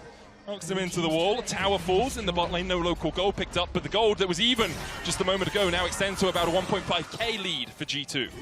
I mean, I respect that PSG is willing to skirmish, but it's just a fight over the mid-wave. Varus, the ultimate comes out, but it's actually initiated by Mickey. You're seeing how difficult it is for the Kalista to move into the Poppy. Yike then dives in alongside them. Good Poppy ult. Mickey's just so good on the Poppy, isn't he? He makes everything come together. The TPs then come through from both sides. I was surprised to see Junja still trying to fight this, playing with confidence in the 2 versus 3 effectively. But Manesi would be proud as the Kalak comes in. Right there, those moments, a lot of cooldowns used as well for PSG that could instead have been saved. I don't think PSG is not going to be in a position to try and contest for the second dragon, but it is not what you want to see, particularly in a game where you're down 2 match points. Crucially though, Maple, I think, does have the upgraded ultimate available here. We'll see if that's enough to get PSG the teamfight win that they're so desperately looking for. Drake up in 25 seconds will be G2's second of the game. You don't have to fight it if you're PSG. You can see in terms of combat gold, they're behind by about 5 percentage points. Azure looking for this mid lane once again. Flash available for Hans Summer. Yike the only one on G2 without one as Yike goes in, the knock into the wall, the counter strike. You can bring down the heavens, but it's only Yike who falls. 1 for 1 so far, but Jungler's going down as Azure tries to get in, rooted with the Chain of Corruption. G2 now starting to retreat. Broken Blade still in the top lane. No TP, remember, so it's always going to be a numbers disadvantage for G2. A nice trade back from PSG after G2 initiates the skirmish. Both junglers down means that the dragon is going to be hard to secure, and as you rightly said, numbers in favor of PSG. Maple going to go bot to push out that wave. Aja actually making a beeline back towards top lane to catch this wave, knowing that he has the TP to rejoin the fight should another one break out. We'll see both members, the junglers that died, make their way over again. Look at the ultimates that were used. I think much rougher on the side of PSG. That empowered ultimate in particular, that's kind of your big trump card. When it comes to these skirmishes, Woody also doesn't have the equalizer available. I wouldn't be surprised if PSG decides to let this one go, particularly with Mickey standing guard. Maybe a catch on Caps. Caps has flash, has the shockwave, pulls 2. The Counter-Strike follow-up. The falling star not going to be enough as Yike falls low. Caps actually separated from the team. It was the Singularity, but once again, it's Mickey going in. Maple flashing away. Caps on Summer. And Mickey trying to fight this one out. TP burned as Broken Blade works his way down. Hearts back towards mid. Might just be looking to push out that wave. G2 should just buy time. Wait for Broken Blade to push in the mid wave. Betty. Mickey has flash. A couple of spears go into his back. The root with the chain of corruption. Ginger taken out by Hans Summer. Mickey with the steadfast presence. The cleanse not enough to keep back Betty alive as Hans Summer takes down a double. Breath of life, breath of death for Mickey. Azure going in with the all-out. Hans Summer still alive! As Caps secures the kill. Breath of life in with the astral fight. Hans Summer heals, but Maple's in the wrong side of the woods. As Broken Blade will chase him down the hill. And arrows for the slow. Broken Blade takes out his man. And Broken Blade shows up, takes his last hit and said, guys, you didn't even need me. As PSG desperately trying to get something out of this early game. Overstepped so much, and I'm gonna sound like a broken record, but this Poppy, like Mickey's playing it well, but you've seen so many of these fights. It is so hard for PSG to get anything done because their engage relies on Junja going in. That doesn't work. A lot of their consistent damage is gonna have to come from Betty, but even with the lethality, you're gonna have to do at least a little bit of hippity-hoppeting, and that just is not happening. Hippity-hoppity, get off my property! That's a great breakdown, Chronicle. I couldn't have said it better myself. Oh, I'm sure you could have, actually. That ending was a little rough. No, let's look back at the hippity-hoppity. So it's Caps that actually gets initiated on by Junja. He lands a great shockwave. We're seeing this a lot in these fights. A jungle for jungle exchange. Yike on the front line kind of melts to the damage from Maple. And then it turns thanks to the TP from Aja. Oh, we don't have time. We're back in the action. Okay, so Maple rode in the Rift Herald, and Caps and Mickey are just here waiting for him. Keep his verdict up.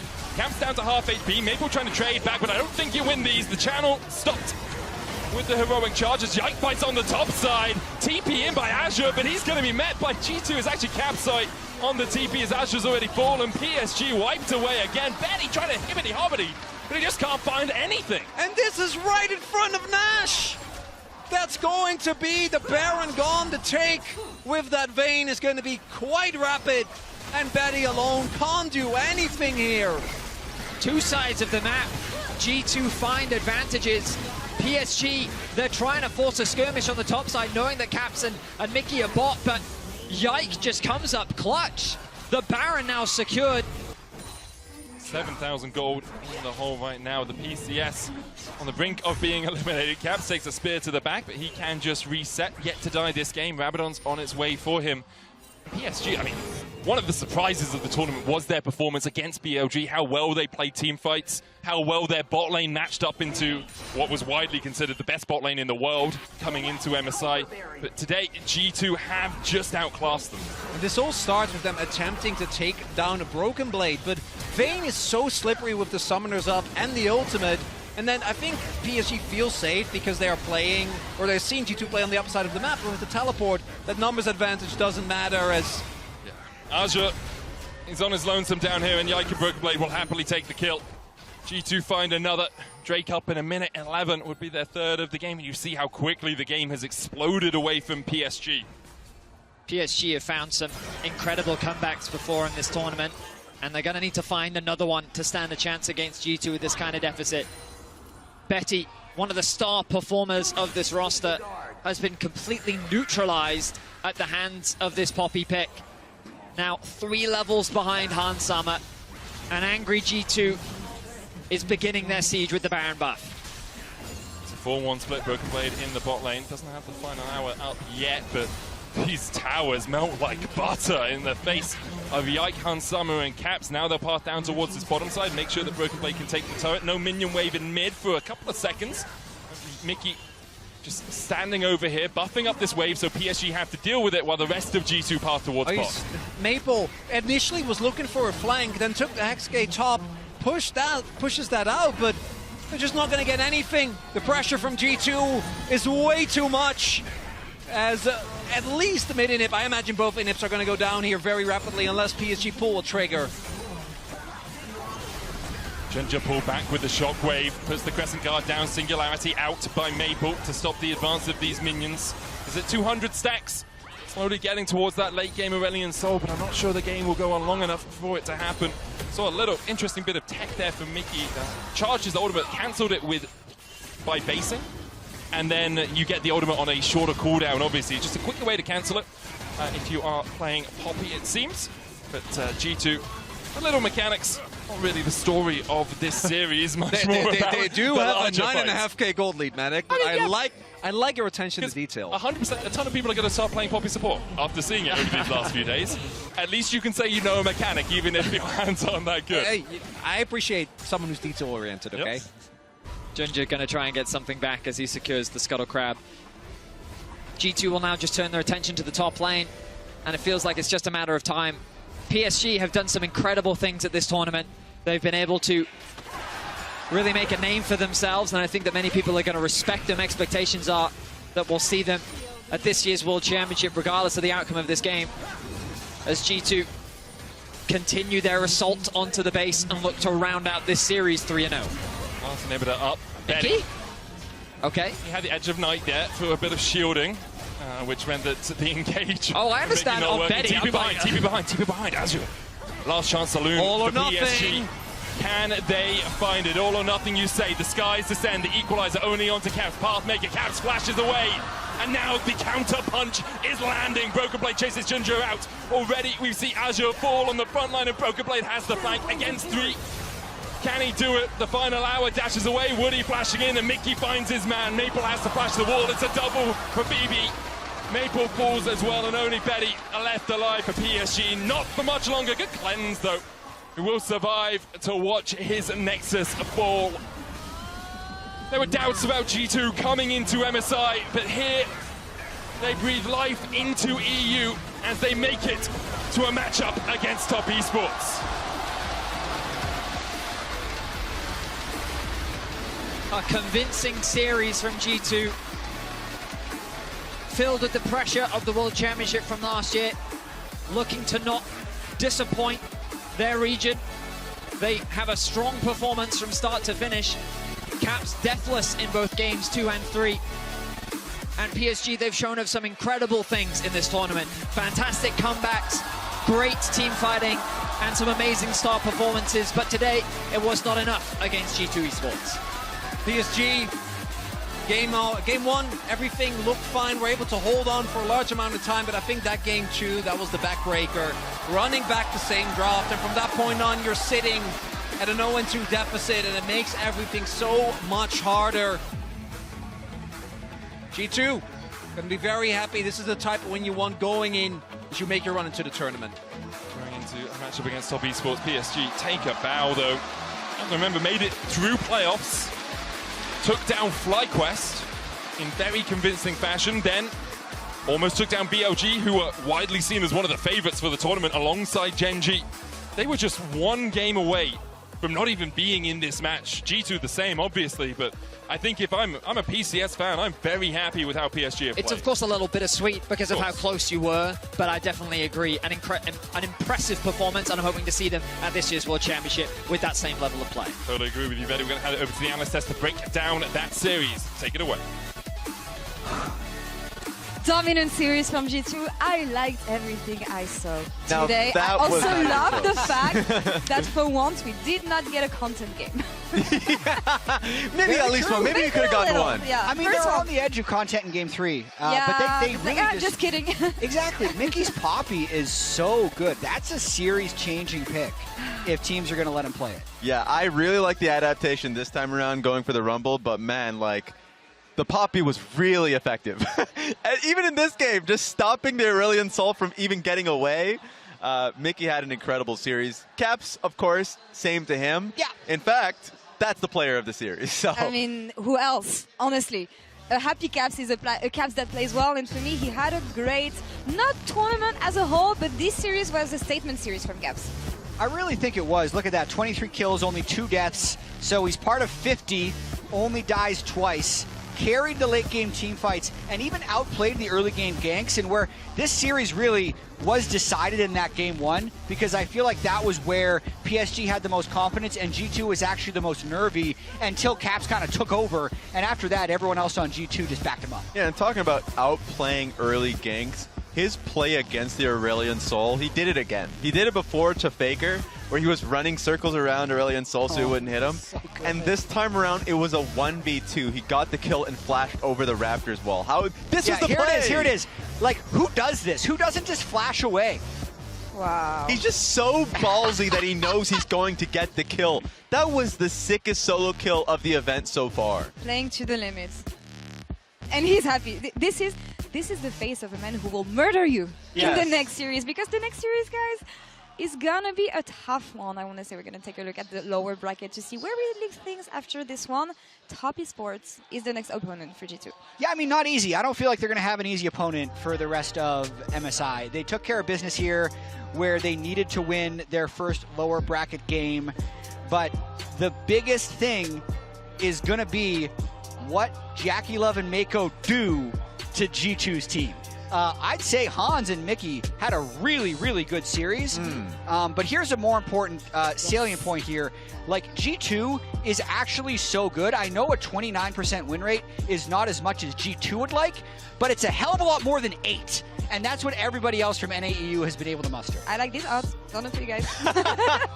Especially after that Game 5 series that they had versus T1, and you compare the TES series versus Gen G, like, I would say kudos for TES for even making that series close, because they almost went the distance to be able to get the reverse sweep. So don't sleep on them. But if you cast your mind back to TES versus Fnatic, you know, I think Cream is somebody that actually has had really a waffling tournament thus far, and he's going to be going up against Caps. That is the one matchup that I have for G2. Do you remember, Jad, what we said during the draw show? With G2 Esports would rather face off against T1 than Top Esports. I guess we're going to see that matchup after all. We did ask that question. And I do, and they get both. And they get both. They get both in the end. But at the end, I mean, if you want to be the champion, you have to play all the teams. But with the progress that they've made, I want to see how confident they are now facing up against them. Yeah, I think they should be a lot more confident because of how well they played T1 and how dominant they were today. And I think TES should be pissed off of just off the last series. They feel like they could have had it, and I think 369 and Cream would have wanted better performances. So I think they're going to be coming in fired up. That's going to be a great series. Obviously, we have to say goodbye to PSG here, but as the casters said, great showing from them. We'll see if we can see them later at Worlds, but we're headed for a quick break here. But stick around for the Verizon post-game interview with Caps and Broken Blade coming up next.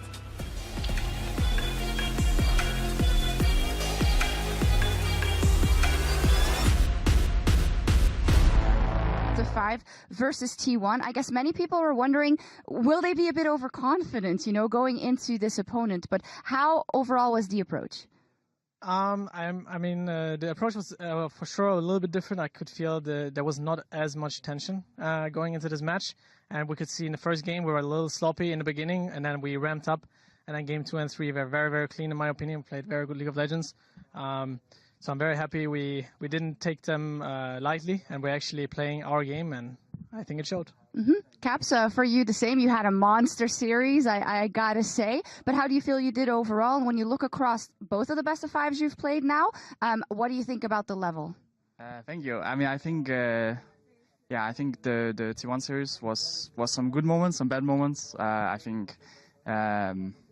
They were doing good plays as well, but I think especially the last few games, I dropped the ball, so that's why I picked the Arena today, so I couldn't pick up the ball again and throw it at them. I think it went a lot better this time. Okay, when it comes to the team cohesion, I think Yike is someone who was very outspoken about being disappointed about how that series ended, and we know how important mid-jungle synergy is and how much he is, the younger guy on the team or the least experienced. So how are you working with him to make sure that, it's all good and he can refocus for those next series? I mean, I think we definitely had...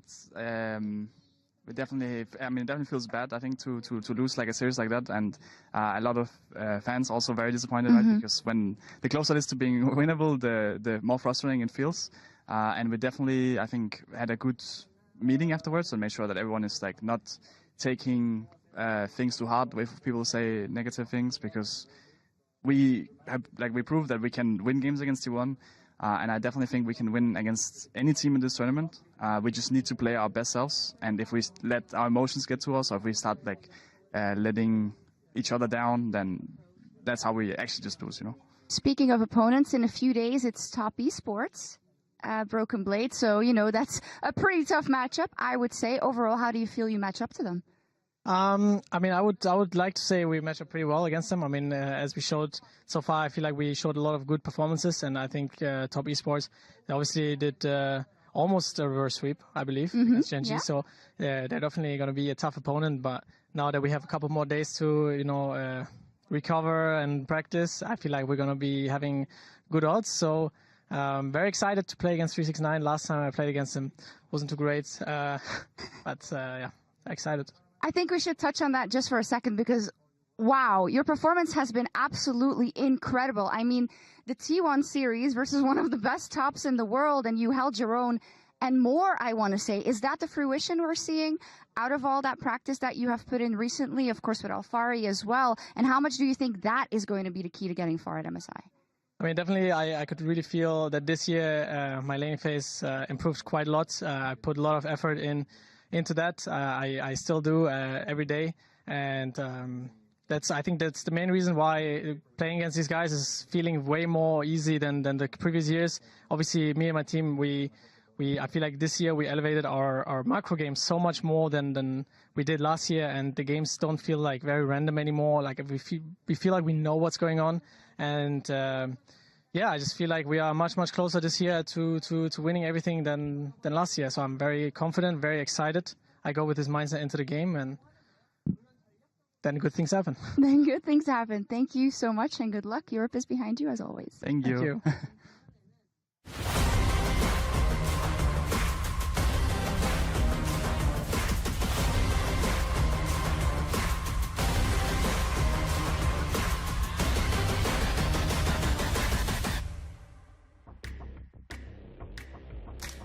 Nothing but excellence is the expectation in today's featured matchup presented by Mercedes-Benz, where bot lane legends BLG's Elk and T1's Gumayushi go head-to-head. BLG, they were tested, but they still get it over the line. These players elevate what it means to play AD carry to a whole new level. It's another team fight. The T1 win at 24.5 minutes. Why does this keep happening? Hailed as the best bot lane this tournament, Elk is poised to claim his first international title here at MSI 2024.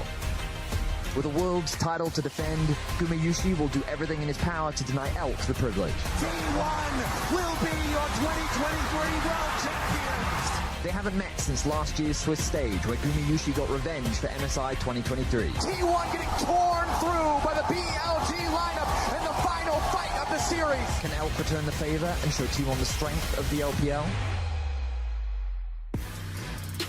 T1 versus BLG. T1, a team that was always the bridesmaid, never the bride, until they shocked everyone and won the World Championship last year, versus a team with similar storytelling when you look at their last year in the LPL, but now finally getting that LPL title. And just to remind our viewers, at MSI last year, BLG beat T1, but at Worlds, T1 ran through the entire LPL bracket to win their World Championship. They did that, huh? Yeah. Welcome to the desk. Thank you. Nice.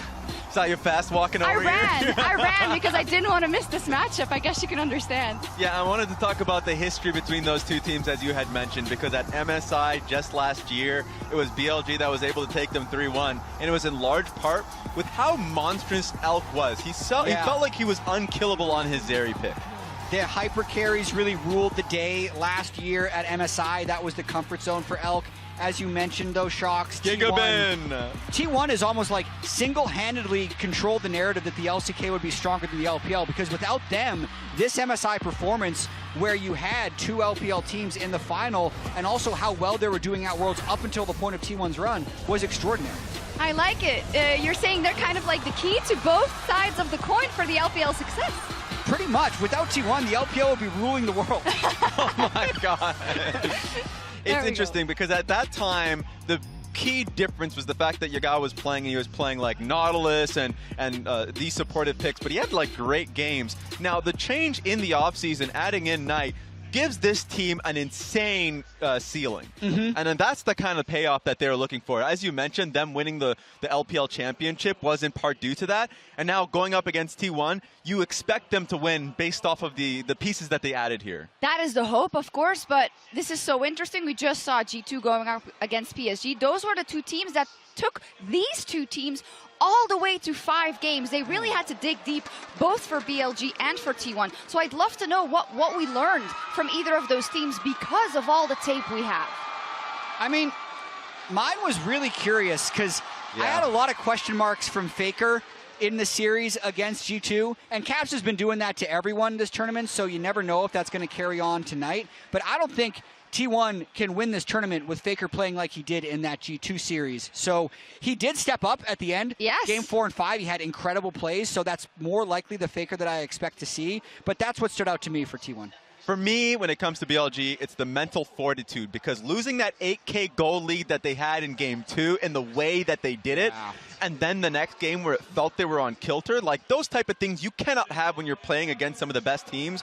Going full 5 games versus PSG is something you wouldn't want. And hearing from Bin after, like in an interview after that series, saying that we just disrespected them. Cannot do that versus T1. I think they'll be on their A game. We'll have better games from them. This is going to be an exciting one. This could be one of the best series of MSI so far, and we've been a little bit spoiled already, so that's a tall order. Let's see what the fans at home think in our MasterCard fan prediction of the day. I'm hoping this one is really, really close, as that is also the way we perceive the matchup, but it isn't. Oh my God! What? T1 just has too many fans. Yeah, I'm it's sorry. disgusting. Guys, you guys That's are a little bit Delulu, no? This is not, or maybe it isn't. It's a lot Delulu. But there's a lot of T1 fans out here too, as you can see. So yeah, this is perfect for the fans. Yeah, this is not to say excellent. that I'm also not predicting T1 to win, just not in an 80-20 fashion. So what is so exciting to me about this game is just how willing both of these teams are willing to fight over the most insignificant things. And how good they are at it. Yeah. That's what's amazing, because like when I watch T1, and this is, I'll try and keep this short, they make me question what the best version of League of Legends can look like, because their drafts seem to lack cohesion, they fight over random things, but they're the freaking world champions, so isn't that the best? It's because they are so good at pressing their buttons and fighting and laning that they almost make up for these other things. Or do I just have the wrong understanding of the other things? Are they good at everything? Maybe they'll show us that today, but you touched on the Faker Game 4, Game 5 specifically. Of course, the Ahri, and on the other side, Fortnite. That is also something he really, really wants to be showcasing. And it's kind of interesting that this is such a good matchup in the mid lane, but also even better one when you think about their proficiency on Ahri specifically. Yeah, they're just insane playmakers for their team. And Emily highlighted it last time, just the win streak that Knight has on his Ahri. Do not give them this champ. This is clearly their best champ. And when they have games where they're behind, they will be their key back into it. So we already saw that. You already mentioned the Game 5 that Faker had versus G2. That was his way of getting his team that clutch win. Knight will have his. So, like, that's the one pick you don't want on the table. Unless if you're a fan. If you're a fan, hell yeah. You do. The 27 wins in a row, every time I see it, it looks like a typo to me. It just, I can't believe it. 27 professional wins in a row on the same champion. Doesn't make sense. It's unbelievable. Let's hear your predictions. It's going to be close, hopefully. Let's see. Yeah, I'm going 3-1 for T1. How about you, Raz? Ooh, 3-2 for BLG. I think they just got stronger. And that last series, people are putting way too much energy into it. I'm going 3-2 T1. Okay. Yeah. So, too much energy into the fact that BLG PSG was close? Yes. Okay. I think people are just taking away a lot of conclusions. When we had a lot of, for instance, the T1 series was incredibly close. And I think we will just see a stronger BLG. That was their first time on stage going in an MSI. So they're still the best team for me. I know that Jat loves like transitive properties in terms of like G2 just played PSG who took BLG to 5 games, and G2 took T1 to 5 games. So whatever you want to take from that, you can. I won't though. We're heading into game. This should be an absolute marquee matchup in the winner bracket at MSI. I hope it delivers. I'm sure it will, and it definitely will with those casters that we have standing on the other side. T1 versus BLG.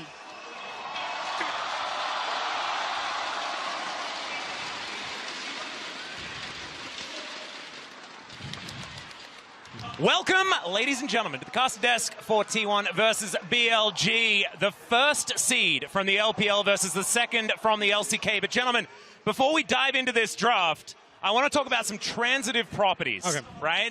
Because 5 games, both of these teams just came off, but G2 just slaughtered PSG in 3. So T1 probably the clear favorites, am I right? Well, G2 also pushed Gen G to 5 games who beat T1, and then so it's like, where do we land in the whole scheme of things? It's kind of a bit up in the air. You really want to talk about it? Yeah, where do we land in this draft? Because everything is up for the AD carries, and these bottom lanes are the best bottom lanes that we have seen in a long time. The Senna gets through for T1. Guma gets Senna. This is insane.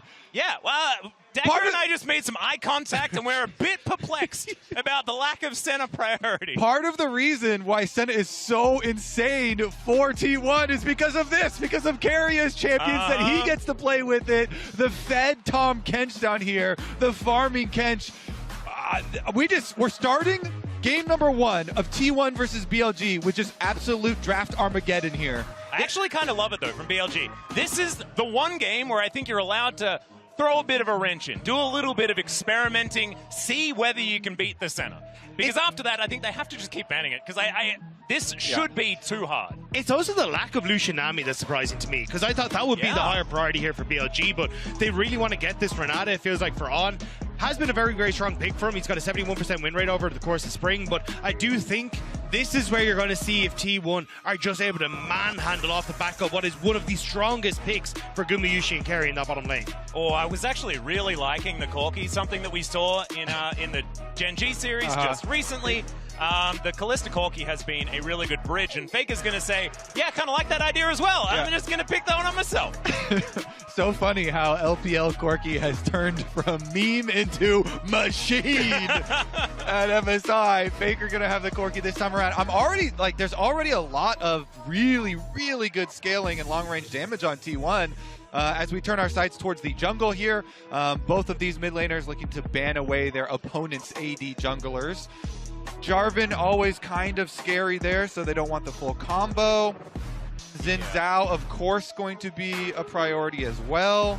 I think Cassante as well. I think both of these top laners, 100% win rate so far, most played champion in the tournament. We've heard a bit of speak about good old Cassante so far, and I think it might deserve a bit of a look here. Well, that's the thing. If you pick Cassante as Bin, you're just opening up for a TF or something along those lines. So it looks like, at least at the moment, BLG want to try and get rid of some of those picks, knowing that more than likely T1 are going to hold off on that counter pick for Zeus in that last rotation. So I wouldn't be surprised to see the Bane taken away here as well by BLG, setting up for that potential Cassante here for Bin.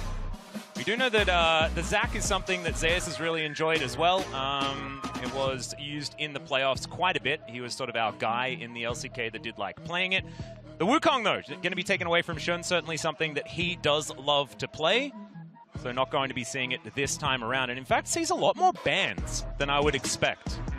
Definitely such a good team fighting jungler, wanting to take out that AoE damage for later. Let's see, are BLG also really worried about the Vayne from Zeus? Are they counter to the Cassante? But it doesn't seem like it's been super high priority for a lot of other teams. I think the Poppy could just be a good lock-in just here. Then you can save that counter pick like you were talking about, Dacta, but instead, it is the priority pick on the Cassante, and at the moment in this tournament, it means win for these top laners, so you may as well pick it. So there's two things that have had success versus Cassante, Poppy and Camille. Bin could play either of them. What about Gwen? He definitely could play Gwen. It could be Gwen, but Bin's solo queue name is also I Love Camille. So there's definitely a little bit more of an angle towards the Camille. So I wouldn't be surprised to see that locked in here if he so choosing. Could also just be the Vayne, which we did see him bring out before, but cute. Sejuani going to be taking... I actually like the Sejuani because I think other options, Maokai, which isn't really great for the position that you're in, but there it is. The Vayne going to be taken for Bin. I hate the Sejuani so much that everyone is ranged. Everyone is... Where's your permafrost coming from? It's just not it. Yourself. It's also, if T1 lane swap, you're kind of in a bit of a pickle here as BLG, because we've already seen Bin, when he ends up in this lane swap scenario against PSG Talon, it did not look good for the Vayne. They didn't really know what to do with them. And if you're in a Cassante, you're going to be fine. Your Senna and Tam Kench, you're going to be fine to start doing what they want as well, even unlocking Gumayushi early to start playing around the map. So this may not be standard lanes for T1. Yeah, it's interesting how the Vayne in lane swaps, everybody has started doing the 2v1 mid basically, where you try and zone off the enemy mid laner. I guess, you know, trying to keep Corki back a little bit would do that, but then you also soak experience from your mid laner and delay Talia's level 6, which is a little bit rough. So we'll see if they end up going for it. Yeah, we've seen Gen G be somewhat successful with the Vayne lane swaps, but T1 haven't really been swapping very much at all so far this tournament. They do generally just really like standard lanes, but I think that if they're ever going to swap, it is in this game. This is the one where you want to avoid it as much as possible, and we'll see whether they do have that string to their bow in this matchup, because I think they might need it, especially being able to have that extra flexibility. But gentlemen, it is time to get into game number 1. Still in the upper bracket here, neither of these teams will be eliminated, but getting into the upper bracket final, absolutely massive. I'm curious to see how T1 are going to play this one out.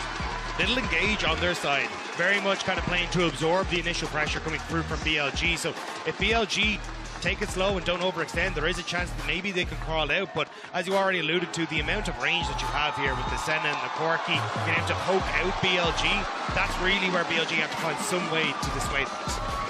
I think it's about the Corki, because if you don't have any engage, it's fine, because you've got all of the range, and you just don't want to engage. You just want to throw rockets as many times as you can. But here we are, onto the Rift for game number 1 of this best of 5. Last time these two teams met, it was T1, but earlier that year, it was BLG. We'll see whether it's going to be a switcheroo or whether it's going to be success once again for T1. Yeah, it's been so fun following the stories of these two titans in International League of Legends. And with BLG getting Knight on the team here as well, you know, they pick up one of the defending MSI champions from last year. Both of them were able to defeat T1 at that tournament, of course, Knight when he was on JDG, as well as every single one of these other players from BLG. But of course, T1, they ran the entire LPL side of Worlds brackets to become champions themselves. So now we're in part 3 and see if the LPL can get their revenge at MSI, which has historically been their tournament. The LPL's to lose. A lot of people were heartbroken to see that JDG roster split up. We're really hoping we get another round this year, but not to be. And now it's BLG picking up Knight, saying, hang on a second, we can finally get one over JDG, and now they are the top dogs. And now invading on towards Owner as well, really trying to put the hurt on him and make him uncomfortable in this lane swap. Yep, you can see, like you mentioned, lane swap has actually come through. Been doing that Vayne thing where you come around and you try and bully out the enemy mid laner, but they've also got the bottom lane involved. Yeah, and both junglers are taking away camps from the lane swap side of the opponents. It's BLG harassing even more here. Yeah, Bin is ghosting in. He just wants to get Ona out of here. Tumbling forward, Ona taking a fair bit of damage as he does make it back to his inner turret, but he is he's been removed from that side of the map. It's a huge win because of it. The fact you get Owner out of that side means that you've got more camps there for Shun, who's managed to take out all 3 on the opposite side of the map. So now, having been there, it means that they can start to get more experience for Shun. They can spend longer on this bottom side. Zeus is trying to sneak into lane here, but I think this is going to be a dive as soon as he shows his face on that bottom end. Getting a little bit worrisome. T1 do manage to at least get that free lane towards top side.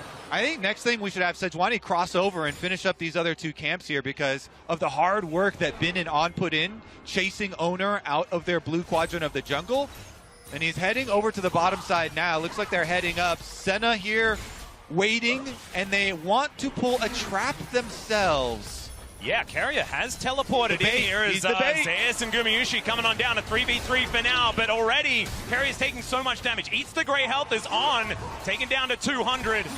And T1 have at least wrestled some control and do get to take this experience. They will get the experience, and the problem is, as you look at the top side, BLG bet to lose this massive wave. No TP on Bin means that he won't be able to collect that. So you are getting Shun with some experience advantage, being able to get the camps at least here, as he will be able to smite this one away. But you're getting Vayne very far behind versus Zeus, who's already hit that level 2 spot.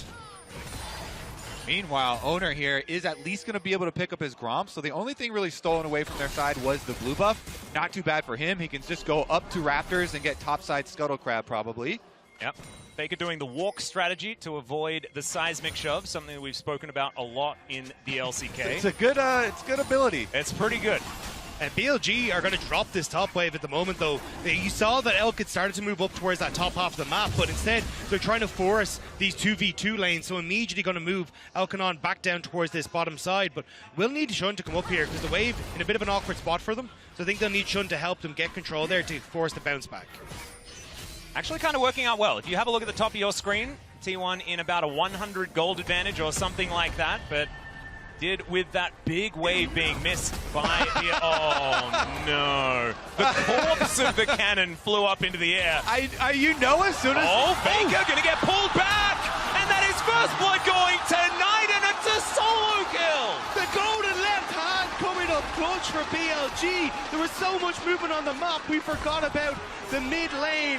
And just like that, Knight able to pick up one against the Demon King. Huge mistake from Faker here. Faker with no flash, no teleport, and Knight the early lead. Valkyrying over some rocks. It's not what you want to be doing. Faker immediately teleports back to the wave, so at least won't miss out on any CS, but this is a great start for BLG. It's interesting because of the desync on the camps there, Owner actually steals away Gromp, and so Shun is coming out to top side of the map, but not going to be a lot there for him, so wastes a little bit of time before he realizes and is going to correct course down to the bottom half of the map. I'm starting to get a little bit nervous for Faker, though. I mean, Cap solo kills him twice, now having this solo kill by Knight as well. It feels like Faker's laning phase has just not really been up to par from what we've seen thus far at MSI, and flying straight over the rocks into the flick back. It's a great pickup from Knight there. To me, the worst part is the flash afterwards, you know? Yeah. I mean, it was really good placement by Knight, pushing Faker into that kind of corner, but then to also use your flash and Knight gets the auto off and gets the kill there, that is insane advantage. Well, BLG now pushing forward here towards the bottom side. Guma does slink down into the mist, but Shun's making his way in. Arctic Assault is going to find the center, and there's the Weaver's Wall as well. They take down Gumayushi, and there's the flick on the carrier as well, but Owner is there with the stab. Finally, they take down the Tom Kenshin. A 2-for-1. BLG will take it. BLG added Knight to the roster, and he is destroying T1 here. The roam down to the bottom side. They get even more. The cannon dies to the tower. Elk is zoning them off. BLG came to play here at MSI. Yeah, the rumors of BLG's death have been greatly exaggerated. BLG looking great here against T1. You can already see the movement here. Elk and On go hyper-aggressive, knowing that Knight has already got the move in mid. The mistake from On was using the bailout already, but back to live. Yeah, in the meantime, that is going to be the handshake on top of the rocks. There is the seismic shove, and Faker is just going to try and deal with the wave. He knew that he was dead. There's a reason this was one of the most hyped up roster moves of all time here. Knight being added to the roster, and it just looks like BLG are going to slaughter them in game number 1. At least in the early game. Currently a 1,000 gold advantage. And T1, I mean, we don't like using the scaling word necessarily, and T1 are not a team that generally draft for scaling, but they do have a lot of it in this particular game. So if you are a T1 fan, maybe not completely over yet, especially if Zeus is going to have a good time here towards the top side, going all out, does get condemned into the alcove. So Bin should be able to create enough distance to avoid getting solo killed. You can see that Finn wanted to go back for the cannon, but going to have to give that one up. Instead, going to join for the Void Grubs to get that, as T1 will trade for the Dragon on the bottom side. So T1 at least getting a nice Hextech Dragon for themselves, but I think the big factor is going to be Knight getting his early lead, being able to control that mid lane, starting to look for more roams as this Weaver's Wall comes up, and Faker trying to beat him to the punch here, at least leaning towards his bottom side, but I don't really think he can dive or do anything here for the bot side. Yeah, T1 are notoriously hard to finish games against, so definitely a very good point to bring up, Atlas, especially when you do have Guma on the Senna and Faker continuously scaling on Corki. Well, but he might be dead yet again. There's the flash handshake to come out from On as Guma. He's trying to get out of there, but I don't know whether it's going to work out as Elk is just dashing behind him, finds the pierce, and he just explodes. Carrier, he has to flash to get on out of there, but this 2v2 is all BLG. This is the best bot lane in the LPL, and they are showing up against Gumayushi and Carrier. You got a little taste from Jackie Lovamako, but BLG are the real champions of the LPL. Think about what this can do for the entire series draft as well. BLG, they're not afraid of the Senna that is so frequently banned against T1, and people are so scared of giving to them. If you let them have it in the opening game, and then are able to crush it. Look at On, flashes in for the handshake here, says you're not going to get away, you're against the wall, and Elk will chase you down. He flashes away from the Tom Kench knock-up. He knows he's got enough spears for the Rend. And the thing is, usually you do talk about what Kobe was saying. The fact that T1 have this comeback potential, they are so clutch, but look at the playmaking that they really have on their side. It's not a huge amount. This is a squad that wanted to play from an even or even a position where they're ahead, to look for poke, to try and set up on objectives early. But how well BLG are doing, it's going to become very, very difficult for T1 to have any sort of control. Yeah, and this is going to be the big test for T1, because as Kobe was saying, I mean, it is a team that is difficult to close games against. But right now, BLG have started off exactly the way they need to. Faker clears out that minion wave, but he'll have to go back home. Teleport at the ready. Just have to see what these first few skirmishes are going to look like, because if BLG put the screws in, if this gold lead only extends as we go further on, it's going to be so difficult for T1 to make any sort of moves. And like what you were saying, as far as what the draft means moving further forward in the series, could be a disaster for T1. You're looking at some of the cards that T1 have pulled out when they are behind in games. It's very early on to talk about them, but the classic Baron Rush. Faker. Yeah, well, Faker's just going to face check, put in prison here, and the wall is set up behind him. There's the Flash Valkyrie, using him in the right order this time around, but he's still dead. The rocks are thrown at him, and there goes the Corki for the third time. Oh, Knight is just demolishing the GOAT in mid lane right now. Another rock, another death for Faker. Mid lane is blown wide open, and that means he can push on turret plates while bottom keeps up the pressure with no fear of a collapse. They even call over Shun here for the extra vision. Look at this blue quadrant of T1's jungle. It is lit up. There is no way that T1 can really supply resources to bail out Guma and Keria.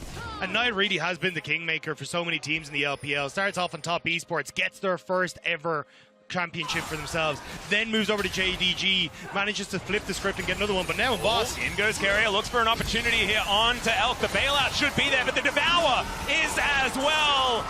Elk, he is going to get taken down, not going to be able to trade back. Keria doesn't even need to eat the gray health, and T1 are on the board in the bottom lane. Okay, they got the resources down bottom to bail them out, but top side. Bit of a trade here is now the All Out just going to pull in the special delivery piggy, and Zeus going to be able to survive. Huge move there as owner. In the meantime, okay, it's a little bit more that happened towards the bottom side of the map, but once again, Faker in trouble. Knight taking a little bit back with that phosphorus bomb, but I think that he's absolutely fine with how this mid lane is going. Already a couple of plates being removed. Gotta compliment Owner though. His jungle is lit up with all these wards, so he goes down through the lane to bottom side, and Keria's able to help him, get the play there with the lane gank. That was so necessary for T1, because BLG still going to take away the rest of the Void Grubs, and that will be 6 Grubs that will help them out. But here it is. Owner with the lane gank to avoid the vision. Keria with his famous Tom Kench starts it out, and they actually get a kill down here onto Elk. A brilliant knock-up coming through from Keria to start that one out, and there's just nothing you can do as BLG, and the follow-up then from Owner as well, knowing that he'd be able to get on 2. That's 2 kills now with the Kraken Slayer completed for Owner. He's in a great spot, and if he can start to play around bot side once more here, maybe they can go again.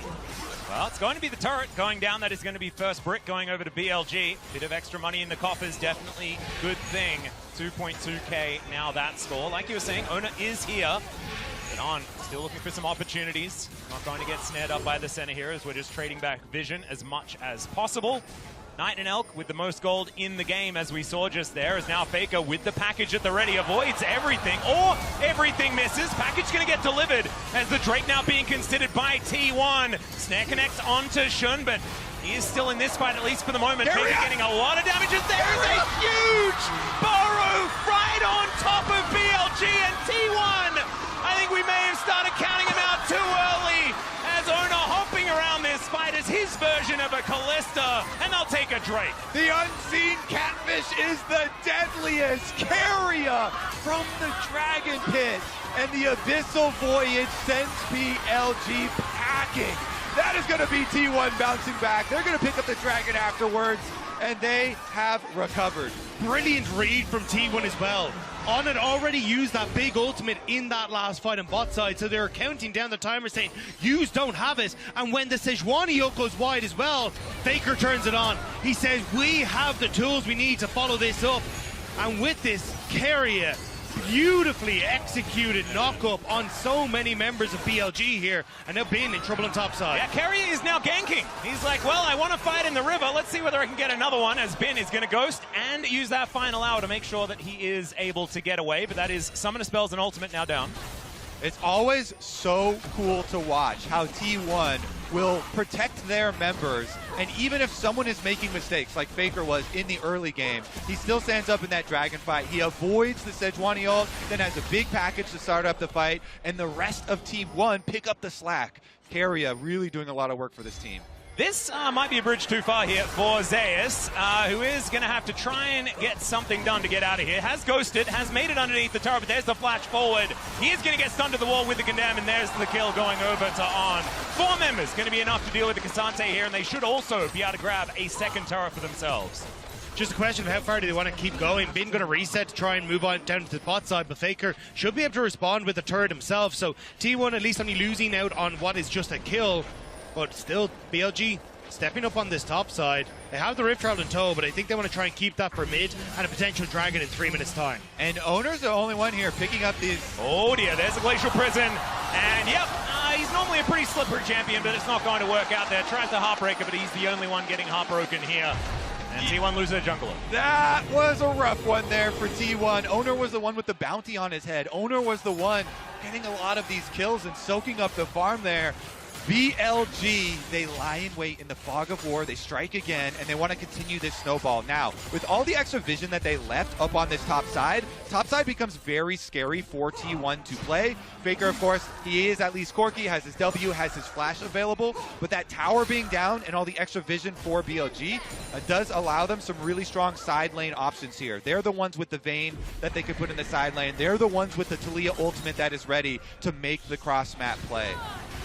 The Rift Herald, though, I don't think was supposed to go down this soon. They don't really have their lanes in any sort of shape, and you can see oh no, T1 going to be able to move across, and the charge is now gone, but the tower may just fall regardless. Yeah, it's just gone anyway. Might get another charge, but it looks like T1 should be able to stop Shelly from getting anything done. Another Abyssal Dive just to make sure that she is bouncing around. New Herald is best change to the game that they've added in a long time. The ability to mess it up. That's what we have some people that need their licenses revoked in the LCK. As in fact, maybe one of them in this game as well, as another Abyssal Dive does come on down from Keria, but he's kind of trolled a little bit by the Blast Cone. It was a nice attempt, trying to get On knocked back by the Blast Cone, maybe get him over the wall and you can finish him off, but not quite. And now BLG setting up once more. T1 spotting them.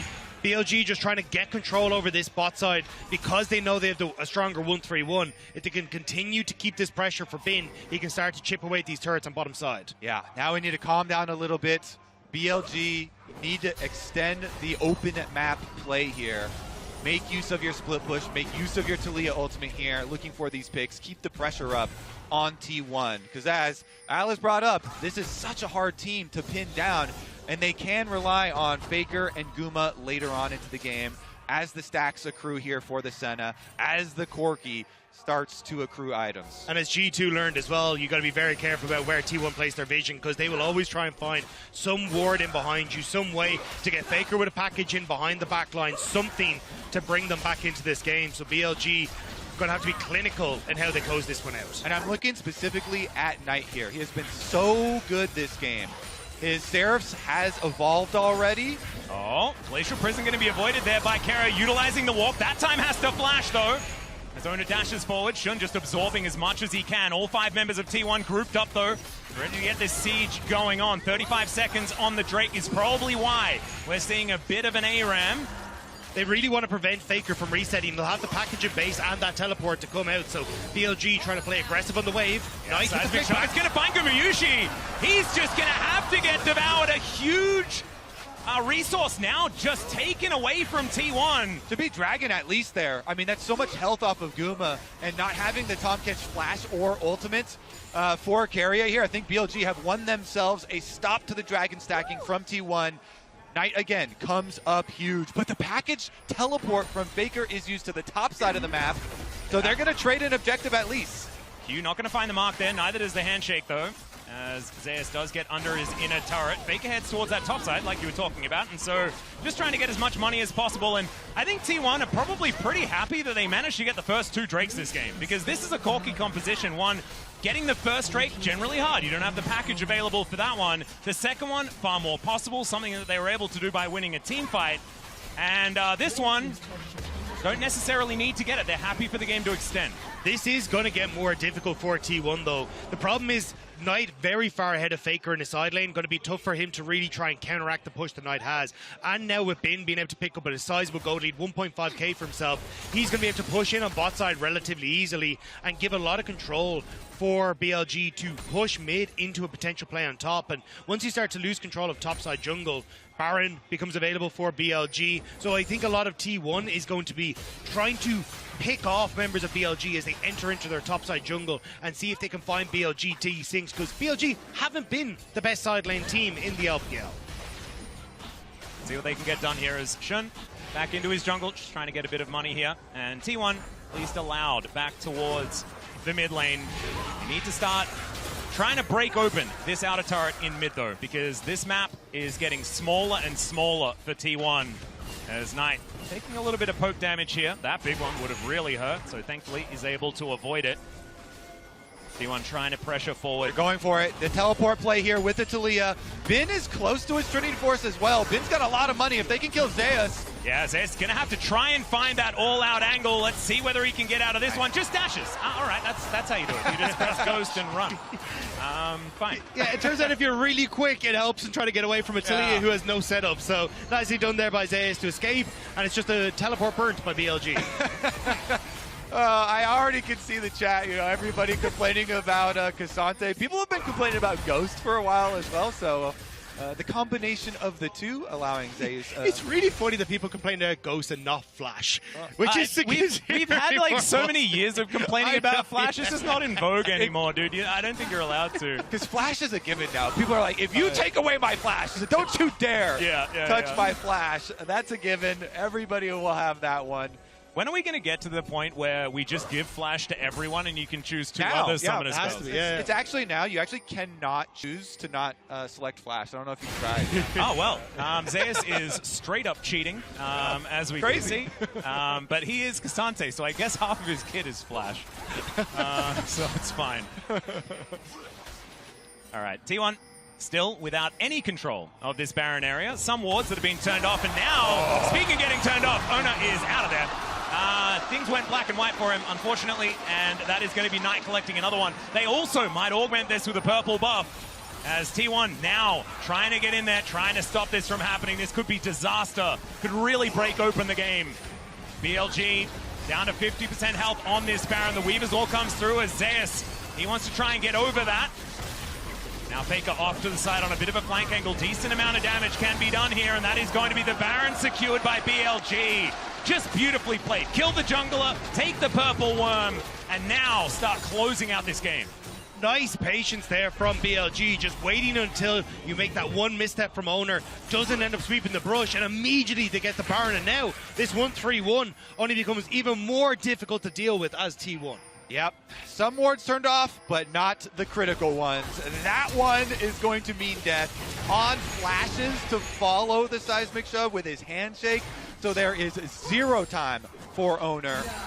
He goes down, and instantly BLG, this team is so good, they're so quick, and their end game here in playing out the side lanes is so easy to execute. Bin, we mentioned the lead that he has on this Vayne. The Trinity Force is complete. He is a monster. They can continue to put that pressure on the side lanes, close in on your jungle, take away any space that T1 have to get any sort of jungle camps for themselves. And now you have to worry too, is there a ward in every single brush? Am I instantly going to get jumped on here? As BLG, they keep up the pressure. They pin T1 on their own side of the map. Yep, 33 seconds until the second Infernal Drake of the game, as well as wards getting thrown down here. Control Ward at least some vision in this little pathway between top and mid lane. The Dragon's certainly something that BLG can just head back to and take for free, but T1 trying to hold on to all of their inner turrets here. This one is going to go down. BLG with good pressure in multiple lanes. Now Bin not going to push any further forward. This is a little bit of a dangerous spot as he does get interrupted. Zeus getting that wraparound. Final hour does come on through. As now just looking to turn it onto Faker. Is this going to be the 1v2 as the all-out does come through? There's the pullback, and now Bin is so fast, he just kills Faker. Can he get out is the question. The answer is, does he even want to? Gumayusi coming around, and I think he will be shut down, but a 1-for-1, you take those. Everyone at T1 was needed to take down Bin, and he still gets a kill. This guy is a monster. The shadow boxing into hitting hard for the BLG top laner. And now this inhibitor should follow as well as Carrier. So many sticks in him as Ona trying to get himself out of there. Thankfully, Carrier is pretty tanky with the fact that he's the one that's been farming, but this inhibitor not long for the world. And BLG, they grab themselves their second dragon, and I reckon that Red Bull Baron power play feels pretty good. And this is why BLG were terrifying in the LPL. They get these leads and they do not let up, looking for these picks, looking for these plays, and Bin, this was immaculately done. Turns on towards Faker with the invisibility, and even though Zeus brings him one direction, flashing away from the phosphorus bomb keeps his health up and makes sure that he can finish off the Corki. Nearly turning on to Owner as well, but eventually Gumayusi says enough of this as he shows up to wrangle him into position. They had to use absolutely everything to take him down there, so T1 just getting stretched a little bit too thin. The Baron buff has worn off. 2.5 minutes until we do get the next round of those, and a 6,000 gold lead here for BLG. But I think it's the map lead that really is the backbreaker for T1. They just cannot get out and start any of these team fights. They can't get BLG into a position where any of this poke means anything. 100%. The map does not get easier to play for T1. The side lanes do not get easier. Even your own jungle has been taken over here. BLG, they return. Knight cuts them off with a bit of a wall. Well, Carrier actually going aggressive there. Not sure about that one as now hostile takeover comes on in. Both tanks just doing battle, and Bin puts Carrier in the ground. Zeus not looking as tanky as he has in some of the other games here at MSI. The inner turret is going to be taken down. BLG, just a couple of turrets standing beside the Nexus for them to get rid of. They're going to start with this top lane inhibitor turret as Ona on that flank angle teleport to come in as well. Shun down to 50% as now Zeus thinks he may have found an angle here. The flash forward from Gumayusi, he doesn't manage to find the snare, and neither does Zeus. The all-out comes on through. Faker delivers a package to the backline and gets rid of Knight. Could this be the team fight they're looking for? Faker, he goes down, but I think they're just too big, and Elk is ripping them apart, rendered down. And I think that's the last gasp for T1 in game one. The speed up would not be enough for Elk to get the quadra kill, but the BLG bot lane has come alive finally in this game. T1 thought they could fight the 4 versus 5, but they were sadly mistaken. It's closing in around T1. That is 2 inhibitors down. On gets slowed, but Bin has arrived to the party as well. He's got a bottom minion wave to work with, and that tower doesn't stand a chance. Yep, looks like we're going full tutorial here, gentlemen, taking down all of these inhibitors before we get to work on the Nexus. T1, I don't think they're going to be able to stop this. Multiple super minions coming in now. And yeah, I think just run away from Bin is going to be the rule until you can get him into another game. This one, I wouldn't try to fight him. Monstrous stuff this game for BLG to open the series this way. Let's take a look at this team fight again, though, because this was T1's hope. The teleport in from Zeus. They know they've got package timing here for Faker. So Guma tried to flash at Knight. It didn't quite have the range, but then Knight flashes afterwards away from the Q, and Faker hits him with the package. That gets the 1,000 gold shutdown, but the Callista is still hitting. Zeus tries to go in and get the triple knockup, but he was unable to get Elk with that knockup, and Elk's just going to mow them down. This bottom lane for BLG. They were so confident, they let Guma have the Senna, and they punished it as well. On his Renata, flashing in for handshakes in lane, really bullying them there. And then, of course, the mid lane difference that we saw, Knight over Faker. Obviously a huge factor as Sin's having a little fun in the jungle. Yep, not really taking too much damage here, but is going to be able to interrupt Zeus on his attempted way out. And now 1 versus 5. I don't think that one's going to be winnable there, Zeus. As BLG, they're teleporting. They're trying to finish this one off right now. Knight heads towards that bottom lane carrier there to try and meet the wave. Knight is so incredibly frightening. 4 versus 5 here. Only 2 turrets remain here for T1 as they're looking to desperately hold on. It feels so hopeless as the hostile takeover is gigantic. There's another handshake from Arnie. Is just so good at this champion. Gumayusi is going to get flattened, and T1 going to get pulled out of their fountain. Carrier, not enough great health to go through here as he will be rendered where he stands. And there goes the Nexus on game 1. BLG up 1-0. The LPL and MSI, fellas. That is frightening. Especially when you gave over the picks to T1. And if you think back to MSI 2023, it was the bot lane for BLG and for JDG getting control that really blew open a lot of their series against the LCK. And now we're seeing it again with BLG looking so damn good against the T1 bot lane. They had some happy games versus PSG. Yeah. Let's see if they're focused. Let's see if they're locked in for an entire series. Game number 1 was a blasting. And I do think that it's almost worse than just losing this game 1, because now so much added flexibility, like we were talking about in the very beginning, with leaving that center up and available. I think they're pretty happy to go for that one again. But gentlemen, I think it's time to throw it back to the analyst desk and see what Shocks and the gang thinks about that game 1. Well, I am blown away by how BLG started off the series. What a fantastic performance. And in all lanes, really, we got to say, because you did talk about the bot lane, absolutely. Why not? But also the mid lane from the very start. Also the Vayne top from Bin later on. So, you know, where do you try to fix first? Let's just say, if you have a ship that's capsizing, you have too many holes. It has to start mid, because that was just what opened this door up. It really started with that 4-minute solo kill, into the fact that he was able to get a roam down mid, and then he goes back mid, then he has to actually, then Sejuani's coming in as well to really help out, so it felt like mid was the major problem this game. It started there, and we will take a look at some of those plays as well, but I do want to start with our HyperX Reflex replay, the Vayne from GigaBin. I mean, this guy. And we're showing this because it was cool. It was fun. It wasn't necessarily game deciding, but it's for the style points. Like, look at this. Both T1 solo laners going at Bin. Doesn't have Ghost at the very start. Ghost now because it came off cooldown. And just watch, going in and out of invisibility, flashes the Foss Bomb, zips past Owner, and if we cut the video here, it's the greatest outplay of all time. Yeah. So, great job by Bin. Cut the video.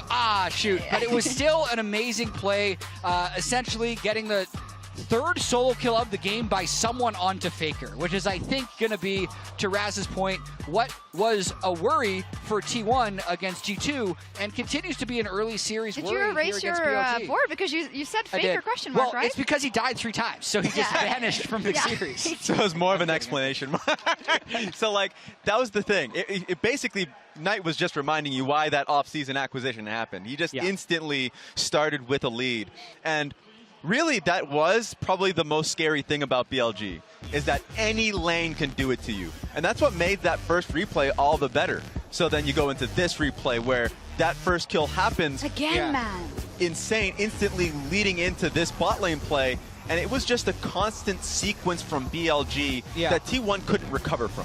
And also, the fact that they were willing to give Gumayusi Senna, but then Knight is the one who ended up shutting it down. And I think the worst thing for Faker in his deaths, especially the first one, is that he's not just dying, he's dying and using all his stuff. So it's easier to kill him again. So twice he tried to flash to safety and still died, which is very un-Faker-like. Yeah, we were talking before the G2 T1 series specifically about Faker and how his laning phase has been so good on top of kind of the map play, and I think that's exactly the thing that's been lacking in these last 2 best-of-5s for Faker, because the solo kills keep happening, and that is, well, it's a worrying trend. Let me just put it that way. Yeah, you know what? I agree with the old Jat. Because it's the best way to describe it. It is. Yeah, I agree. It's just something's not clicking in these early portions of the series, because it was finally able to happen later on in that G2 series. But the fact that in game 1 it is the shocker that you wouldn't expect. And I would say, credit to T1, because they did turn the game back. Yeah, they did a bit. So that dragon fight where Carrier was able to get a 2-man knock up, and then,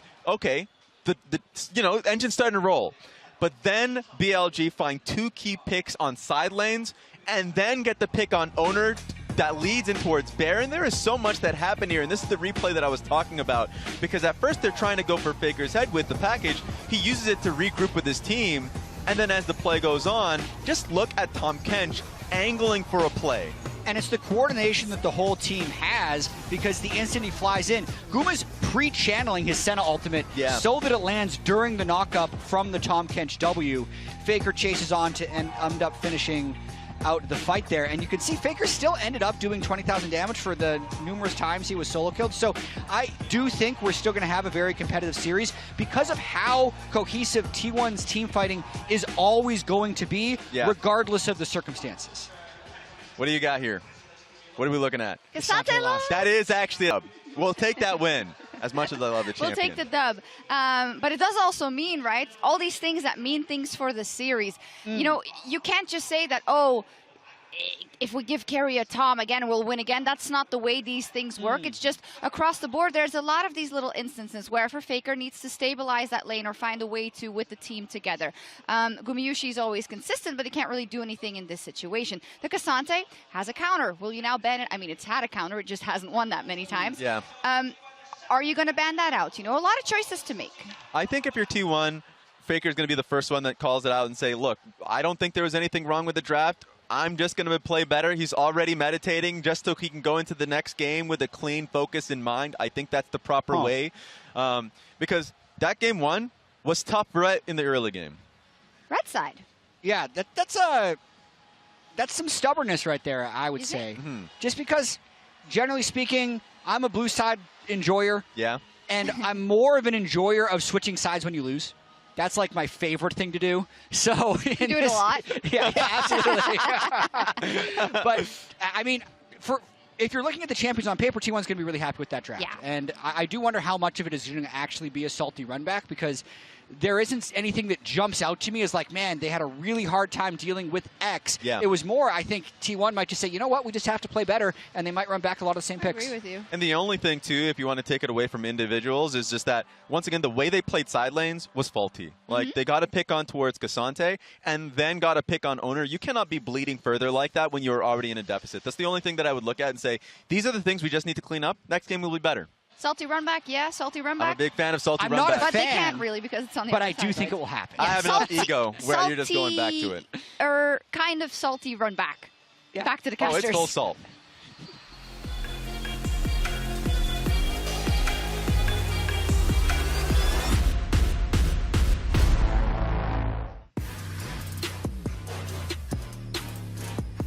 All right, welcome back, ladies and gentlemen. It is time for game number 2. T1 taking on BLG. Already, the LPL first seed have been able to take the first game. We'll see whether they can take the second as well.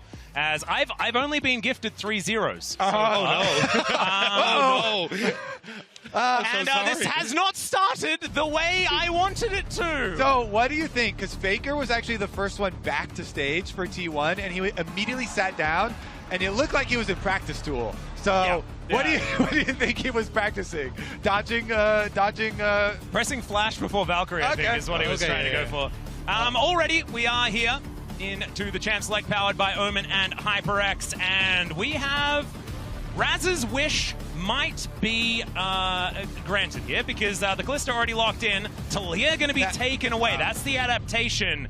We'll see whether Senna is still going to be locked in here, and it should be. I think it's a huge adaptation. The teams that have not had super high priority on Talia have all been punished. That you need to slam this champion, especially when the Ahri, Orianna, Azir are banned. So really good adaptation, I think, here already for T1. We'll see what Faker can do on the opposite side and what Knight's answer will be into it. Yeah, we're going to get the Renata at least first anyway, but I'm curious because, I mean, you're already seeing Ori, Azir, Talia, Ahri taken away. You're kind of going down into the next tier of them. Maybe it'll be something like a Nico that he just decides to go back towards to make sure that he's going to be okay. But I think you do have to take mid lane here. Otherwise, you end up in a position where you just ban away even more of these picks. But LeBlanc has been a very strong pick for Knight for a very long time. And he may just bring this one out here. Has certainly worked in the past into a Talia, but the pick away on the Cassante. Finn, he hasn't lost on this champion yet. Zeus was handed his first L on it in the last game.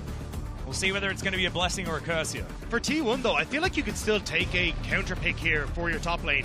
Kerry has shown he plays so many things with Senna. Well, this is the thing, because you can't ban Maokai, Tahm Kench, and Ornn, which are all of his Senna champions. Sejuani as well, just... Yeah, that's true. Poppy would be fine, I'm sure. But instead, the Tahm Kench will be locked away, and we'll see whether Gumayusi Kerry are going to have a better time in exactly the same lane matchup in game number 2. So probably going to get some jungle bans from T1 to target Shun here, and then BLG protection ban this Cassante. It sounds really weird to say that, protection for Cassante, but are you worried about the range tops yourself? Are you worried about the Camille or the likes of Poppy as well? I mean, Twisted Fate, Vayne are probably the bans, right? I'd imagine so. And then I imagine you're going to get the LeBlanc ban to round it out with the Nico. We already kind of highlighted, look nice, going to struggle when it comes to champion pulls. He's a big Silas player and a Kali player and that kind of stuff, so maybe we end up seeing him go back towards those assassins. But yeah, there's the TF ban. I've no doubt Vayne is going to shortly follow here for BLG. And then what does it mean? Is it going to be the jungle pickup and then we have, Zeus holding on to that final pick? Or, because the top lane has been exposed already, do we allow Ona to get a good matchup there in the jungle? Yeah, I really like a Xin Zhao pick for BLG. I feel like would go pretty hard. Would also go pretty hard for T1 as well, and Ona loves that champion at the moment. Certainly one of his favorites, as that is the Tristana taken away. Saw Caps have pretty good performance on that champion in the last series, and Knight no stranger to it either. Does pair very well with the Kalista, especially if you're playing the more lethality version. Gives you a bunch more of that consistent damage later into the game. So an understandable ban. Will it be the Vayne? Will it be something else? I think a Xin ban could also be a decent one here for BLG. Ball's in their court. They'll see what they decide to take away. I mean, Aurelion Sol is up as well. It's not exactly a nice pick. We saw him have a pretty miserable time on it in the playoffs and kind of said, hey, I picked it because Chovy picked it. But maybe he's put in the errors. We'll have to see what exactly he wants to go for in that mid lane. But I imagine you're going to get your jungler here just to try and make sure you're okay. And you get that first pick here for Owner with the... Although, with the Cassante locked in, maybe you just go for the counter pick and hold jungle counter. Because maybe you want to go for something like a Jax if Xin Zhao is taken. I kind of like the priority pick on the Xin. Like you were saying, Kobe, it's just something that has been really strong for both Ona and Shun, and trying to get that away from him could be a good idea. But there is that Wukong we've seen left up and available. Both Wukong and Jarvan just feel like LPL junglers. I feel like that's the flavor. As Akshan, that was obviously the choice. Having a bit of a giggle there as well. The only thing why I don't really like the Wukong is that Wukong doesn't do a lot before level 6. And we've seen so much early priority be successful. Is he going to pull a Canyon? The Kazakhs? Now, this in solo queue, it's amazing. The isolated matchup, Kazakhs versus Xin, is amazing. It's just that how you can integrate it into competitive and actually play it with your team, because Kazakhs absolutely demolishes the 1v1 versus Xin, and it makes it really hard for Xin like mid-game than walking into face check brush. Wukong is definitely more the scaling, more the team fight here. So BLG this time around are indexing.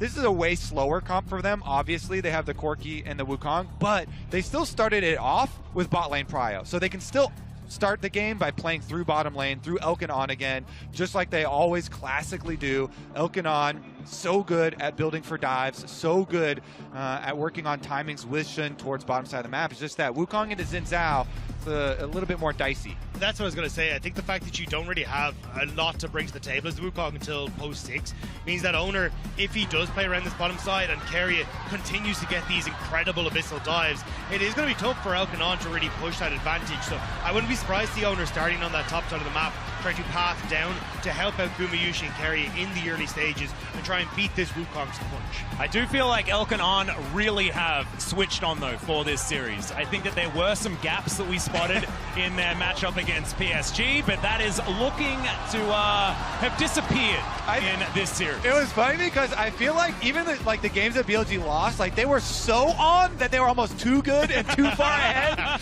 They were crushing too hard, and then they threw some leads. It just wasn't the practice they were looking for. You have to make sure that you get your reps in before you go to the next matchup. So 5 games were necessary. Now it is time to jump onto the Rift for game number 2. BLG, a lot of comfort here. The Corki and Kalista, something we've seen work in tandem very, very effectively. Kalista for the early game, the Corki for late. And T1, I'm a little bit worried. If there's anything that I'm worried about, it's the lack of damage. I do love that they picked the Zac for that added engage. You see a Corki, you want to engage onto him as much as you can. Getting that engage range is important, but not a massive amount of damage from the squad until the center gets online. Yeah, this T1 comp really does critically rely on some good play from Faker. Faker had a rough game number 1. We do know, though, he is one of the players that you can invest in the mentality and being able to bounce back in a lot of these situations and then turn it around and have a good game. I mean, they basically have just swapped their matchup here. So Faker, this time around, with his hands on the Taliyah, see how many plays he can create.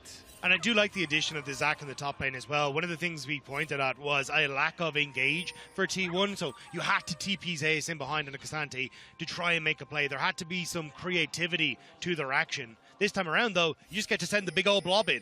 Just let him do what he does best, is just bounce all over people. And yes, you've got Renate who can do some work against that kind of engage, but still, it gives you that moment as T1 to actually set up these fights in your favor. And saving the Zac for counterpick is actually really big as well, because it meant that none of those Zac answers come out of the jungle, because it's often the jungle that is the one that is having to block, you know, Arctic Assault to come out, you know, pillars being put in front, if we remember when Trundle existed.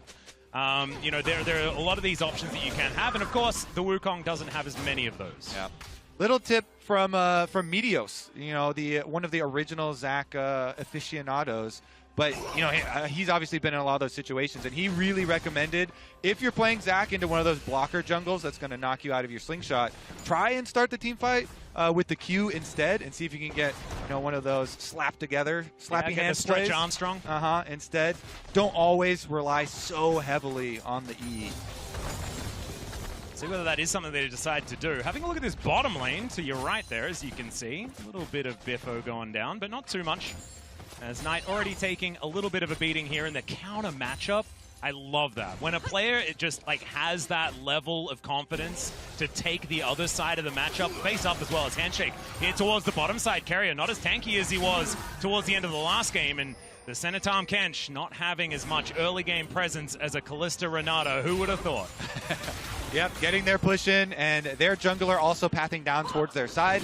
Of course, you get that super common ward on the Raptors that Shun has been able to walk around. Most junglers have gotten into the habit of avoiding that ward and going straight for the red. He's done that as well. Zayas going to have to pick up some blobs here. Just gets so much health back per blob. I know we've been watching Zac for a really long time. Still bothers me. Yeah. The blobs and the grass peels, and there's so much sustain on that champion.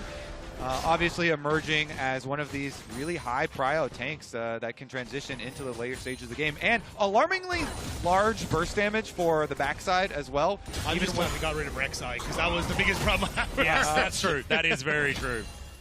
Very glad that we don't see her in this top lane over and over again. Has been a real rough one. But been able to clear up this wave very nicely. Does find himself in a 2CS advantage as these waves do meet. Ona coming up towards his top side to see whether he can affect anything, as all of the camps are now down. Shun wants to go check on the Scuttle Crab here. He does not have mid priority, and top side is about 50-50 right now. Ooh, Shun looking for an opportunity here. Faker is so pushed up. Knight not going to be able to offer too much back, but really good positioning here from Faker, just taking his exit. Will be able to get himself out. And it's a nice idea from Shun. T1 thought that Shun was going to be on the bottom side of the map taking the other Scuttle Crab, so Faker was hugging that top side of the lane, but I think once he saw Knight step up, Faker kind of realizing, hang on, something's afoot here, and managing to step away, so good read from the T1 mid laner. Right, bit of a shove here towards the bottom side of the map as well. Gumushi Carrier going to be able to get this crash, I believe. We'll be able to escort the wave in before they do decide to go back. So a much better start, you could say, here for T1, moving to a slight gold advantage as well with the amount of extra farm they've been able to pick up. Yeah, definitely way, way better. I mean, Faker has not been able to solo kill Knight in the matchup, but he does have a CS lead here on the Taliyah, and both of them using their teleport to get right back out. Owner with the deep wards, replacing those wards in the bottom side jungle. I mean, this has been one of the critical plays that has found T1 success as bottom lane going for another trade. Yeah, nice handshake there. Get a little bit of CC as Elk still just putting these sticks in. Owner turns up. Good vision available here for BLG. We'll be able to back away effectively.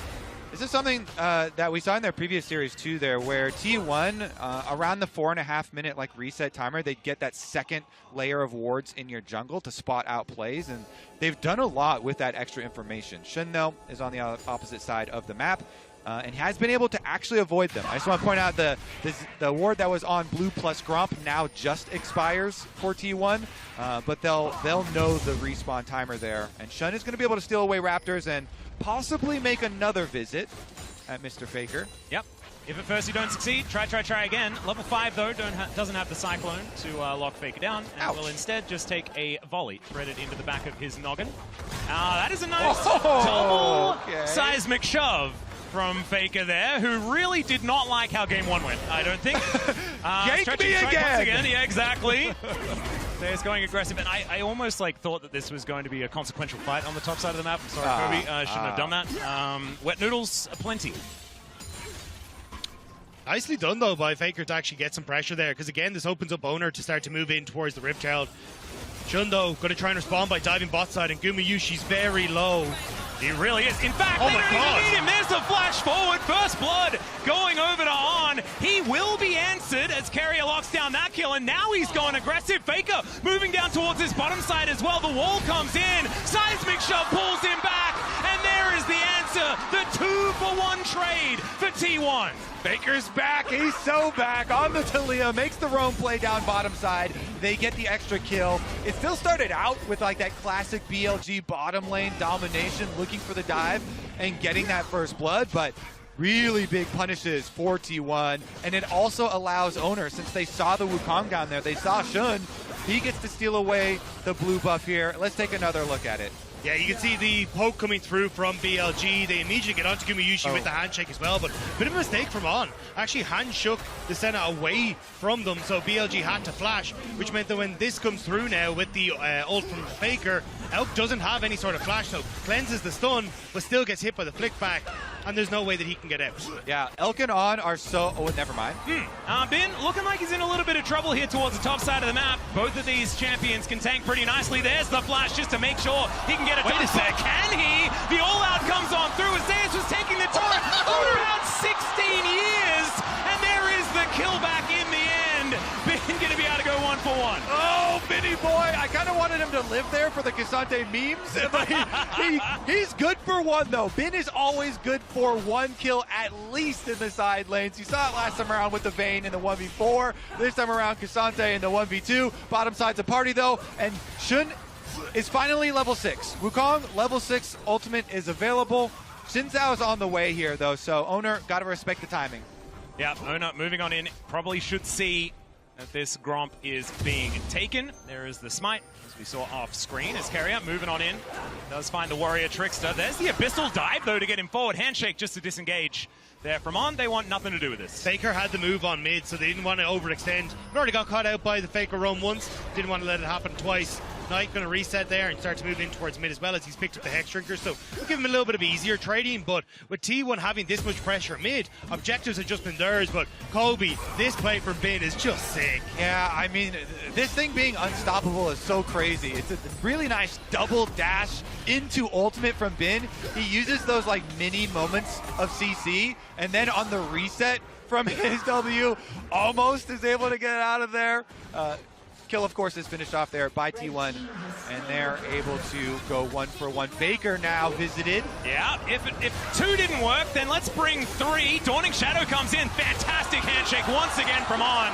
I think that T1 might need to think about banning away that champion. Hostile takeover once again. On is going to make sure that there is no answer. Just using that to make sure they could disengage. Not going to be any sort of objectives up before On has his ultimate back on the tables. But topside again, we're seeing a lot of fighting. I don't know. Good movement. Yeah, is it fighting or is it just existing aggressively? You know, sort of being there. Nothing better to do than to hit each other with your buttons. I do love the concept of living aggressively. That's this. Yeah. Here's your example. Zeus is going to get all outed. Exactly. A lot of bloblets for him to eat as he's going to bounce. And As you can see there, that's just a whole bunch of health back, and he's going to win out on the health trade when it looked a little bit dicey. Zac things. They were living so aggressively that junglers were thinking about joining, though. That's when it can get... That's why they disengaged. They're like, no. It's not about that. Yeah, you get to live vicariously through us, not actually with us, all right? Yeah, that's not how it goes. T1 back here towards this bottom side of the map. Trying to stay alive in this lane. Almost at a second plate here for Faker. Should be able to get there. Takes a turret shot as well, just casually. And not quite able to lock that one down, but that is just fine. There's getting all of his health back, just being a Zac. And he's almost towards his third turret plate here towards this top side. A large reason why T1 do have a little bit of a gold advantage. Largely about these turrets being pushed into so aggressively. Ona now will be able to take his fourth grub as well, as there's another handshake from On, but T1, they're making their way in. The Ignite ticking down. Piercing Darkness not going to do as much, but he is going to be fine and get out. They got the damage they needed to, though. Faker taken low means that you can't really contest on this top side for the Void Grubs. Package picked up for Knight, though, means they won't have that available for that next Dragon, so curious to see if T1 will keep track of that. Or even if now that they do have at least the 4 Void Grubs, they would just continue to put pressure on side lanes and look for chip damage on towers instead. Yeah, Faker saying woo here towards the bottom side of the map, looking for a plate of his own. Elk should be able to move down here. We'll see whether Faker can actually stick around for long enough, and it looks like the answer is going to be no. Not wanting to risk it, understandably so as well. Elk gets in here, not a lot of information as to where the rest of BLG are, because they have had just such good vision for themselves in this game, keeping control of the map. And I believe On just walked over that control ward. Maybe he didn't pass through the brush, but that deep control ward that we saw placed by Owner super long ago in the BLG side of the jungle, still standing there. He must not have actually touched it. Oh, once again, Owner and Gumayusi now on the prowl. And Shun on his red buff. There is a smite, but it's not going to work out there for Owner. Not quite able to get in there in time. As teleport back here for Zeus. He's got his Sunfire cape. Feeling good about being a Zac. Walking towards Bin. Does avoid the pushback. It looks like the Zac is just going to be pretty happy. This lane is going to continue. Not sure whether anyone's going to die, but at least, you know, feeling like he has some control. Again, though, there's a lot of control for T1 on the bottom side. We already highlighted, as Colby was saying, the ward that still exists in that just beside Red Buff, but a lot of vision control on River as well. And Faker has been continuously getting the push, getting good trades against Knight. And with the shove on mid, there's always that opportunity where T1 can just lend that pressure into the bottom side of the map. And I think that's what T1 are really trying to set up for, especially a minute left until Dragon. This is where keeping that control on the bot side River is going to be crucial for them. Yep, Zayas going to be able to grab that third plate that he was looking for. Cures that one for himself, knows that his mid and jungle are just stealing away the blue buff. Shun turns up, spotted there, but not going to be able to affect too much here. Level 8 now for the Wukong, and I think team fights are going to be where BLG can really start to make their mark in this game. We'll see whether they can catch T1 unawares, because T1 also, I mean, their composition, there's a lot of CC available here as well, so I think it could be really explosive if we get to some of these 5v5s. It certainly is. I think one of the critical things for BLG is going to be playing around their package timings for Knight. The Corki package is going to be their biggest tool in really trying to combat some of these objective setups. T1 so far, with their 4 Void Grubs getting the Void Might, plus their single Dragon start, feeling pretty good. But BLG, you know, once Knight's able to get past level 11 here, once they're able to get up next pickup on package, they'll feel a lot better about the situation. 10 seconds on the arrival of the Dragon, though, and you can already see all these wards in place ahead of time, ready for it to start out. The carrier positioning aggressively with his Abyssal Dive, as we could see. Gumayusi moving down the river, eating some honey fruit now. That setup, like you were talking about, kind of working out there. On misses what feels like his first handshake. It's just been so on point with those. Of course, an opportunistic one right there. See whether he'll have his eye in for the next team fight that is coming up, or whether they're going to be able to fight for it at all, because he can see Shun and Knight heading towards that top side. Yeah, BLG made the call. We are going to wait for the next Dragon. Just trade this one, no problem. Go for Rift Herald, top side instead. Meanwhile, pretty quick rotation from T1 immediately after the Dragon, and they're going to head to try and chase them off of Rift Herald. Barely finished off, and the escape now is good. Well, now a potential dive available, thrown back with the seismic shove as Elk is in trouble. Carrier dives forward, they take down the turret, great handshake. Another hostile takeover is going to be good, but this time, Carrier is just that little bit too tanky. Dawning Shadow avoided there by Elk just narrowly. They do get themselves out, but the prize is there for T1. They're able to take down that turret. Another seismic shove barely avoided here by On as BLG find themselves on the back foot, having to use that teleport to defend. Elk was just the cherry on top. T1, really smart play, go in towards mid, cut BLG off from regrouping underneath the mid lane tower, so they managed to get it. The fact that you end up getting summoner spells from Elk as well is just an extra little bit on top, and fantastic stuff for them to actually keep that at bay, because BLG, we talked about already, had used the package to contest Void Grubs, so didn't have it for Dragon. So T1 just trying to force while they are further ahead, especially with those first item completions coming through for them. Still very, very close. This game feels like it's just the two Dragons that are in it here for T1, and Knight is getting more and more scary. Doesn't have his first item completion just yet. Corki, of course. 3 is probably the sweet spot. You want that level 16 as well, and certainly going to be one of these things to look out for in the late game. Faker wasn't allowed to get there in game number 1. This one feels like a bit of a slower game. I think On, though, has been the standout for me in this game. The fact that you end up consistent with these handshakes, hostile takeovers have been great. And he's been a player that has struggled a lot with, at least in the beginning of his career, with how aggressive he was to go.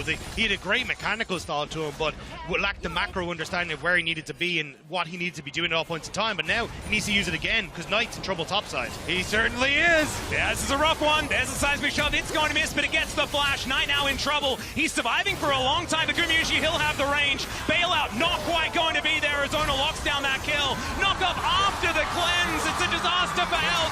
T1 take 2. Seismic shove once again onto On. That is not going to be another kill. A third would be a bit much. Huge picks here for T1. Enemy jungle's on bottom side of the map, and so they overloaded up here, almost baited in by trying to get the bailout for Knight here. Elk, threw the Q to try and get a little bit more damage and see if they could get that execute, if they could get the revival for Knight, and it ends up costing Elk his life as well. He was the gold leader on the side of BLG, and T1, they get a bonus.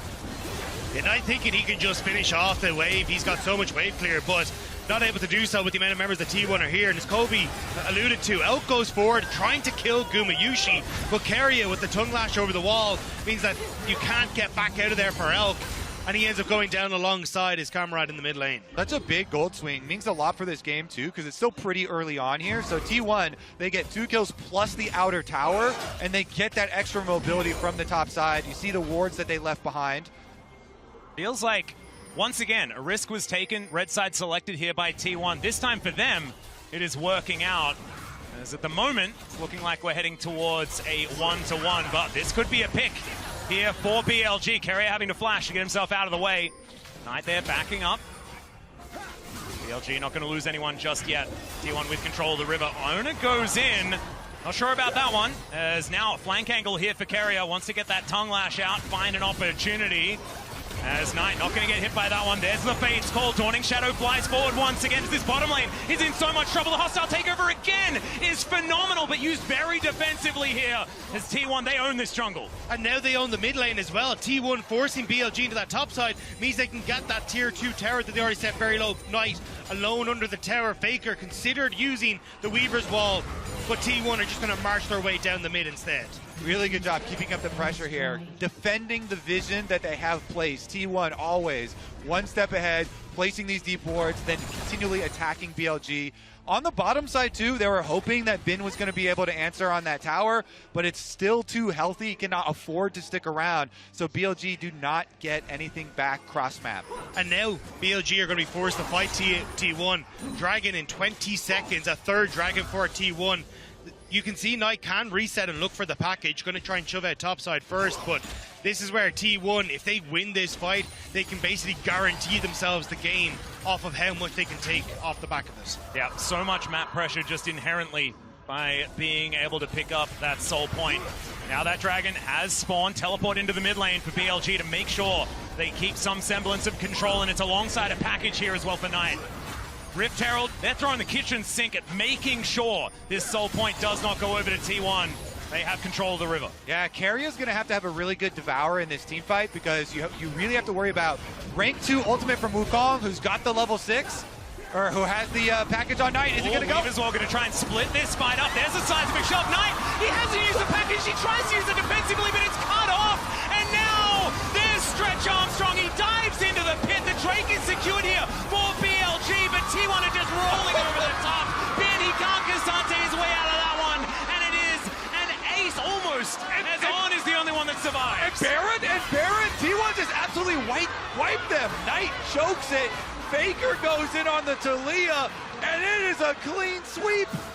Well, I think we should have known. Talia hard counter to Corky. It's impossible to play that matchup, and now we understand on both sides, just don't do it. I gotta say, it's not the first time we've seen Knight struggle on an international stage when it came to having these moments where he can pop off, tries to hold the package because he wants to get massive value, but instead gives his life and gets nothing for it. The CC chain from T1 is perfect, and immediately Zeus sees his opportunity, leaps into the pit. Dragon be damned. T1 want the lives of BLG, and they're handed on a silver platter. Yes, they are. They're like, oh, great. We get this objective. We get Baron as well. A little bit of this. It's a buffet, you know? Yeah, it's beautiful. That is just the first Drake as well, going over to BLG. Denying Soul Point, absolutely fantastic. Doesn't really solve the problems, though, because look at that gold lead. It has just exploded. Now 5,000 to the tune of T1. Zeus is a brick wall on this Zac as well. Good to see that Zeus is one of these players that's had a bit of a rough split. I think we've spoken about it many times throughout this tournament so far. But I think his Zac, his Vayne as well, his Twisted Fate have looked absolutely fantastic. And although he wasn't able to quite get over the top against Keen in the final versus Gen G, I think Zeus has still been very, very good, especially on the Zac. The Zac is just... If you pick Zac in the right spot, I feel like it's one of the most unanswerable champions. And he's got the unending despair as well for the extra long healing and sustained Zac gameplay. Meanwhile, the rest of T1, though, they're going to 4-1 split push. That Zac in mid lane pushing up. And they just have to slowly and surely here with the Baron buff whittle down secondary tower. Zeus is going to get that mid lane all the way up to the inhibitor tower before joining. Yep, T1 just playing it very, very slowly, waiting for that minion wave. Should now be able to walk up and get some extra damage onto this turret. There's the rocks, they go down. That means there's no way to counter engage. T1 will take this bottom inner turret. Just the top one remaining as far as that second round of turrets are concerned. And 5-0, the global gold advantage here for T1, just massive. This is feeling, it's feeling just about as doomed as Game 1 did on the other side. But that's the thing, is like, how do you try and come back from this as BLG? You don't really have a side lane threat that can really do particularly much. Knight is going to struggle to clear out these Baron up creeps. At any point in time, Faker can wall you off from your own base, and they can start to take these turrets as well.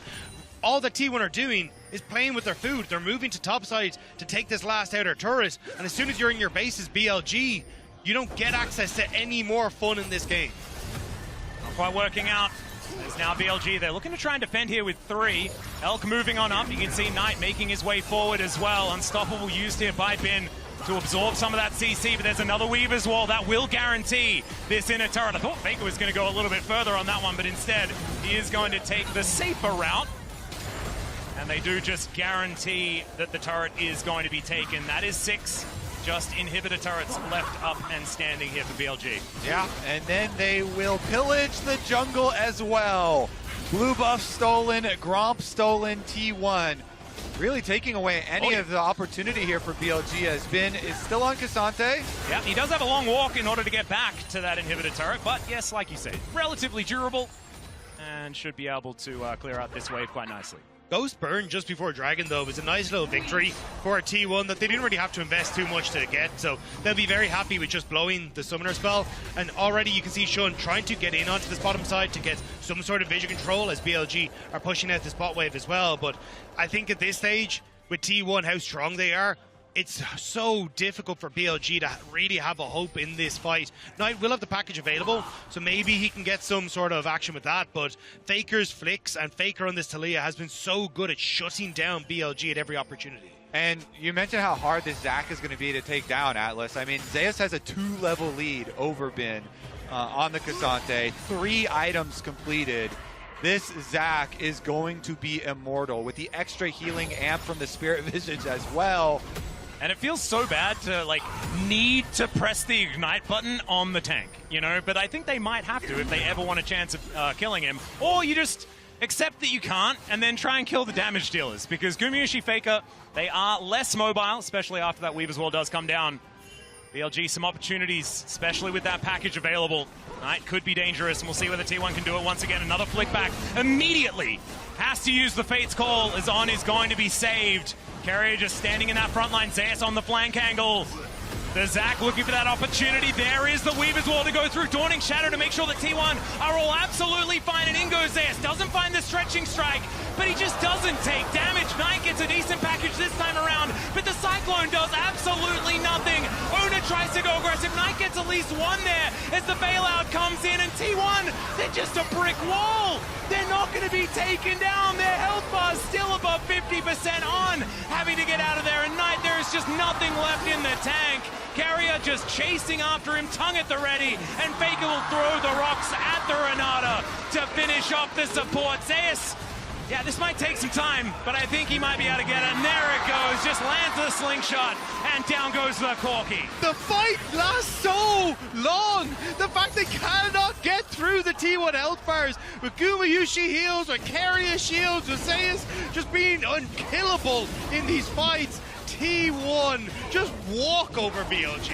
Well, yeah, it's very slow. Just walk towards them. If you don't do damage, it doesn't matter if you don't take damage, I guess. Look at Guma there as well, kind of spacing back on the Senna. And then as they charge in, Owner is going to get pushed around here, and once that Xin Zhao ultimate does actually fall, you see the re-engage is quite nice from BLG actually. Shun and Knight, you mentioned the package over to the other side, and they'll get the 1 kill, but it costs them everything, because On is already so low, Shun is already chunked so low, they've got nothing left by that time, and Zeus is just healing right back up as they chase them all the way down. And Carrier just does not take damage on this Tahm Kench. Giving him all of this extra money is something that we've definitely learned in the LCK many, many times. He just is immortal when you get later and later into the game, as is Zeus, as we saw just there, landing the slingshot very nicely as T1 have started off the Baron. They have all of the control. Zeus just bodyguard here for T1. Gumayusi backing up his support. Carrier slinks into Fog of War once again. Bin trying to aggressively position himself, trying to get his way in. As he eats all of those rocks, there's another wall. As the Cyclone, this time into the backline, is fantastic. It lands onto Gumayusi, but it's a trade of AD carries. And Zeus is buying so much space. There goes the Wukong. Zeus, is he going to take damage? Will he? Will it happen? He will, and then he'll heal it. Yes, so he will. He'll continue to take damage, but heals way more than he takes as Knight is trying to hide behind the Gromp. Where do you go? Stay still for me, buddy. Nope, not going to work out there. Tried to be tricky. Knight was caught between a frog and a catfish. Oh, no. And nowhere to go. And T1 are inside the base. They're taking Baron at the same time. Zeus says, I'll go for the end. You get the objectives. Yep. He's not going to be killing anyone, but he does manage to take down that inhibitor turret like you were talking about. And, yeah, slowly but surely. Yes, putting his blobs against the inhibitor. Doesn't quite work out there as Carrier manages to get another wave forward, and that is the Baron being taken. And I believe Gumayusi, yeah, he was out on the map, so that is 5 members with the purple buff. And what do you do now as BLG coming into the next game? Because this is clearly a problem. Carrier gobbles up Elk on the back line. So even though this fight looks great on the top half of the map, your entire backline is just disintegrating to the catfish and a blob. So Shun dealt with thanks to Owner and Faker. And then Knight just does not do enough damage on Corki. And there goes Shun. Okay. Just pop goes the Weasel. I'm not entirely sure. We're lacking a little context there, but that is fine. 6-0-5 for Flubber. And Carrier, he can lick this turret down if he would like to. And there is the Zac in once again, lands right on top of On. Just not quite able to do too much. And yes, there are 3 members of BLG now throwing sticks and all sorts of stuff towards this Zac, but he still wants to go aggressive.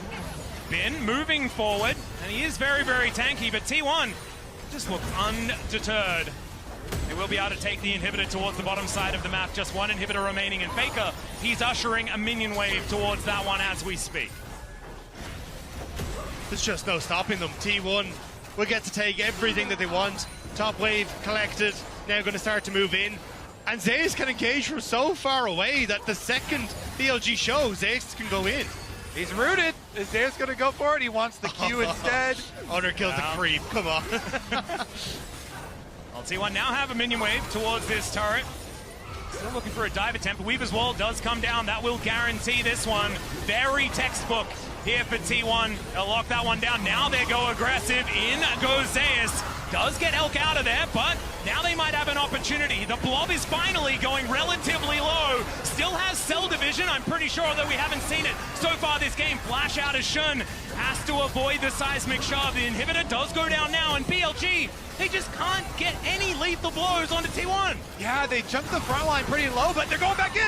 All right, Zeus, he still has 100 health, so he may as well go in. There it is. Stretch Armstrong comes down. The cell division coming on forward, and he gets devoured.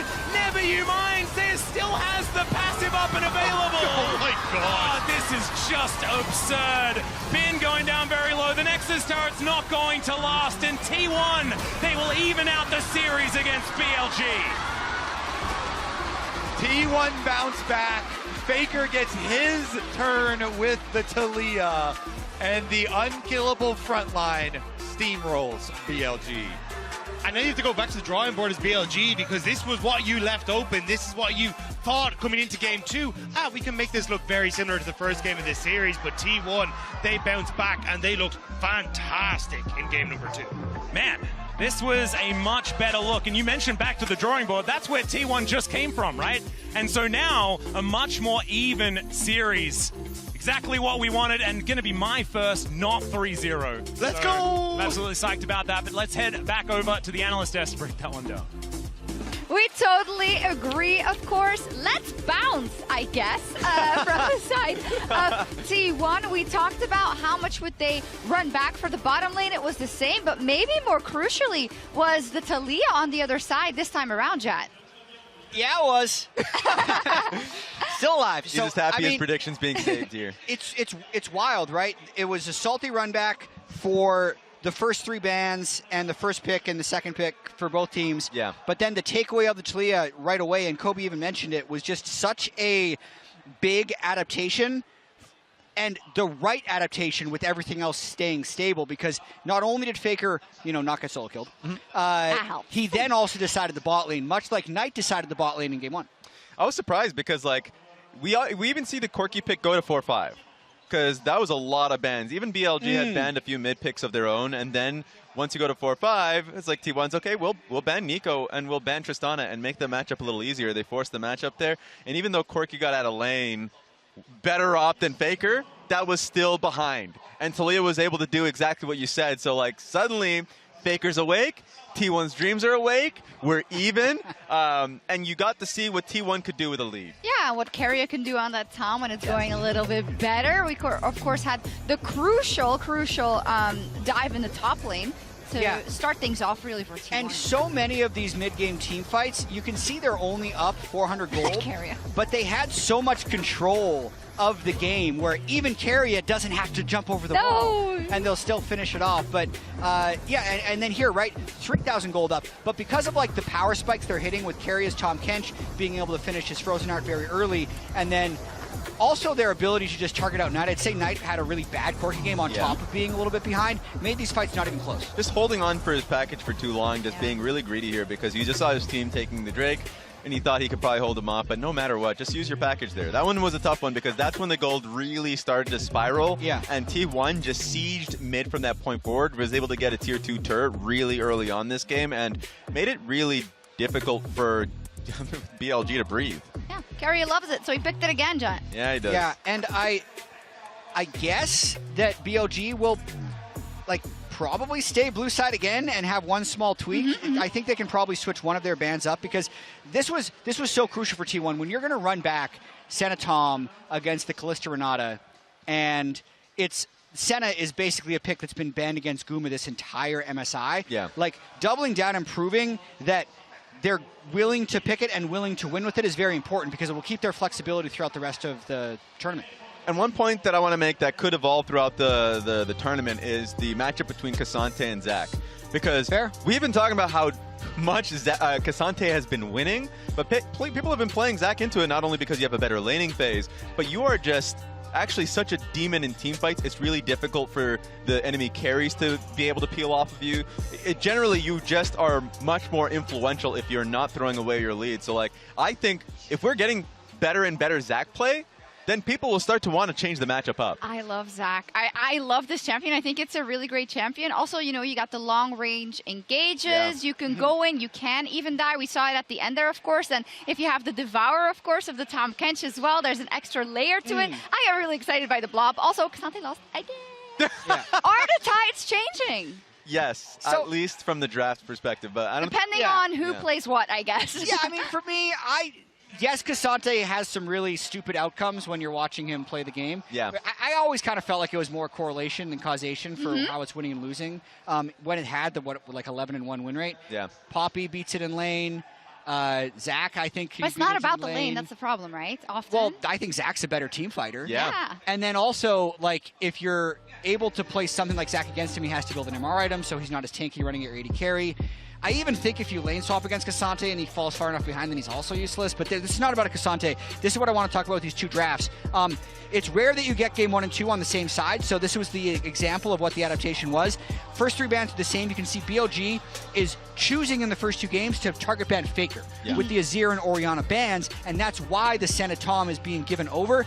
The really important thing that T1 did is they stopped the Taliyah from jumping over and picked it early, and I think that's just a straight up better draft because they don't actually have to pick Tom since Tom doesn't pair with Kalista.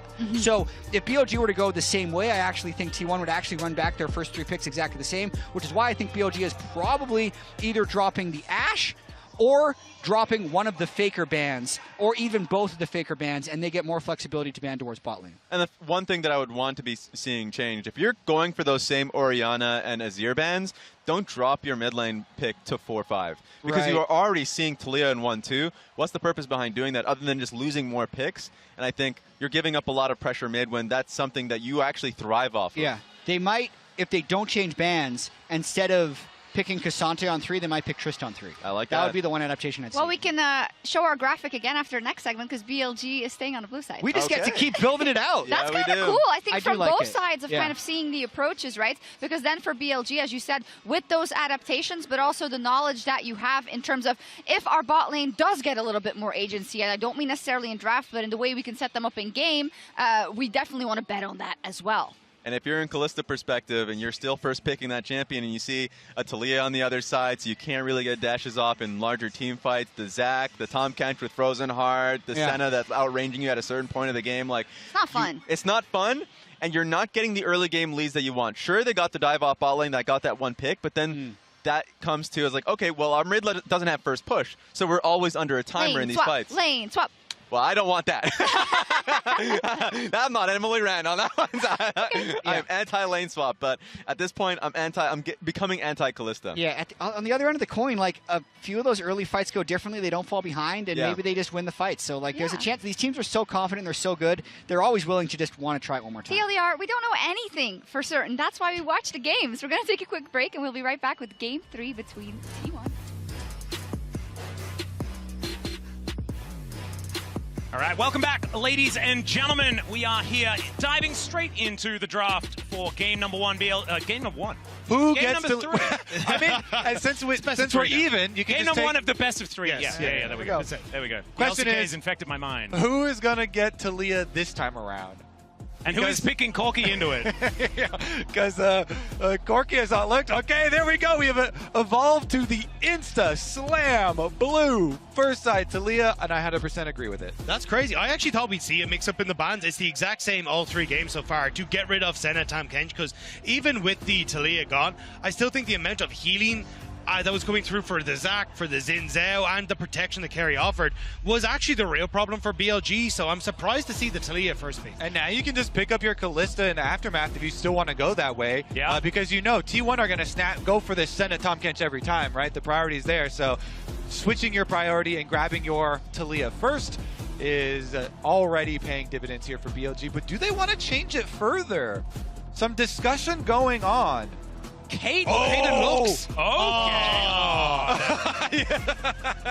Dang it. The little tantalizing dangle there of the Caitlyn, but not going to come through. Elk, Lucian is actually his highest win percentage of his top 7-8% champions played, I want to say. Massive Lucian player here, so very, very excited to see this one. And this already top 3 lock-in for BLG is going to be a crazy powerful mid game. They have the ability to swap their Lucian Nami towards mid and then put Talia in sides. It's already setting up to look scary.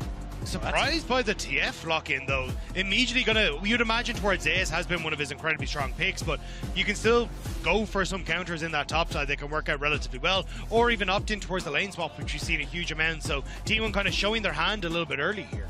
Perhaps, but Kobe. I seem to remember that there's a certain champion from the Void that Rift walks around and does okay when you try to put rocks on the ground to stop dashes.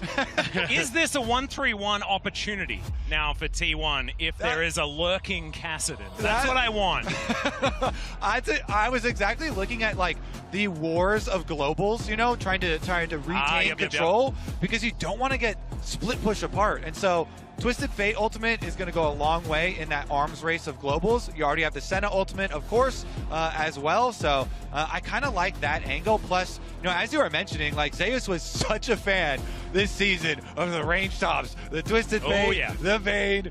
That is his wheelhouse here. So are you worried about the Yasuo counterpick, Dagda? Because, the Yasuo counterpick, the lane counter has been talked up a lot, but then you have to integrate that into your rest of your team. Well, I was going to say, I think you've already got the wave for a potential Yasuo, which already gives you a knock-up. You got a flick back from a Talia. You have a lot of options there. You do like it. But I also just like Bin's Jax, which has been pretty good into the TFs as well. So I wouldn't be surprised to see Bin go back towards that if he really wants to here and just say, hey, I'm going to fight you in the early stages. He has been an incredible Jax player for so many years. It has been banned against them, in particular in the LPL. This could be the angle for him to bring it out. Could be an opportunity.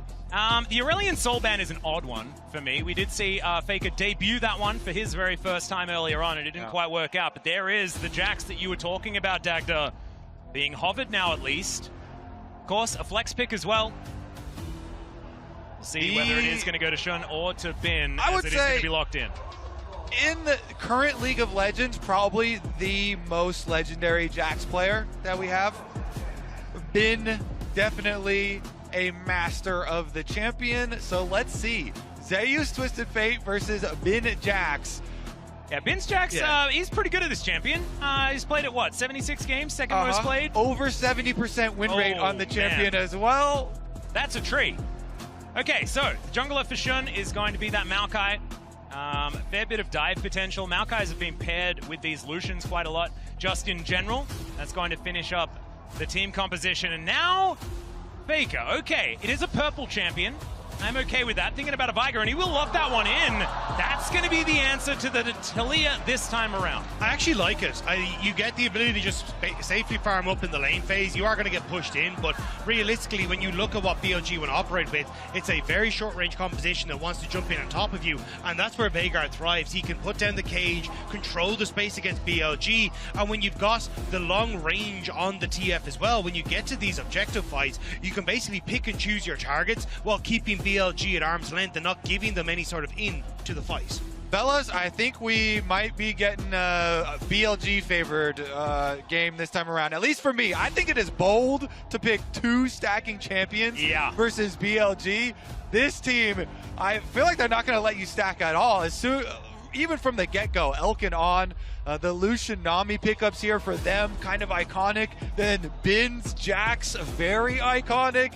And they were able to slam the first pick to Leah. I personally am really liking the BLG look, but T1, see how hard they can cook here with Faker's Veigar. I think a huge amount of this game relies on Owner. You need to be able to control the early stages, because if you end up with a very heavy dive onto the bottom side, playing around this Lucian Nami, getting into a mid-game where towers are falling quickly, it feels inevitable that BLG will be able to play it through that 1-3-1. But if you can slow down the pace of the game, if you can try and keep BLG off your structures, that's where T1 can find their moments at these objective fights and use at least the zone control they have for their better. Well, we know that Owner's Lee Sin is definitely his most iconic champion. So if there's ever a time where Owner has the pressure and he can rise to it, it would be when he's equipped with the Blind Monk. We'll see how it's going to go as we dive onto the Rift. It is the beginning of a best of three. Game number 3 between BLG and T1. And already the lane swap is in effect by T1. Gumayusi lurking towards that top side, but Carrier is still down here on the bottom side of the map. So it looks like maybe we are just going to see Gumayusi heading back home. I was thinking about whether or not there were going to be any extra wards up there or something like that, getting the information that they can find. Meanwhile, some movement from Elk as well, heading up towards the top side. No information gained yet, except for a couple of brief moments here with the mid laners. I do like the early ward from T1 though. Gumayusi put it down just before he reset. A lot of the way that you'll see this matchup play out in the top side is the Bin trying to sneak into the second brush, so then he can always have access to the front minions. But with having that ward down, Zeus can trade heavily into that second bush and try and push Bin back, so it makes it very hard for him to farm. But the invade and the lane swap, so it may not work out with Zeus in the 1v1. Yeah, so BLG, they're checking here for opposite quadrant. Meanwhile, they have Shun kind of doing that steal away from their weak side of the map where they have lane swapped away from. So they're setting themselves up for, again, some jungle camp coverage here on the side of BLG. Meanwhile, Bin has been sussed out as he tries to soak a little bit of experience. Yep, the Counter-Strike going to be utilized just to try and mitigate some of the damage. It's not quite going to work out here as Zeus going to walk over, oh, not actually walking over the ward as he moves back down towards the mid lane. Obviously, Knight knows exactly what's going on here, and it is just going to be that two-man in the mid lane, as we've seen many times. Bin just counter-striking around, but still difficult to get into range of some of the experience here. All right, and they're going to have Shun even take away the full red quadrant of the jungle here. Now the interesting part will be about the crossover to T1's red quadrant. Because again, this is where Elk and On are power play on the top side. So On is going to go try and help out and secure the extra jungle camps. But Owner's already made his way down here for the dive. And just continue to press on Bin. Yeah, Bin just going to back away. Intelligently here, I think understands that 1 versus 4, even under a turret, probably not going to work out. They're looking for their first couple of plates. Clean sweep here on the jungle quadrants for BLG. If Bin, wait, he's sneaking back in? Yep, not sure about that one, as he's taking a fair bit of damage. Q does connect there from Owner, but so does the snare from this center. Looks like Bin under an inner turret should be fine. He saw Carrier TP to the top side, so thought he might have been able to sneak back into the lane, but Owner sticks around to make sure that there's no way Bin can get this experience. So it will be Zeus at least been able to farm up some of the CS on the bot side. Here comes the TP and the repeat dive. Yeah, straight back down there once again. A good snare lands from Gumayusi here as Zeus tanking the first turret shot. So we're going to try and soften him up. Of course, it is dangerous to try and dive at Jax just in general, but 4 versus 1 here on the top side of the map as well. Looks like BLG might be able to get onto the board as Carrier wants to eat that great health. He does so, and Shun not going to be able to reset. That is Carrier locking that one down. A 1-for-1 on the top side, and in the meantime, Zeus just barely surviving, and they clean up the dive bot. Just about able to get Bin before Zeus goes down. Did pick up a lot of that farm though, and it will be the TP from Knight onto the bottom side to make sure that he can keep himself safe, while Bin is going to go up towards the top end of the map. But nice dive on both sides, each picking up their wins. Yeah, Carrier's thick enough on the top side that they actually get the 1 counter kill on Shun going down. But I like the execution on the bottom side one. All right, we're going to take a look at the top side one instead. As Carrier uses flash to get to the other side, then the thick skin, he got it off in time. Oh, it reacquired after the W. Yeah. He wasn't able to get was there a sapling tick or something like that? I think it's the red buff. He had red buff. So between the time of the target acquiring on the tower there, his W unable to drop it, as it ticked another bit of damage and reacquired Tower Shot. So it could have been that both of the dives were going to work out. Meanwhile, Zay's here towards his bottom side, in position. Unseen now as Knight is just going to push this wave in very comfortably, make sure that there is as much pressure put down as possible. If you're unsure about things like that and the timings on reacquiring, then you can always wait. As long as you know you have something right there, 2W. Just wait and make sure till you see it actually in the air. But I did like the bottom side one. What they did there for T1, Zeus just threw out his gold card without anybody else acquiring aggro on Bin. Nobody else threw any damage. And so the Counter-Strike was used with no tower shots taken. And so they were able to get that one. But here we go for the next round. Shun is now looking at Guma. Yeah, there are 4 members of BLG moving down here. There's a flash, twisted advance, gets very deep underneath the turret, but the seismic shove is fantastic. And this time, Shun doesn't need a twisted advance to survive the dive. In goes Ona once again, does a fair bit of damage tonight. But it looks like they will be able to get away from this one scot-free. Faker making the roam down. Let's see whether the Faker can get his cage into position. T1 wanting to keep them interested. There's a flash out from On. And it should mean that T1 aren't able to get too much back, as Shun taking a lot of damage, still down to 100 though, keeps himself alive as now Faker throws out the LTL, just barely surviving. And the Dark Matter not going to connect onto On either. I cannot believe that BLG managed to survive against that. Faker on the roam. I thought the baby cage was going to be enough to zone them away from the tower and keep T1 in a position to get the kills, but just not quite. It will net the Dragon for T1 though. As you look at the top side, Bin getting a nice little bit of farm and experience lead over Zayas. Meanwhile, they're looking for a repeat here. Faker sticking around. Yeah, On in a bit of trouble here as Faker does move on down towards that bottom side, and that is going to be a kill going over to Gumayushi.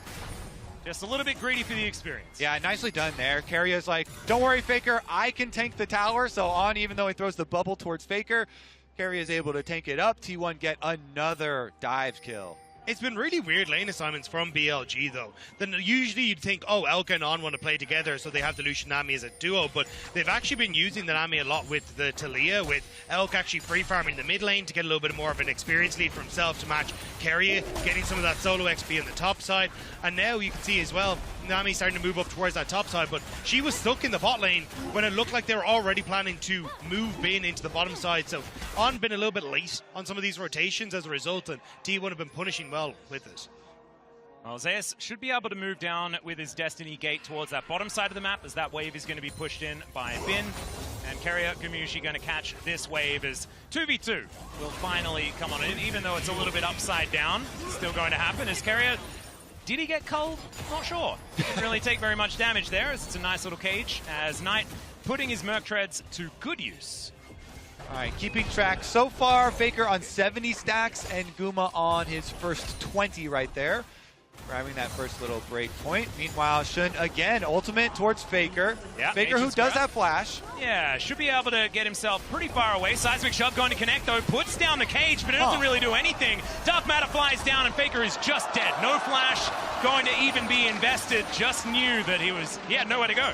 I thought he might have been able to just flash past the range of the Maokai ultimate. Maybe I was wrong there, but still, nice pickup for BLG, getting 2 kills now for Knight, and in the 1-3-1 with this Talia already getting rolling, it's looking good for BLG. I guess maybe wanting to hold on to the flash for a fight that could be incoming, but not a lot to fight for right now. As Gumayushi, that is a lot of damage that he's taking here. Yeah, I'm going to trust that Faker knows best. Yeah, I think if there's anyone that you're just going to give benefit of the doubt, we can't quite see the plan, but it's there. Surely. We'll see what it is actually going to be, because he decided not to press the flash button and did then die. He's 10 CS up though, and of course you just want to be farming, pressing Q as many times as possible, onto things, getting last hits, and building up that AP as high as you possibly can. It is interesting to see, though, how much resources BLG have been giving towards Elk in this. One of the things that we see an awful lot of the times is when you've got a Senna Tam Kench and we end up in a lane swap, Keria is on the Tam Kench gets further ahead because of the TP, but they've let Elk farm in mid, but Knight now under pressure in the mid lane with Owner here. Yeah, cage comes down. Seismic Shove going to be avoided. Owner being very patient here. That cage not going to be opted into. Area just farming here towards the top side of the map. So slinking into Fog of War at T1. Looks like they might just steal away a blue buff. That could be all they're going to be able to get. Still a minute and a half before anything else is going to be back up on the map for the taking. And we keep up the swaps here. Now we got another reset T1. They send Bin, or BLG, excuse me, send Bin up to that top side. He's going to have to get past some of these deeper wards from T1, though. They'll see him as he goes. Yep, that's a nice one. They even look to set up for the dive. You can see now that he's been spotted, the ping's already there, though. Keria going to go for the reset, and you're seeing the reset from Zeus as well. So T1 trying to force these matching lanes at this stage, so that then you can have Zeus continue to put pressure on against Bin. But he's been doing relatively well. You can see CS is the same, and experience relatively even as well for both of these top laners. Just pretty quiet as far as this early game is concerned. Only about 500 in it. Slightly favoring BLG right now, but no turrets really under too much threat, as we do have some waves moving in. So BLG might be able to get first brick, but you can see only a couple of plates being taken here towards the top side. It's the bottom side of the map that is looking a little bit more worse for wear on the T1 side of the rift. Yeah, BLG able to get that push in. Bin gets a turret plate. Bottom side gets their push as well. Meanwhile, Shun in the jungle. Just a little friendly jungle banter. Yep, throwing some emotes around, things like that. Looks like the Gromp should be secured here by Ona. And BLG, 4-man strong here, moving towards the bottom lane. Knight has that rotational power. And Faker, he's moving the other direction, thinking about maybe trying to find Bin here. And Keria, very difficult to dive at this point in time. Just feels like a bit too durable, perhaps. And BLG not going to go for it at this point in time. So stymied once again, as this attempted aggression is not really getting too much. Still getting good damage on Keria, though. That's the culling, and you've got Knight on the way.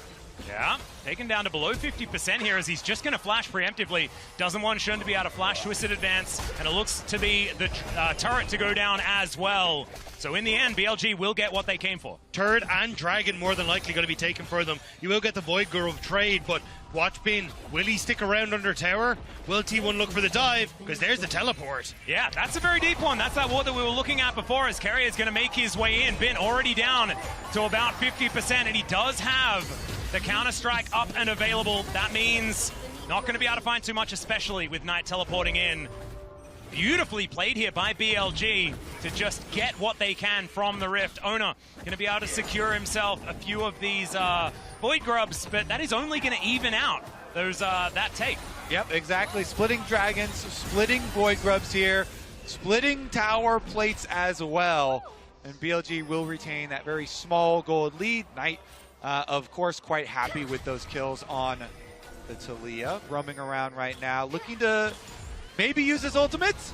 Yeah, looking for Gumayushi here, as the Weaver's Wall is going to run out. He's taking a lot of damage as Gumayushi, but still able to land that snare, not having to use his flash, but did have to heal. A lot of members of BLG around the mid lane, though, so how much do BLG want to push up? Looks like they're just going to be happy to get a little bit of chunk damage and move their vision into this bottom side. Zeus, no tower and no vision in behind him. BLG might have found him. Yeah, I think Zeus could be in a little bit of trouble here. Might need to use the Destiny to try and get out, and is going to be able to do so. Goodbye. And he just gets underneath his inner turret. But that is a big cooldown, now unavailable for the next couple of fights. And as we get towards the mid game here, with some of these towers going down, again, BLG and the ability to play the map, looking for these picks, looking to get that side lane pressure. Not having a Twisted Fate ultimate available now for T1. Like that is one of their biggest answers that they have in this series, and so BLG going to be very happy for the next few minutes. This is such a different style from BLG when you think of them in playoffs, though. They were such a skirmish-heavy team, and it's been much more about map plays and moving around. And yes, there's been some picks and some dives, but this is not exactly what you would have counted as the BLG play when you came in towards MSI. So very different look from a team that was criticized for their side lane play coming into MSI. Looks like Zeus will be able to grab this turret. Plate's just falling down, so won't be able to get the last one. Still going to be able to answer that first turret that was taken on the bottom side by BLG. They'll answer, though, with a Rift Herald of their own. And now, Ona looking to go aggressive, does dive towards Elk, but thinks against it, as now that is a better target for the Culling. Gumayushi taking a fair bit, still able to outrange it. Nature's Grasp Going to be used here by Shun. Let's see who we can get for it as Gumayusi very far off to the side, and that is going to be Owner going down. Elk dives forward, picks up the kill for himself, but he's now out of the fight, gone very, very low with the amount of turret shots he took. Oh, these Maokai ultimates from Shun in mid lane. Kill after kill. They take down Owner. They immediately pop this Rift Herald, and they're going to hard force. That's at least outer tower down. They can get the second. Can they get the second charge off? Someone. Okay, we're going to drive it out of here. Save Shelly! Operation get her out of here! But I'm going to send her into a wall. Either way, I love the way BLG are playing against the composition T1 have. You see the Twisted Fate, who can be such a nuisance when you're trying to make Rift Tower plays or play for mid tower because of that Destiny. So BLG targets Zeus first, get the Destiny out of the way on the dive, and then look for the plays afterwards. And Knight, great position here, knows that Owner's going to get stuck. So gets the flick back and sets up for the kill. And Keria trying to get in position for the gobble, but on with the tidal wave, able to keep the catfish at bay. Really beautifully done by BLG, and it looked just unanswerable, especially for Owner, who as soon as he did get snared, he was just doomed. This tower going to go down though as Faker secures that one. Gets solo gold for that as well. So he can now augment his build already. That Archangels has been built up, and it's heading towards, you know, he's sitting on like 162 stacks or something like that as the Seraphs is going to complete. All right, it's time for Elk Gaming right now, though. The Lucian, 2-item power spike, and his Nami has long since completed the Imperial Mandate. So now we get to see the famed, the scary stage of the game, this mid-game where the Lucian Nami just position themselves towards mid, and even with no mid tower here for T1, makes it so hard for them to ever get mid lane minion control, which should mean BLG setting up for consecutive objectives down there. The Dragon will arrive in 35 seconds or so. Plenty of time for them to move some resources. They just need to make sure they're getting their vision down. Nothing really on that bottom side of the map where the Dragon is going to be spawning. So there's a potential for T1 if they wanted to look for picks. You see Owner farming his own jungle. Could have maybe come in behind, but BLG just happy to shove mid and play for the tower instead, because at the end of the day, the 1-3-1 is what BLG are looking for. Yeah, how do you ever control mid lane here? BLG, Elkin on, they push it, they roam up to that top side tower. Yep, tidal wave going to come down. The baby cage is there to try and protect his Gumayusi. The piercing darkness is decent, but he gets caught. Oh, Faker no! Does have the Seraphs, and that is going to keep him alive for the moment. Look at that value play, though. BLG, they force on the top tower. They get 2 flashes. Baker's flash, Gumayusi's flash. They get the objective, and Bin free pushing on bottom side. He's watching over Dragon right now. Nobody has tried to rush it quite yet. T1 on their reset are looking to retake a little bit of the vision leading up to it, though. Yep, Owner, you can see, does manage to land a Q onto Shun, but feels like this Maokai just straight up does not care about anything this Lee Sin is doing this game. Teleport to come forward. That's going to get Keria back into the fight. Bin moving on in.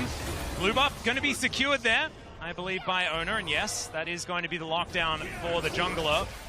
As Elk having to be a little bit careful here. Cage goes down. That is a big cooldown T1 won't have for the next little while. They need to get control of mid lane, and this is the problem. This Lucian is just so good, making sure that T1 never have that mid control. But now, Elk gonna get snared. There's the cage down once again, has to use the cleanse.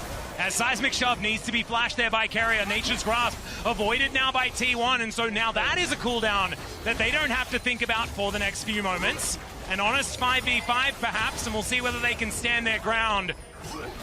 He's really relying on On's ultimate here to make sure that they can try and step away. So T1 going to use that range advantage that they have to just keep poking, keep pushing them back. Watch for a Night Flick. There's basically only 2 ways that BLG can kick off this fight in their favor. So much posturing. Drake up and available, but somewhat forgotten at this point in time.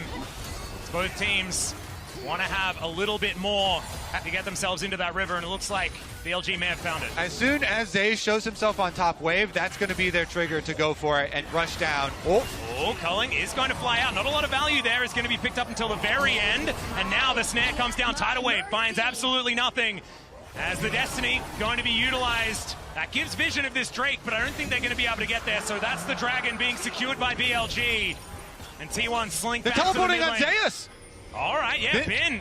He's looking for an opportunity onto the Twisted Fate here, and now he finds himself in melee range. Not exactly where the TF wants to be, but the cavalry has been called in. The kick flash, it comes down, the flash out, he snares both, but he's going to be able to survive the Dawning Shadow. And T1 not able to find anything, but still not going to lose their Twisted Fate either. T1 were trying to trade for the tier 2 on top side, but now they might trade their lives. Yep, another Nature's Grasp coming on down there. Arizona gets twisted, advanced on. The Seismic Shove doesn't quite find the target though, and Carrier is once again extraordinarily tanky. Still BLG, they just kite them back, and are we going to get another kill this game? Like, what's happening?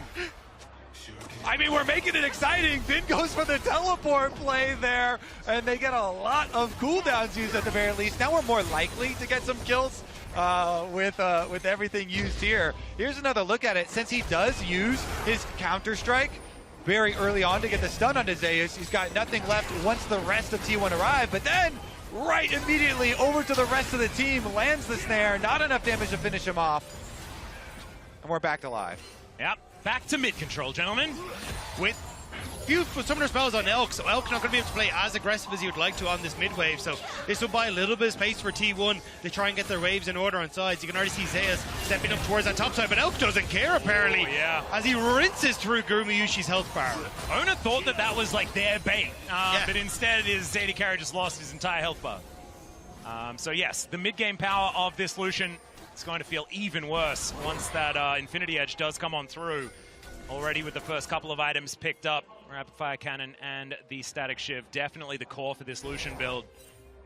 And yeah, Elk is just absolutely terrifying here in this game. We'll see whether T1 can do anything to mitigate it. It will get to the point though, gentlemen, where Faker can press R and he dies. Like, maybe that's what T1 have to wait for like 55 minutes, something like that. The stacking is, going according to plan here for T1. Faker on 214. Mid lane has been pushed up here by T1. They go for the 4-1 split push with Faker on bottom side, being able to get the rest of the wave. But here comes the collapse from BLG. Yep, gold card going to connect, but Elk not really too worried about it. And here is all of the ultimates flying forward. It's a decent gobble this time around, but the Tom Kench will not survive. Faker finds his opportunity, but he just takes a Nami, and that is not going to do enough to get them into this fight. Still flashing, puts down the cage, but the Baleful Strike will not land. And now there is nowhere for him to go, back against the wall, and there is a killing spree for Knight. The trifecta of teamfight ultimates here from BLG. Knight puts the wall behind the T1 members, and then the cross-section of Maokai ultimate and Nami ultimate used to pin them. Now with the extra pickup on the kill onto Faker, BLG have so much time to clear out all this vision and a lot of extra gold to spend. Surprised they didn't just run towards the Baron, but not going to try and go that aggressive on it. Yeah, I think Gumayushi's ult at the end hitting Elk put a little bit of anticipation on. He was very, very low, but we'll see this here, right? The Venn diagram of doom for T1 as right caught in the middle is Carry and Zeus, as Carry thinks he's going to save Zeus, instead puts him further forward. And even at the start of the fight, you can see Owner on the top side was trying to get on towards the Talia as Knight came into the fight, but just couldn't quite get the damage it needed. But there's the T1 Classic. Yep, as per usual, it is down to 50% health. BLG know exactly what's going on. The cage not going to do anything in T1. They just back away. They went for it. They thought there was an opportunity, but they are still going to be able to get out. Still Bin with some free time in this mid lane does a big old dent to the inner turret. I feel like everybody, if they're playing against T1, Coach's #1 job is, remember, they will rush Baron. They will rush Baron. If they're ever behind, they will rush Baron. BLG check it.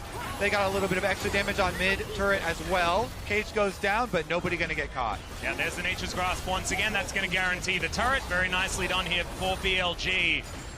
They move up a little bit further in that gold advantage. Only 2-point-something K. Not exactly massive. But still, it just feels like this game has no control in it for T1. It is all being dictated by BLG right now. And so much of it is coming down to, again, Knight getting the first pick on Talia, having that success against Faker. Also looking at Bin getting the counter pick against Zeus. Zeus hasn't really been able to find what he needs up against the Jax. And Elkanon, the Lucian has worked out absolutely fantastic for them, as it has time and time again in the LPL. And now T1 need to find some sort of way to get a pick with Zeus, find some way to shut down the BLG aggression. Yeah, and it's just so difficult when Elk has both summoner spells available to him, Cleanse and Flash ready. Dragon is going to be theirs, but the ward's cleared out, so T1 going to keep on making you think, are we rushing it, huh? Yeah. Are we going to do the Baron? You can see that, Faker throwing like a W at it just to say, like, yeah, we could. Look at the spam of pings, too. BLG afterwards. They pick up their Drake, though. They are now on soul point. Job number 1 again still. Push out the side wave, control the map here before moving in. Oh, there is Ona getting himself out of there with the safeguard. No flash on Faker. And there's another Weaver's Wall to come through from Knight. Ona gets over at the Nature's Grass, should be able to get the Viger, although it does run out. Still, I think Ben with some free time should be able to take him down. Seismic shove not onto Faker, but he's still going to go down. And that is Knight that collects that kill. T1, they do get here to try and defend, but they're not going to be able to save their mid laner. Faker with BLG pushing it even further forward. Faker with his dying breath able to get down one more cage means that BLG can't follow up, but now they get to move in towards the mid lane as Zeus desperately trying to clear out that wave to stop the base from being cracked open by BLG. Now only one caster minion left up and available. That's going to be licked down, so not able to get that one in there, but this inner turret already falling down, and I think it's going to be bot and top lane the BLG will be focusing on from now on. T1 still trying to move aggressively towards their own jungle here. Doesn't feel like they own it right now as BLG. The man advantage on the map. They do have been towards that bottom side, but the teleport at the ready means he can always be there. Yeah, it's just too dangerous for T1. With Faker in the graveyard there, they cannot afford to defend their... Oh my god! The Devour has to be used here by Carrier, and he's going to get Gumushi out, but to safety, I'm not entirely sure because the teleport's coming in, and Ben just dives on top of him. There goes the bottom lane, shoved around his Carrier, and Knight is indeed unstoppable. That's Elk Illusion, baby, and that IE was completed, Atlas. The pain he unleashed on the Guma. BLG are going to go for the Baron, but keep your eyes on Owner and Faker. Double smites are available for the T1 mid-jungle if they want to try and contest this. Being going to try and keep Zeus out. Well, Zeus might be able to get on in here. There is the Destiny. That is going to give them at least vision of what's going on here. Ona, he can safeguard his way through. And Faker with that smite play you were talking about, it is very scary. Dawning Shadow gives them vision, and Ona goes in, but it's not going to be in time. Kicks the tree over the wall and then meets his demise. BLG, they'll take the Baron, and they'll look real good to win this game. Wait, the TP mid? All right, well, Carrier's making his way back, and he's tanky, but not that tanky, and he goes the wrong direction, one could say. Faker's going to turn up alongside him and just die. BLG are going to speed run the rest of this game then. Thank you very much for the extra kills. Thank you for the extra cooldowns, T1. And they're going straight for the base. All right, well, Gumushi is going to try and defend, and it's not going to work as this is going to be the base broken for BLG. Feels like T1 just can't handle the pressure. There it is. Rocks being strewn on the ground in front of Gumushi. Zeus trying to do some fancy footwork, but it is not going to be enough. As Ona, he gets underneath his inhibitor turret, but he's thrown around like a ragdoll once again. Elk will be taken down. So there's at least some shutdown gold going over to Ona. And BLG, they're happy to have some fun as well. Doesn't mean they won't get the inhibitor, though, and because Bin was pushing the top side, won't actually get too much, so a little bit of a whoopsie. If BLG had actually killed T1 there, maybe they could have looked to end the game, but the fact that Elk ended up tanking the tower, coming back to bite them a little bit. I'm glad they're giving us this these extra few laughs here towards the late stages. All right, Shun, he's in a cage. He's got a redemption. He gets more health after that altercation. There we go. Circles on circles in the 1v1. Here's another look at it. Yeah, so they're teleporting mid to try and push out mid before the rotation over, but BLG are still here. So Elk immediately jumps on them and annihilates the entirety of T1 there. Carrier gets taken down because Bin was coming from the river. Faker as well. Just straight put into the dirt. I thought Faker was supposed to be the burst mage. Elk just immediately turns on a Faker and blows him up. Elk's got a GA now too. No, completed, yeah. You're not killing Elk again. And there's Majai's now for Knight as well. He is absolutely feeling himself here in this game. 7-1-6. And yeah, Talia has certainly been the focus of this series thus far. 100% win rate if BLG are able to take this game. And it's feeling all but over right now. T1, they still have their inhibitors up, but not a lot of defense for them. And Cloud Soul going to be up and available for BLG in 20 seconds time. Yeah, it's really hard to cook up a way where T1 are going to be able to say anything about it. I mean, probably just opt for some more stacks here and hope for a better angle at a team fight towards your base. Going out towards that Dragon Soul, it seems so insanely dangerous right now. I mean, if you funnel in through any of these jungle corridors, guess what? BLG's comp is littered with Maokai ultimate, Nami ultimate, things that are just going to make your approach a death trap. So, well, there is a kick. That's just not going to work there for Ona. He's going to be put into a bubble and destroyed. Zayas moving on down the cage. Fantastic this time, but it's the resurrection, and Keria, he mistimes the abyssal dive. Elk gets himself out of there with the relentless pursuit, and there goes Faker. BLG are too far ahead, and they know it has now been flashing with the counter-strike. That'll be the ace, and that will be match point for BLG. BLG, the LPL first seed, showing why they were so feared coming into MSI, taking us to a match point against T1. Nexus will go down, and BLG, man, you were right, Kobe. You said it at the beginning. You saw that Lucian Nami, and you were like, this is looking dangerous, gentlemen, and you were absolutely right. Elkanon having a fantastic game, and it just felt like after that mid-game, there was no way back in. As soon as you parked that Lucian Nami in mid, T1 just could not go anywhere without BLG having first move.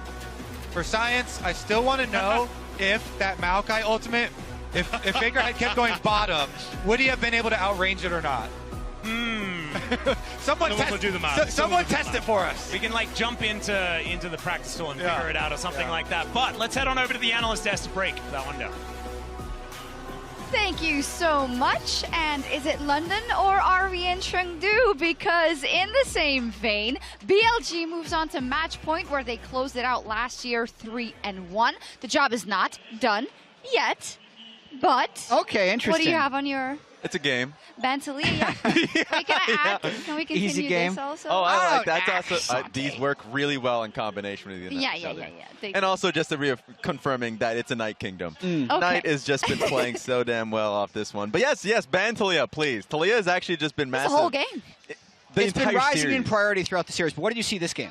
So this one in particular, we had a Maokai that got combined with it, and it was pretty brutal. Maokai ulti, snare with the Talia flick, just a confirmed kill, and that's one kill that came through it. Can't really escape that one. And so it was something that was just haunting Faker in the mid lane. So once he gets killed there, and then another one was actually the classic Maokai ulti through mid to see if you can actually get, chip like a turret or anything. I didn't see a kill here until I saw Knight's positioning that was excellent to be able to get the kill on towards owners. So it's just something that is a easy a snare into kill combination that actually continued throughout this game. So really enjoyed it. It was not something that T1 can handle. No. Aggressive positioning, aggressive playing forward from everyone on BLG, but like sometimes when I think about kind of watching certain champions in my own region and then I watch them at tournaments like MSI, like in the Hands of Night, I think, whoa, there's actually so many more dimensions to how you can play a champion like this, specifically in games that become so dynamic and where you want to keep pressing your advantage no matter how. And it's the angles. Yeah. The angles that they pulled off in this game. The Venn diagram of doom, as they said. Yeah. And there was a point in this game where I told Raz, man, I have no idea who's going to win this game. And about 5 minutes later, it was abundantly clear who was going to win this game. And it was after this fight, because look at the angles that they play off. Talia in the top river, Maokai ultimate coming in, and then the Nami wave on top of everything else that can just shred through everyone because they've been funneled straight into the middle. And this is what broke the game open. Yeah, and at first I thought that it would be difficult to be able to punch through T1's composition just because of how tanky Keria is, and he can also pick up anyone that gets snared. But they just blew him up, and a lot of it was, yes, the layering of Nami ulti, and B, just how much damage Lucian was doing at this point in the game. Crazy. The follow-up was crazy in this one. Yeah, again, the Lucian is a great example of LPL Lucian's just doing so much damage, playing so much forward, but that team fight, it was so satisfying to watch. Yeah. How it all came together, and probably just back-breaking for T1 in that game. We saw they tried still, But, yeah. And it was just 0 to 100 real quick. To the point that you made when you were figuring out who was going to win this one, it was based off the lane swap that happened. Finally, we got to see a lane swap in this series. And at first, I was... no. I'm going to stop that right now. But at first, it was like, oh, it looked pretty good for BLG. Like, the experience advantage was there. They're the one that initiated the swap to be able to handle the Twisted Fate. So there was an experience advantage for Jax. The problem was... Jax kept getting dove. So the gold was getting a lot more steeper for T1 side, and I felt like they were benefiting because the gold was in Tahm Kench's pockets. Yeah, but at the same time, like, even if Jax is a little bit less gold than Tahm Kench, I'll still take the Jax over the Tahm Kench eventually. And so let's pull up the drafts for the series. Let's do it. Because we've had the benefit of having the same side 3 games in a row, because when T1 lost, they decided to stay on red side and made an adaptation which prioritized Taliyah more. So BLG says, that was clever. Let's just prioritize Taliyah even more. But what I like actually even more than first picking the Taliyah, it's delaying their choice of bot matchups. Because, okay, going through this, look at the Game 2 draft, when it's Taliyah, Senna, but they can do the Senna into the Kalista because they know they can't get support counterpicked with the Tahm Kench. In this game, T1 has to take both at once because nothing is revealed by BLG, and maybe they would have wanted to go with a hyperscaling thing like a Jinx Tahm Kench or something. The Tahm Kench is actually stealable, so T1 had to lock it in. That opens up the Lucian Nami, which, as we saw, scales so much better by the mid-game when the IE was completed. It takes the Senna out of the game. So the 1-2-3 of BLG was amazing. And to your point, Raz, we don't know exactly side selects yet, but would you actually ban the Taliyah if you're T1 on red side again? Because they'd have to drop something of those 3. I think so. I think it has too much impact within the game. And another thing that I wanted to point out there was the fact that, like, Kalista was 1 pick in both games. And then finally just no Kalista, because they realized playing Kalista into that composition that T1 had was way too difficult. And so maybe we actually see a decrease in, maybe we won't see the Senna Tahm Kench anymore. We've got a blue side T1 for the there first it time. is. Yeah, so the big question for me will be if any of the bans change, because the teams have been hard locked into their 3 bans in all 3 of their games. Yeah. It could also just be Taliyah continually rising up the pyramid of priority, and it would just be T1 first picking Taliyah, and then we go from there. That might actually be what happens. Hindsight is 2020, but did you like the Veigar at all before, or not at all? I like the Veigar pick. I think it just wasn't, the game was going way too quickly for the Veigar. But even if it's not, to your point, that Jax could always just jump on you, right? By the end of the game, yeah, once Jax got enough gold. I think the Veigar pick in isolation is okay, but the game was, as Raz said, like, too fast. Yeah. I don't know exactly how T1 slows the game down. Yeah. Other than, it's... I mean, the angles that they could attack the Veigar from were too many. Yeah, and it was going way too quickly. And I did like the Veigar cage for the Jax jump, the Lucian range that he had. Like, there was a lot of problems of being able to get in range. Where do you put it? You know, they're coming from there. But, like, especially what we saw from that mid lane turret dive that you saw, it was like, okay, no, Taliyah's behind us. Never mind. So I can't really do much there. Tricky. But bigger problems. Exactly. So I do think the number one thing we will probably see, maybe we'll see the Orianna drop in the bans. But we'll for sure see a change in how Senna Tahm Kench is prioritized from T1.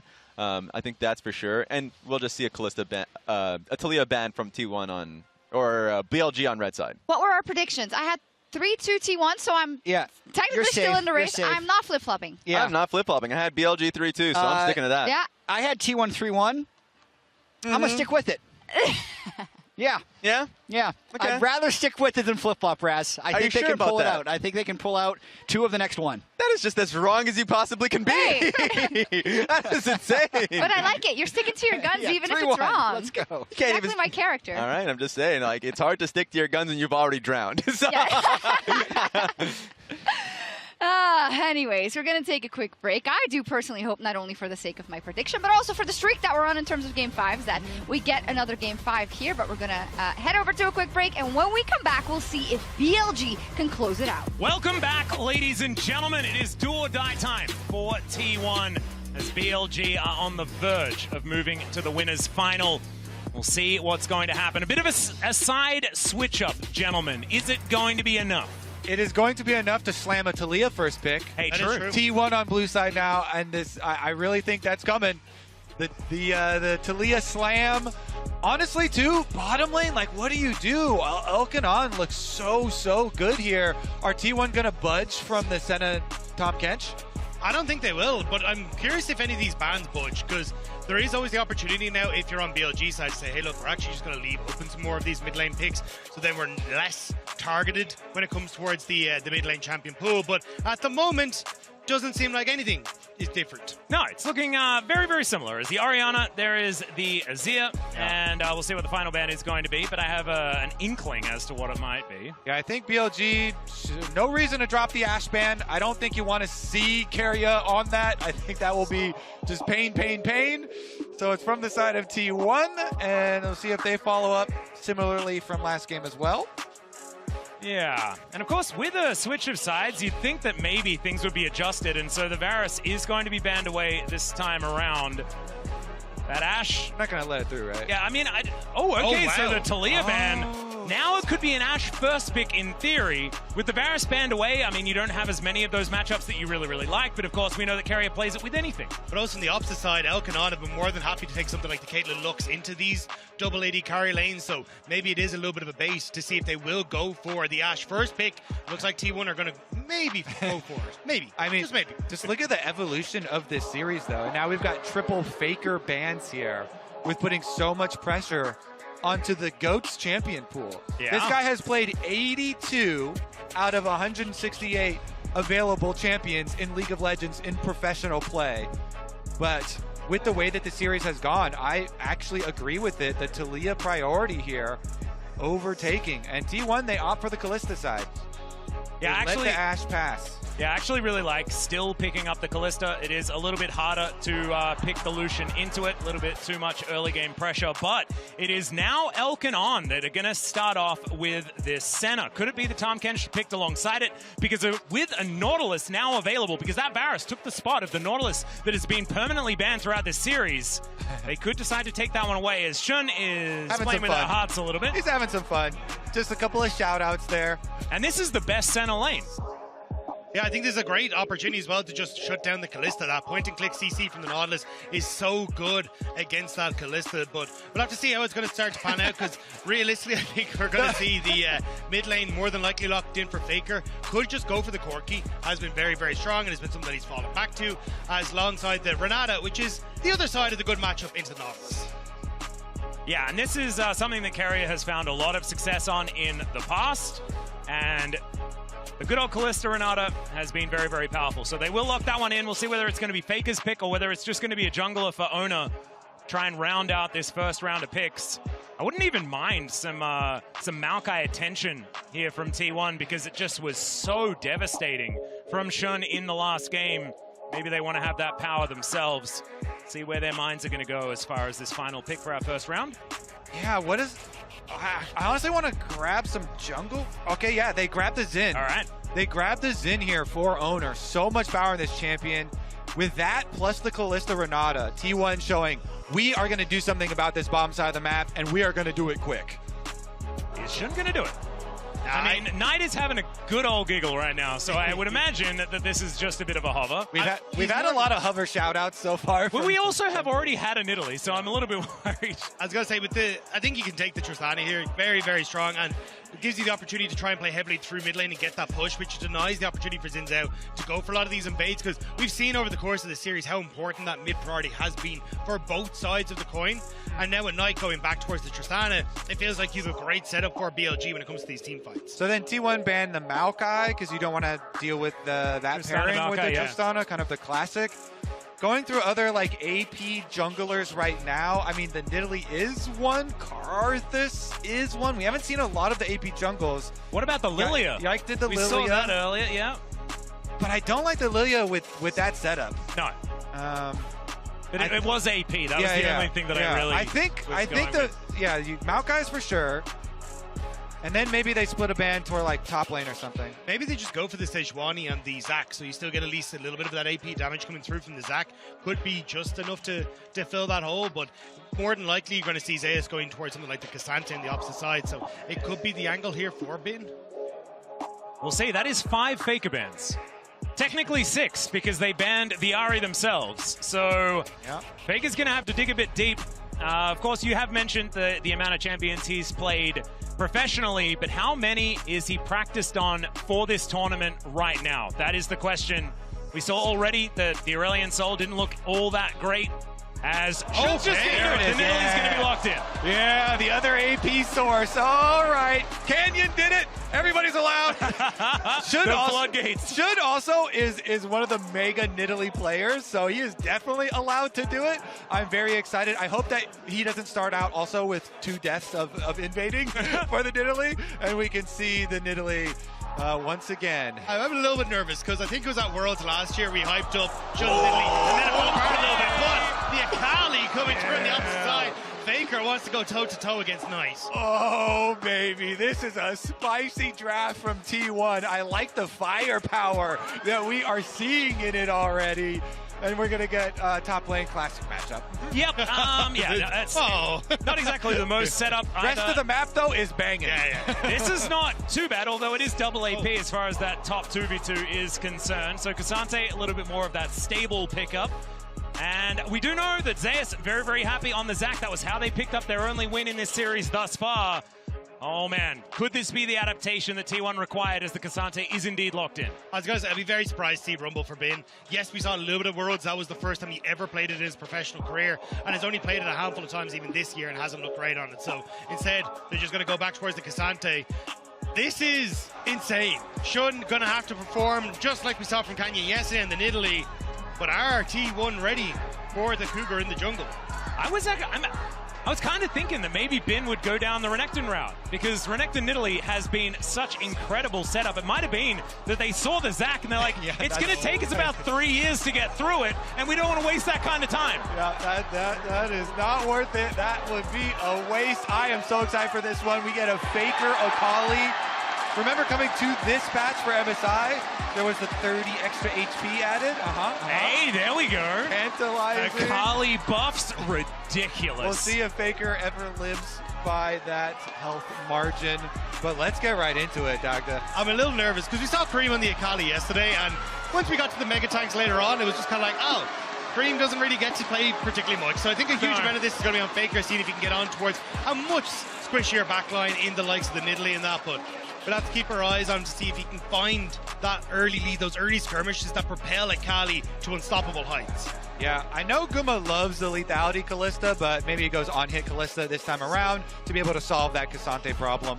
We'll have to check some keystones as we make our way onto the Rift here. Do or die for T1. Match point for BLG. And move into that winners final here and keep themselves alive with an extra life here at MSI 2024. The other team going to be going down to face TL in the lower bracket. Shun, not a lot of setup for the Nidalee in this game, as he's going to land his first spear. That is the way you want to start it off, as the electrocute proc going to come in as well. Target practice, set myself up. Alrighty. So it looks like standard lanes are going to be attempted. I love when the observers play those games. Yeah. Turn off the lights. Well, is it going to be Faker that is going to take the next one? The answer is no. Able to sidestep that, at least for the moment. So 1 out of 3 thus far. I would like chat to keep a cumulative counter going for every spear that we see thrown. All right. Can I do it as well? Yeah. Can I be chat? That is your job and chat's job. All right. It's me and you, chat. It's chatless. We got to do this. Chatless. Got to keep that spear count going. I'm going to forget, so it's yeah, exactly. I think the chat is going to do a lot of the heavy lifting in the chat list combination. That's how it works in the LCK. I'm glad that it's here in the international stage as well. As Ona is going to find some friends as Elkanon move in to this top lane. Ona going to vacate the area immediately. Sweep out on that ward as well. Carrier throwing some things around here as Shun getting started on the blue buff himself. And now Elk is just being frustrating. Smite going to be utilized here, is now Bin getting aggressive. Carrier is wandering now back towards his teammates as the tiny little flash is going to at least stop that spear from landing. All right. Technically, the spear missed, but it was a really high-value spear that was going to hit, and then he had forced a flash. So I guess by the rules, we still have to count that towards a miss, but that was very high profile. Or maybe it still gets something, and so it's successful. Is now on an Elk going to put Zeus down to half health. Yeah, who wrote the rule book for our chatless game? Oh, no. I thought someone had looked at it. It wasn't me. beforehand. It was chat. We'll just have to refer to chat. They'll let us know. Yeah, count it as a hit, I guess. He got the flash. Yeah. It was a successful spear. Yeah, there we go. It didn't hit, but it was a successful spear. Okay. The miss, though, is for Bin. Bin hasn't managed to get any of this CS in the early stage of the game, whereas when you look at Zeus, he actually managed to farm some of that early CS and actually get the experience because you had Elk going in towards the enemy jungle, so he was just in a 1v1. And now Bin potentially going to be dove as this wave hits the tower as well. You're seeing on reset, he may just TP in to save his top laner.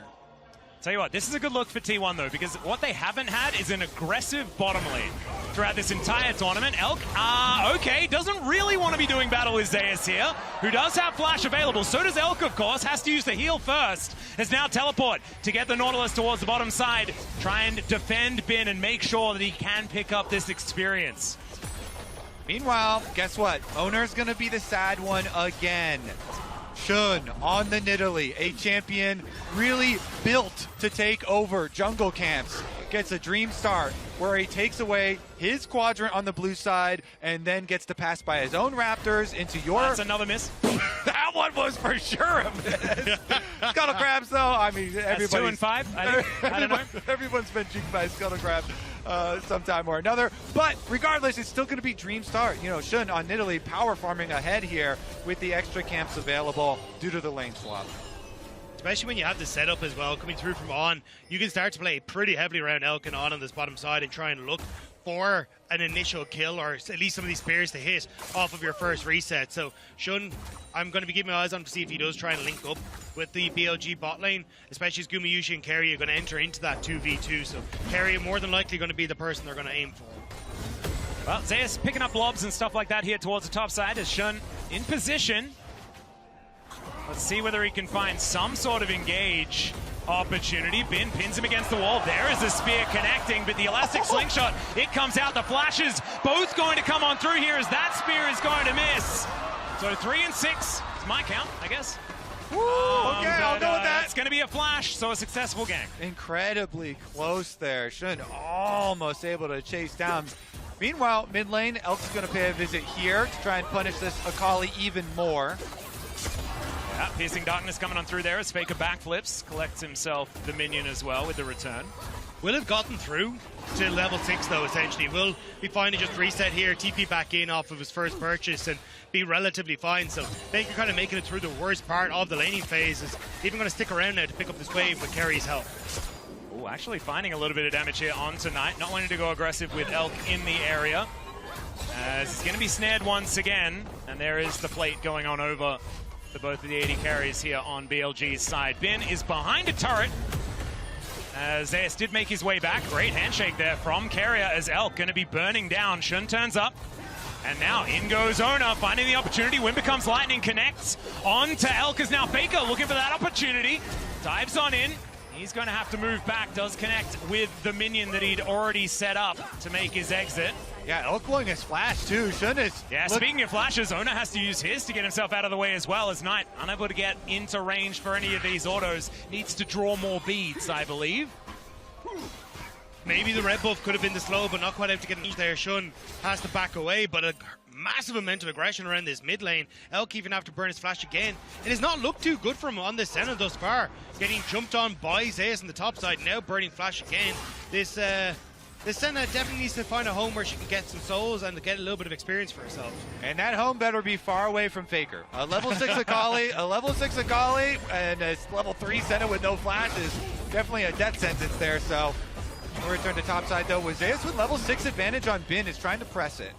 Yeah, being able to throw his body around just a little bit here, collects the bits of it that fall off as well, and that is going to allow him to even out that trade. This plate going to be picked up for Carrier and Gumayusi. They're going to help out Ona taking down this first dragon of the game. And Elk will now just find Zeus, who will get snared. There are 3 members of BLG in the area, but Elastic Slingshot, one heck of an ability. That is going to mean just the grub's going to be taken here by BLG, but that is still a good prize. Yeah, not a lot of experience for Elk, but is getting a lot of souls. You know, roaming up there by the Void Grubs as well, getting those off of the back of Shun. So as long as the souls keep on stacking, Knight here with a little trade. Yep. Faker going to explode momentarily. There it is. Can it. And he has come back to lane with an Aether Wisp now done. So a bit of extra movement speed. Pretty nice. Some brown bags and a book. As now on underneath this turret, not really able to stop Carrier and Gumayusi from continuing to rain hell down on the crockery hidden inside these towers.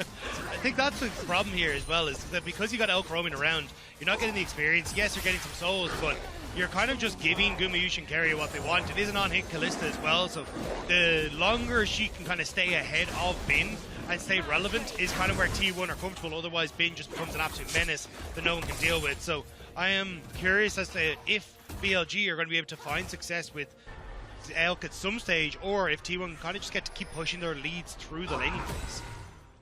Yeah, they are going to focus the experience onto On here, so maybe a Giga Nautilus will take effect. Shun is making a pass. Seen this one before, as Zeus now just trying to move himself back. The Q doesn't really connect. There's the all-out as Zeus is bouncing, and he's got Cell Division, so he was never in any trouble at all, and they're not able to get the passive either, as Faker doesn't find the backflip, and so Knight is going to be absolutely fine here in this lane. Faker going to now look for another back, get that health bar back in order. And this Akali will be a threat in the earlier stage. I'm just really worried that Bin is going to be absolutely immortal as this game goes on. Thankfully, of course, Gumayusi is the on-hit variety, but Kalista just isn't really a tank shredder. It does feel a lot like BLG are going for the, hey, we just want to prevent ourselves from dying. You have On who's going to be strong, Bin who's going to be strong. Even the early Hex Drinker coming through from Knight, it's a do not get burst out and we win the fight. As long as we can keep ourselves alive in the backline, we're going to be okay. So I think Elk going to be the one that's really struggling this game, and it'll be on Knight to try and carry those fights as the main DPS in the backline. Oh, this is so dangerous for Carrier. Spear is going to land. Good flash as the pounce was coming through. The Carrier still having to use that very valuable summoner spell in order to escape. All right, unable to push the wave out as well. This Giga Nautilus that's been soaking up the 2v1 pressure here with his Bomby Cinder, able to push out. Zeus moving up behind the turret here once again. Seen top laners just not really caring about where minion waves are, and Zeus presses W a few times and is going to be absolutely okay.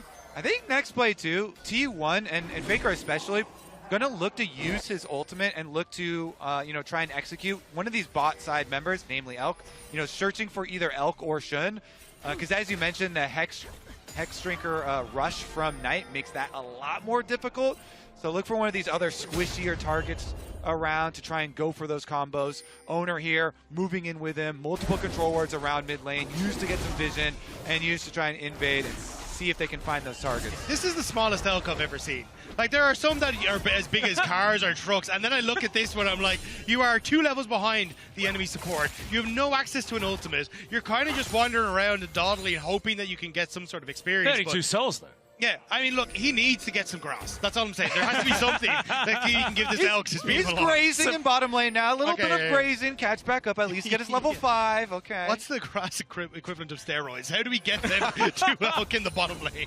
I'm not sure. That spear is going to land beautifully here, though, as Shun going to force out a backflip there from Faker and also get him relatively low. Shun looking for some more camps, as we see. And Knight takes a turret shot. Carrier in the area. Almost rhymed, kind of cute, as he is going to step on that trap, now moving back towards that top side of the map where Gumayusi is lying in wait. Owner also somewhat in the area, but Knight is really starting to tear through these turrets.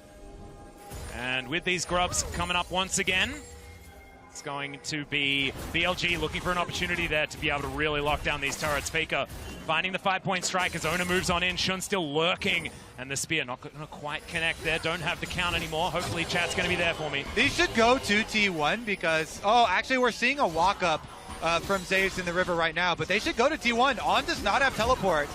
So Zeus going to turn it into a 5v4. These should definitely go to T1. Yeah, you can see Zeus just moving towards Knight here, decides that he wants to head towards the Raptor camp and is going to be able to head over there. So Void Grub's going to be collected, like you say, by Owner, but another plate going down here for Knight in the mid lane. More money to the Tristana is great news for BLG. It's going to have so much DPS, so much turret destruction power. And you just get to keep up this pressure as well because Knight's able to shove in mid. You continue to put pressure onto this bottom side jungle. Steal away camps. On will be fine. He should be able to just hook himself out. There you go. Although, Giga Nautilus. Giga Nautilus. He's the same level as the enemy top laner. He's the same level as the enemy solo laner. He better be. Elk is still level 5. Giga Nautilus. This is the way. BLG. They rotate down for the dragon, but T1. Yeah, Carrier noticing that this is going to be very low. That is the steal for Owner, though. Says thank you very much. And they're not even going to go aggressive onto him because he's got flash. Could have just got himself out the back end. What a power move. Carrier just drops the ward in. Instant W from Owner. Jumps right in. Thank you for leash. T1, they were able to get the grubs and continue their dragon stacking. This is actually very big for the comp here for T1. Oh, God. If they get a Mountain Soul, that's Zach with a Mountain Soul, I do not want to see that. I mean, if you flip it, though, if BLG if Bin gets one, he's never that's dying. Terrifying, exactly. Giga Nautilus and Bin going to be a major issue when you get Giga Bin into that position as well. But I think this is where we're going to see more pressure in this mid lane. Knight going to be able to get this mid lane turret, and then you can start to open up in side lanes. And if you can keep the 1-3-1 in position, then you're good. But this is just a fantastic steal from Zeus. They see the ward go over, and even with the burst that you think Shun should have, Owner just times it beautifully and steals that one away. Yeah, really nice. I mean, you could not steal that with a pure smite because he timed his Q auto with the smite immediately, and the last HP I saw was 977, so really good combo there from Owner. He's got his timing down. Yep, cleanly done. Sundered Sky now completed as well for the Zin's out. Going to be feeling pretty good about where he's at in this game. Blade of the Ruin King completed here for Gumayusi as well, as Elk not quite able to stop this Callista from bearing down on the turret. Area turns up as well. He'll be absolutely fine. So Knight getting to work in this top lane, and the split push should certainly be something that BLG can do, especially in a 4-1 with Tristana in the side lane. Very scary stuff. It's just use the teleport to get towards that top lane, and that turret is very low. As is this one. I mean, all these turrets are sort of limping through life right now. And Gumayusi going to be able to clear out the wave, but BLG, they can move to whichever lane they would like. So much of these minions are in their control. As another few are going to miss there as Zeus trying to go aggressive onto Bin. Pick up a few of these blobs as now T1, speaking of aggressive, positioning themselves. Nice. Spear going to connect there from Shun. As Wind becomes lightning, missing. Looks very close, to be perfectly honest, as now T1 just moving towards the mid lane, and we won't have the action that I was thinking might be happening. BLG just want to play it slow. They know that Knight will be able to chip away at the turret. Vaughn will get control over mid, so there's no pressure on them to try and overforce things. Just look for a hook on an isolated target, look for an Italy spear, but Owner goes. Just diving on forward, he does get rooted. But looks like Elk is going to survive for the moment. These spears really getting avoided now as Bin taking that turret shot, didn't really want to. Audacious charge comes in yet again as he pounces away. And we're just testing the waters, everyone, just testing. And we haven't committed to any of these fights just yet. This one definitely not a commitment. You can see that Bin losing a bit more health, but I don't know whether Zeus is going to be winning fights. BLG definitely want to make sure they're winning this. A match against Gen G up next if they can try and find it, but Spear goes wide. Yeah, picks the gap as the Rift Herald going to be secured here by T1. Muscling a little bit back in this game. Yeah, inner route towards the mid tower, though, is acquired for BLG. They're going to push out the wave first. How hard do they want to press? The tower's so low, but it's hard for them to step up. T1 defend. They keep barely this tower standing. We're not really getting the key abilities from BLG hitting, like the stun from Elk, the root coming through from On, like a hook, the setup for Shun. So a lot of it has just been tossing out these Nidalee Spears in the hopes that maybe they hit someone. And when they don't, T1 very quickly are moving forward, understanding that they are then in a position to try and take the fight against BLG. And with that, BLG have to play respectfully. And you can see in the MasterCard Lane Economy snapshot that Gumayusi, obviously a little bit of fake data because he is up against Elk, who's on the Senna, but he is still very strong. And if you can play around Gumayusi, T1 can try to blow up in this game. Yeah, we'll see too, because On has been able to rush the Frozen Heart on that Nautilus with all the extra money that he got kind of funneled into him. The Frozen Heart will be so effective if he can stay in range of Guma plus Owner, which shouldn't be too hard. They're both very short range champs that both rely on attack speed. And see how much they can kind of put a stop to that T1 DPS on this team. We haven't seen Faker yet, use his burst combo on the Sakali with the Lichbane Rush, following here with the needlessly large rod on top of it. And already level 12 here with rank 2 in the ultimate. And we also haven't seen a kill so far this game. because Elk has been stealthy. He's been able to avoid a lot of these kill angles. Done quite a good job there. And I'm feeling right at home. Like this is my sort of chess match League of Legends that I get used to. This is not my I love BLG it. though. BLG are supposed to be skirmishers, supposed to be fighters. They're not supposed to be like, yes, we actually just autoed the range minion twice there, so then we could set up for a slightly slower push that would then accumulate right in time for Dragon, which is now spawned on the bottom side of the map. It is a mountain dragon, so T1 would like to procure that. But I agree with their reasoning why. They've got unlimited stacking Senna, and they've got Tristana stacking range as well with levels. Oh, the hook not landing. That could be a problem here as On is down to 50%. He's extraordinarily tanky. You mentioned Giga Nautilus. That is fitting the bill. Skoomer is going to be able to tear out those sticks. So we almost had some sort of theoretical death or kill, but it didn't happen. We had a turret death. So there you go. There we go. First turret blood. Turret death on the top side of the map as Knight is able to continue pushing on that Tristana. We get a slight intervention of the aggressive living of these tanks on bottom side, but still, you know, BLG with a Tristana and a Senna scaling continually here, you know, both these champions continuing to acquire range the longer this game goes on. They even are able to bully in here, and they've got priority on Dragon. I mean, Faker has teleport, but is he going to use it? Yeah, vision available here as Elk. Wind becomes lightning is going to connect. There is an ulti. Great knock-up as On is going to have to flash to get himself out. Knight is now being kept out of this fight as well as now Faker has his mitts on him. The Dragon down to 50%. Another W going to be connecting there. The Dawning Shadow, and it should be first blood as Gumayusi will be taken down. It's Bin that grabs the first one. Faker tries to get out of there, and T1 are now just going to find themselves lying on the ground. As Zeus, not anything he can do, and he might split up, but he is still very dead. Shun's going to be able to lock that one down, and it's two quick ones for BLG and a Dragon. On was missing the hooks to give T1 false hope. He finds the crucial one onto Gumayusi, sets up for Shun's spear, and immediately BLG pounds. They take the kills, and they will take the Dragon. They're just going to run away with the map now. I mean, they're even going to get the last outer tower. All three outer towers down on the side of T1 now, not to mention BLG picking up their Mountain Dragon.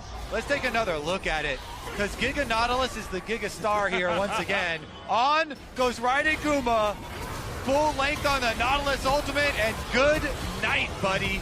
Senna ultimate was immediately followed over the top, and with that lead, I mean, if you're going to assassinate the enemy Kalista right off the bat, then it's easy for everybody to follow through, and BLG immediately takes so many rewards. That's the Kalista has to be the tank shredder, has to deal the damage, and gotta flash those. You just can't, you gotta flash them, and you cannot get caught out at the start of the fight. And now with BLG taking all three outer towers, you've got 2 items completed for Bin, 2 items completed for On. It becomes way more difficult to deal with these mega tanks on BLG, and Faker is just not going to be able to do so. He's 0-0-0 on the Akali, an item and a half to his name.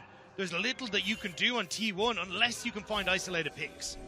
It's going to be hard for Faker to find any control in side lanes as well. Bin is just getting bigger and bigger, like you were talking about, a couple of items being picked up. And the fact that he collects the first blood as well as an extra assist is going to mean that as these Drakes keep getting stacked, if BLG keeps control of this game, may have slipped out of the grasp of T1. They're going to have to make some moves to get them back into it. And I think it has to come down to this man in the mid lane. Faker has really just ripped victory away from the jaws of defeat in their most recent series. He was the hero against G2. He's going to have to need some of that energy, find these backline targets, and get some assassinations. Yeah, namely, he's trying to hunt Elk and Shun. They're so elusive, those targets, though. I think that Knight here with the Hex Drinker on the Tristana and his flash is just too safe. It's really hard for him to find an execution onto the Trist, but maybe if he could find one of those other 2 squishy targets that don't have great outs right now. But that's why BLG are playing so safe. You can't really contest towers. Knight clears out waves too quickly. On is clearing out waves too quickly. You just don't have the range that you need to contest. Every time you step up, Shun is coming out of the woodworks to toss spears at your face. So at the moment, BLG are like, cool, we will just hide underneath our towers, poke our heads out every so often if we think we can maybe get a tower or an extra jungle camp, and just play for the dragon stacking that's going to make our tanks unkillable. Well, T1 with a bit of a shove here into the mid lane. Shun throwing some spears around, but connecting on the minion wave. That hook, oh, just going for the opposite juke. Doesn't actually come on through, and T1 are going to have to back away. The minion wave just evaporates. And even just with that, he got Guma's heal. On here, on the Nautilus, just walking up menacingly, getting small cooldowns. And then he can rely on these Nidalee heals from Shun, so he gets right back to full health. At BLG, they just feel like they have so much control in this game. And T1, there's not a lot they can do to put a stop to some of the scaling of the Tristana, who's already the gold leader in the game.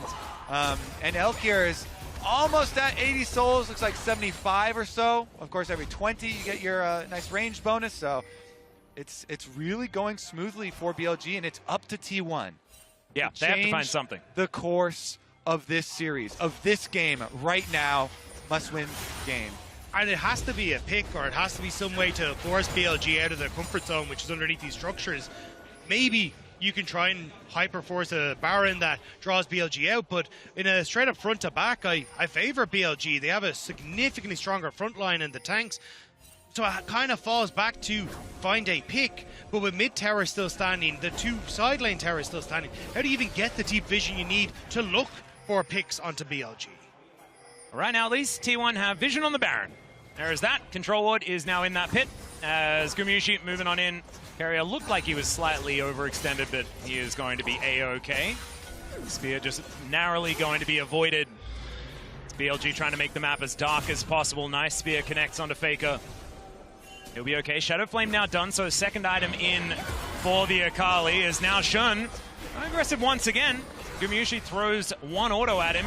That is about all they're going to find for the moment. No commitment to any fight right now as Knight moving in from that top side. And now Faker tries to find his opportunity. They take down Shun. There is one in this fight as now Elk. He could be in trouble as well. Makes it underneath the turret. And now Gumayushi, this is his time. He's hopping mad underneath this one. Ona going to do the same thing as Faker. Backflips on top. Not going to be the bailout there for Ona, and they take their first turret. T1 are alive. Carrier takes it upon himself to change the course of this game. Will it be enough to change the course of this series? He flashes in, he finds Shun, one of those two targets we were talking about for the execute for Faker, and Faker comes away with two.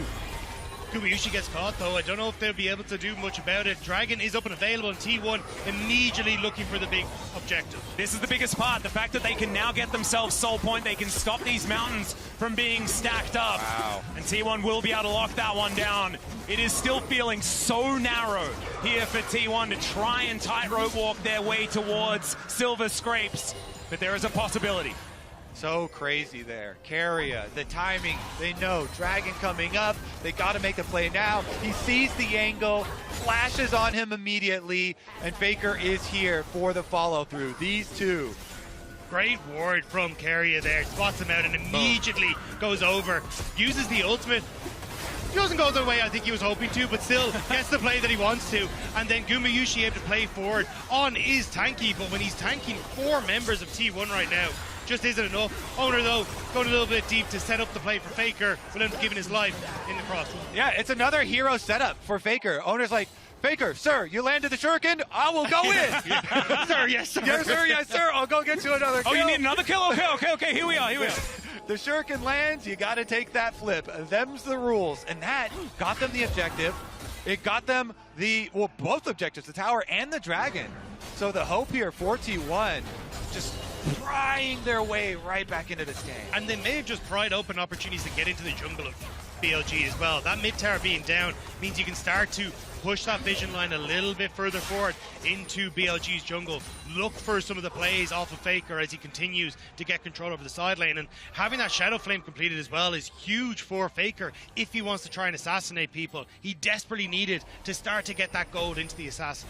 Yep, and as this game goes on, Shun is going to find himself less and less useful, right? Like, this is the real time, right? It's mid-game where the Nidalee can really start to put a clause in. With the fact that T1 have found themselves at least a fight. Could be an opportunity here as there's a flash depth charge to come out from On. Faker getting underneath the turret, does have the shroud, I believe, but no, he's not able to get into it, and Shun's able to lock down the kill. Right as I was saying it, they're back on the board. TP in behind them, though. T1 do not want to let BLG go for the Baron. Waving bot side isn't in a position for BLG to really capitalize. He has his teleport. Could be an opportunity. Hook is going to land there, and it's just not going to be anything here for T1. The Cell Division comes down and T1 cannot find any opportunity. That is going to be Gumayusi using that Fate's Call to get Carrier out of dodge. But I don't know about that one, Carrier. The hook is going to be there once again from the Giga Nautilus, and T1 are just falling apart. Dawning Shadow flies in, and it's just going to be BLG wandering back towards what feels like a free Baron. This has got to be free. Owner, maybe he could work some magic. It would be psycho, though. Oh, dear. There is Gumayusi trying to dance his way out this turret, but Ben's just going to execute him. Look at Owner. He knows the game is about to be lost, so he's trying to sneak his way over there. Knight says, no way you're getting through this jungle. The Baron is ours, and it all started with BLG sending the hit squad for Faker. 4 members, everyone spamming flashes and ultimates, and they took down Faker, and then were able to chain it into the rest of the map. BLG knew it was their moment. They knew they had to take down the GOAT if they wanted to take this across the finish line. And Knight flashes the JDG icon. He says, I am the defending champion of MSI. I am the MVP of the LPL, and I am not losing this series. Probably a little bit of a shout out to Yagao as well, his friend across the JDG, who for a long time was with him. But yeah, Knight has replaced him quite a bit. And it's probably for plays like this where he's able to follow up so successfully with On here. The hook, the spear from Shun, the hook from On, the death onto Faker, and the immediate TP from T1 as they desperately want to try and stop this, but they're so separated. Yeah, and that play was lost from the very beginning for T1 because Bin had teleport. Yeah. The Cassante right now is split pushing. He didn't even have to come teleport. Area. I don't know what that was. I think Faker, Carrier thought he might have had some sort of angle, but they just didn't have anyone there. There's not going to be any opportunity. Now BLG with this Baron. They've already taken out the inner turret on the top side of the map, inner in the mid lane. Look at this gold lead. It is approaching 10K. Well, I guess 7, so it's not necessarily that close, but it is pretty close. And it feels close enough, as T1 were already on the back foot in this game. They found that miraculous fight, and it felt like there was somewhat of a way back in. That door has been shut, and maybe on someone's toes as well, as they're going to go for it once again. On still hasn't taken a damage yet as he gets his hand shook. Elk just standing in the back line, keeping him healed up as Faker looks for the flank angle. Gets the backflip onto Shun, but Gumayusi not going to get bailed out of this one. Shun dives in. He's just going to execute Faker. The hostile takeover is going to come on through. We'll see whether that's going to be enough as Knight does go down. Shun's going to follow suit, but it looks like BLG will have the man advantage in the end. That's going to be the ace, and they might just be able to win the game right here, right now. BLG will take down the second seed of the LCK in what is an unbelievable performance from the first seed. And able to get their revenge from the World Championship, and the LPL just showing the LCK that this is their tournament. They do not lose at MSI, and there goes the Nexus. That is the match for BLG, and they'll be heading towards the winners final. The triple fist bump at the end, and well-deserved. BLG with a dominant victory. We get a BLG versus Gen G series. Oh, what baby. a treat we now get off the back of this. BLG, that was a very different look from what you would have expected from them coming out of the LPL's playoffs. Not playing fast, not playing for skirmishes. It was slow, it was calculated. They were willing to just play for this scaling that was going to come through with the 2 tanks in the squad. And BLG showing up at MSI. Just really thriving under the pressure, and it was their match point, of course. Less pressure on them in that particular game, but the patience, the way they pushed T1 towards, Faker having to pick an Akali that he hasn't played in so incredibly long. I don't think Faker had a bad game necessarily, but the pick didn't fit what T1 wanted to do in that game. Pushed them just far enough to make them uncomfortable, and then capitalized. I love that we got to see Elk Lucian, Giga, just destroy them, and then we got to see On with the Giga Nautilus also destroy them. Either member of that bottom lane can just carry the game. And is Nidalee just overpowered? Like, Shun, we know that he gets his Nidalee games, right? But, I mean, him and Canyon, both of them, absolutely fantastic Nidalee players in their own right, but she has been pretty good at just controlling the Rift.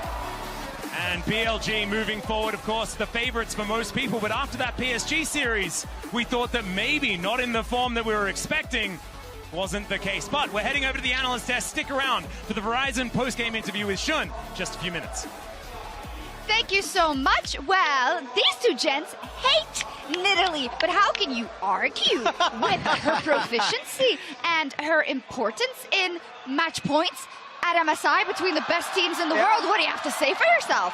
It's crazy that the #1 team from the LPL and the #1 team from the LCK are in the winners final. There we go. Who would have thought? With Nidalee. Nidalee was with good. Nidalee. That's a surprise. That's a surprise. Is that the surprise? Maybe missed a few cues. Maybe was closer to Yankos than it was to, actually, I can't even say to Canyon. Canyon had a tough one. He actually had a pretty good one later on, but his first 5 minutes was bad. But this series, speaking of BLG, insane. So beautiful to watch the mid lane matchup. We saw the Akali play from Faker, and some of those sick, like the flash Q, the handshake from Renata into that combo from Faker was sick, but didn't matter much. I just think they couldn't get past the Nautilus. It was just such a beefy front line, and it's one thing you're definitely sad about. Me? K'Sante won. Yeah, K'Sante got one. But there was an Italy, so. I'm just impressed with the way BLG progressed throughout the series, right? Yeah. The increasing priority on Talia. They stuck strong with the same bans pretty much every single game for BLG's side until they decided to 5-ban Faker at the very end. And it was just like the controlled nature with which they were able to win this last game. And Tristan is here to stay, by the way. Yeah. Because we saw APA yesterday, we saw it in the first series, we saw it in this series. Its ability to, it's not necessarily going to win lane, but it just pushes the side lane so fast that if you're able to slow the game down, you become this team fighting god. Because we've seen Tristana with strong front lines just absolutely run over late games like we saw this one. Nautilus was the front line, Exactly. Tristana was the carry. Especially like when we're seeing a lot of Vi heavy comps. Now Vi is banned in this case, but a lot of the times when you see Tristana double AD carry with Vi goes in, it's a one-way road. There's no way of you getting out, and it's just really tough front to back. So like, really enjoying the counter picks that we're seeing through mid lane. And to your point, Jad, in terms of VLG's approach, right? It was the latest first blood of MSI 2024. Let's look at it now. But very different from what we've seen up until this point. Match point behavior. I guess it is. It's just the lane swap slowed it down for one. Yeah. And then I actually don't remember exactly what happens here as we're watching it again. Because Knight is caught out on the side.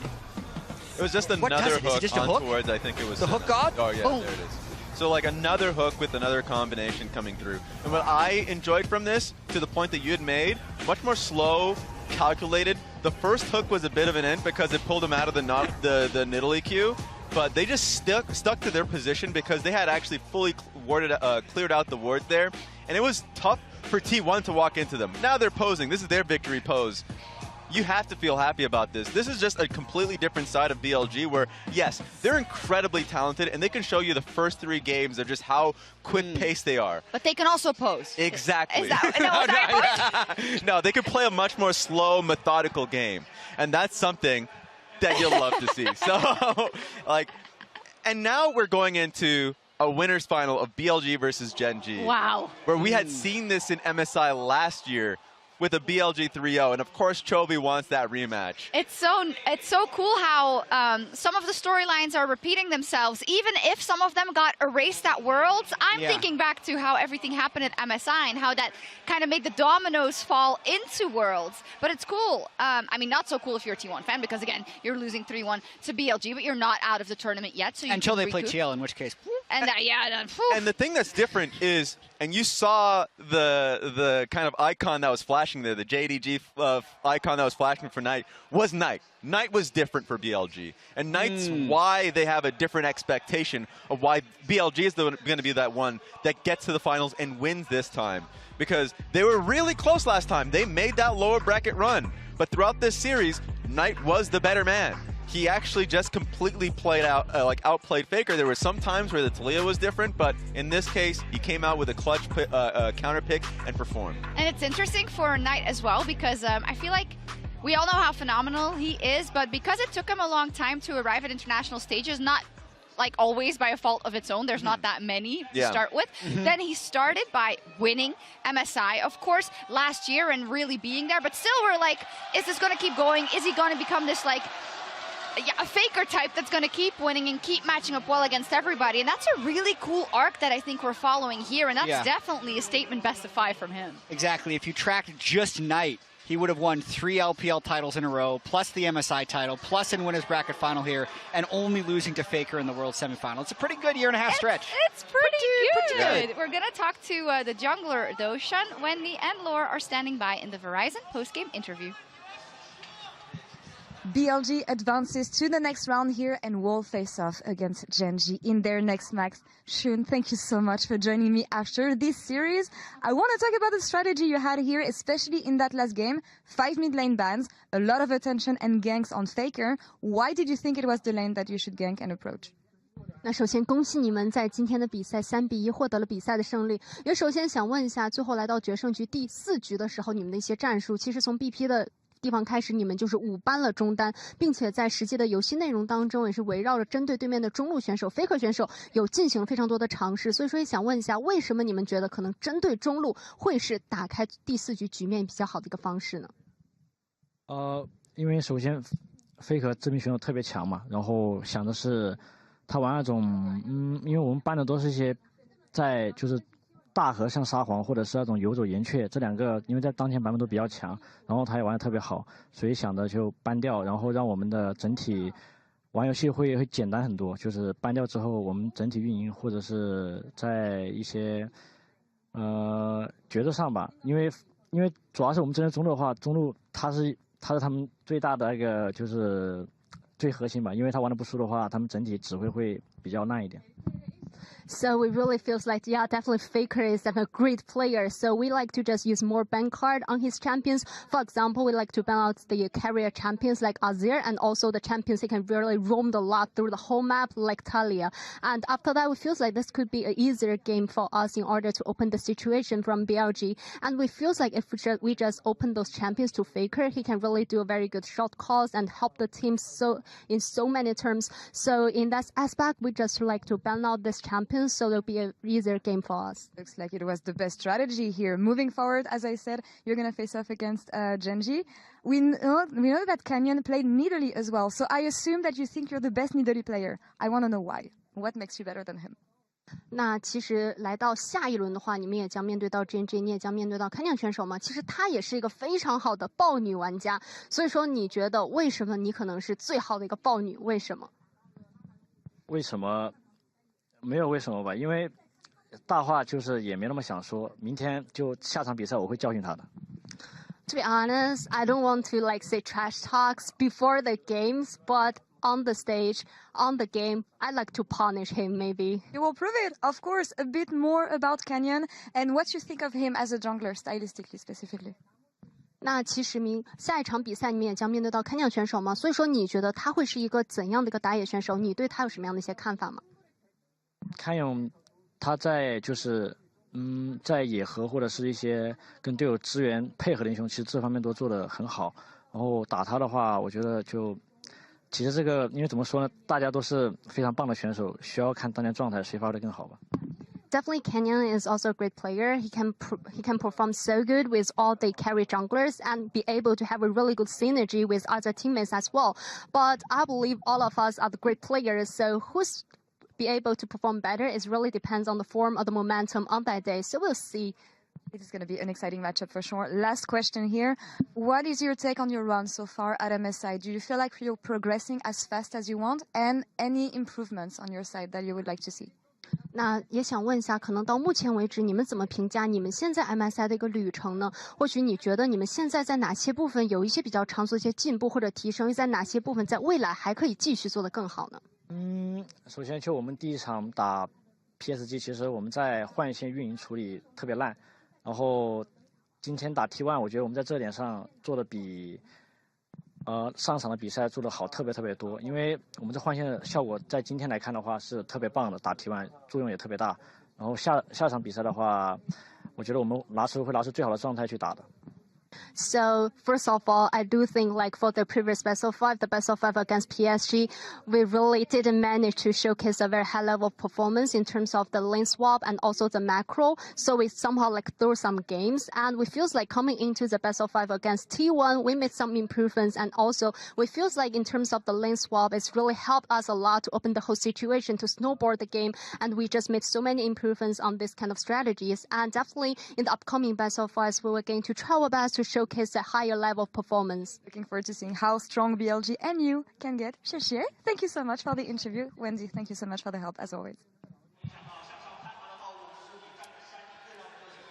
Well, awesome little nugget there at the end of the interview about, those lane swaps, that macro. Maybe we weren't too confident in it when we went up against PSG, but obviously they had 5 games to try it, and then today it was Sovereign. They're going up against Genji. Let's take a look at the upper bracket. And for me, this is about who gets Nidalee. Really. You have a fascination with Nidalee. It's just surprising to me because I know that like Canyon really likes it, but you know, bringing it out in a game 5 and then seeing it today, it's fun. And Canyon definitely leveled up within that game, but that for early couple of minutes was not good. It happens. But yes, like this, I can't wait for this match. Who's winning it? BLG. Genji.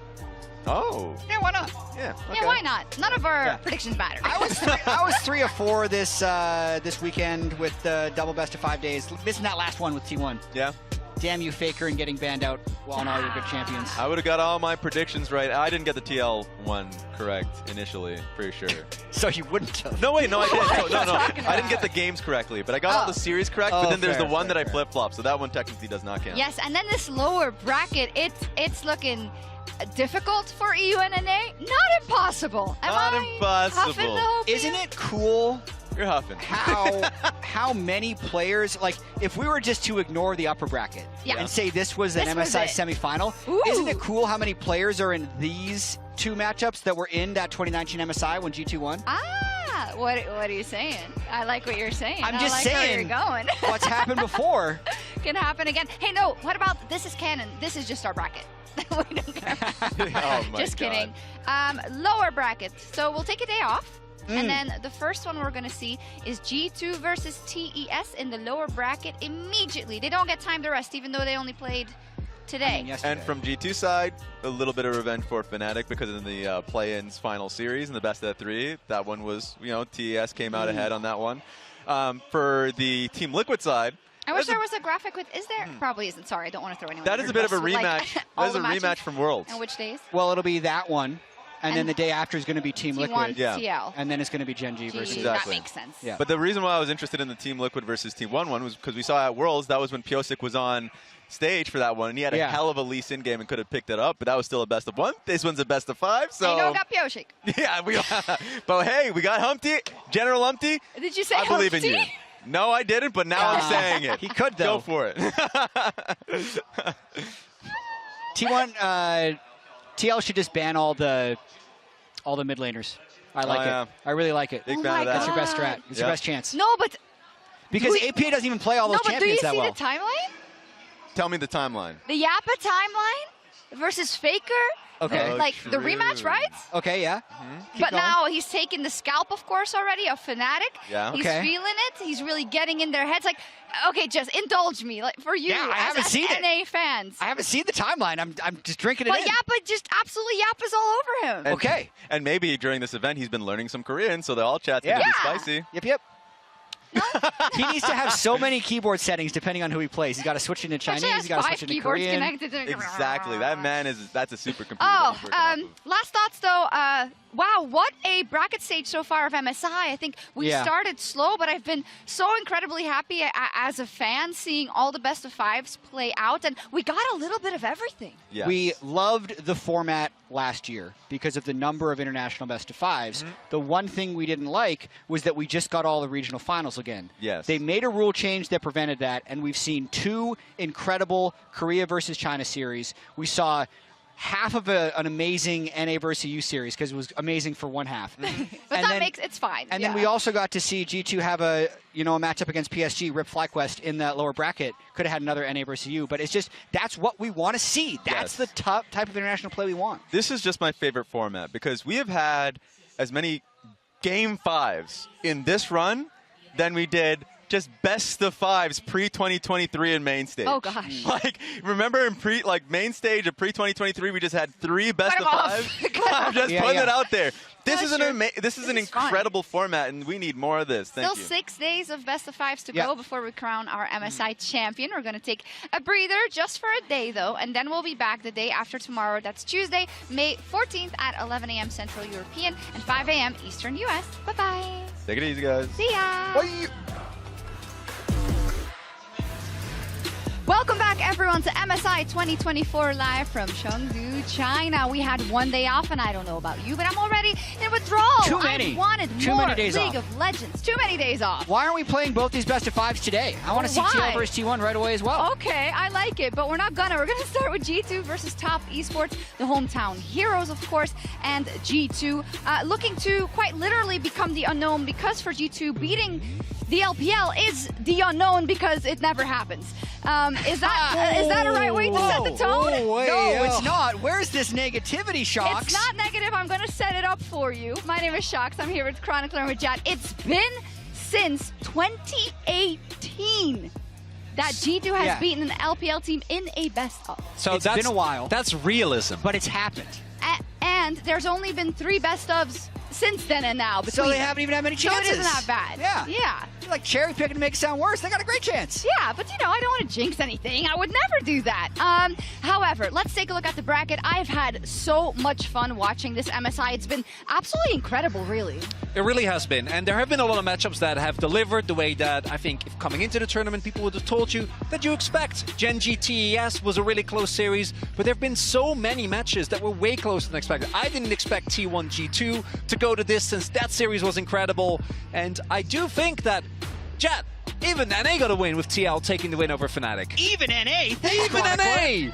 I will say that for as interesting and as dynamic as this tournament has been, when you look at the teams remaining, it's actually not that surprising. You have all the teams from Korea and China, and you have the #1 seeds from EU and NA, as you can see on this graphic. And the next 3 days are going to be incredibly entertaining. 2 elimination games, because that's how the lower bracket will work, and then that upper final for your berth into the championship match. And Chronicler, Chovy versus Knight. We have never seen that. That's in 2 days. We keep building up to it, and I can only hope that it can deliver. These players have talked about each other with so much respect over the years, and finally seeing them when it also feels like Gen G in particular have had this issue of not really looking like they perform to the domestic level.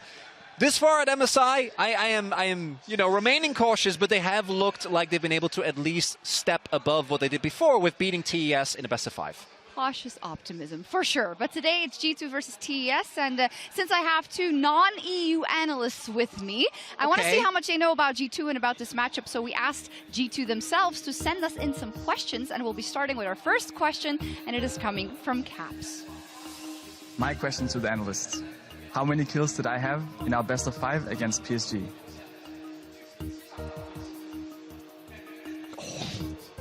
Okay. Quick maths. You actually just have to guess because I'm not going to spend a huge amount of time. 27. 24. It's 23. Oh! So is it like, do you both agree that closest to the right answer gets the point? Yeah, no, of course. Yeah, gets the point. Okay, okay. I appreciate it. Not Price is Right rules. No problem. And on to our next question. It will be coming from the top laner, Broken Blade. When was the last time G2 won a best of 5 against an LPL team? Oh. Well, I don't know, guys, but I got a feeling maybe 2018 World's against RNG. I want to say with Perks' LeBlanc. Thank you very much. Was that what did in the bot lane? With the Heimerdinger, Yarnan and the boys. Oh, I'm so bad at my job. Quiz, so I just started. That's great. Oh, okay. That's great. On to our next question. Yeah. Hopefully I didn't spoil this one either in my intro, but it is from our jungler. Our jungler? Yeah, Yike. How many times did G2 play Top Esports?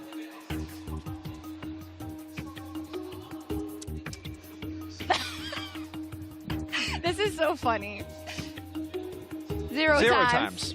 You're correct. This okay. It's a trick question.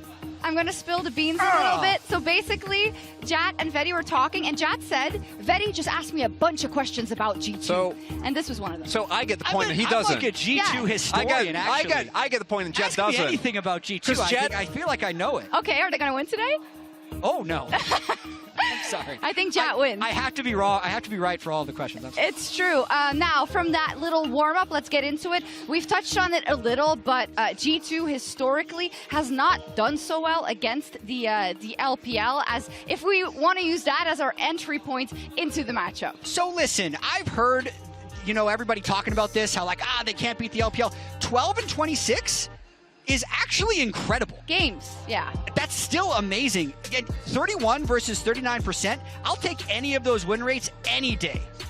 G2's a blessing. Obviously, from an LCK perspective, very familiar with this matchup. There was a large period of time, about 3 years, where G2 was one of the big enemies of the LCK. But then there was a little bit of reward for us when we got to the eventual end of the tournament, and then they struggled a little bit more. They did. It's quite interesting because Jat was also bringing up, so when they were beating, LPL was without caps. So what is this game? That looks so fun. What is that? That's Spike ball. Yeah, soon, instead of lane swapping, the teams are going to play spike ball, and then whoever wins gets like a 500 gold lead.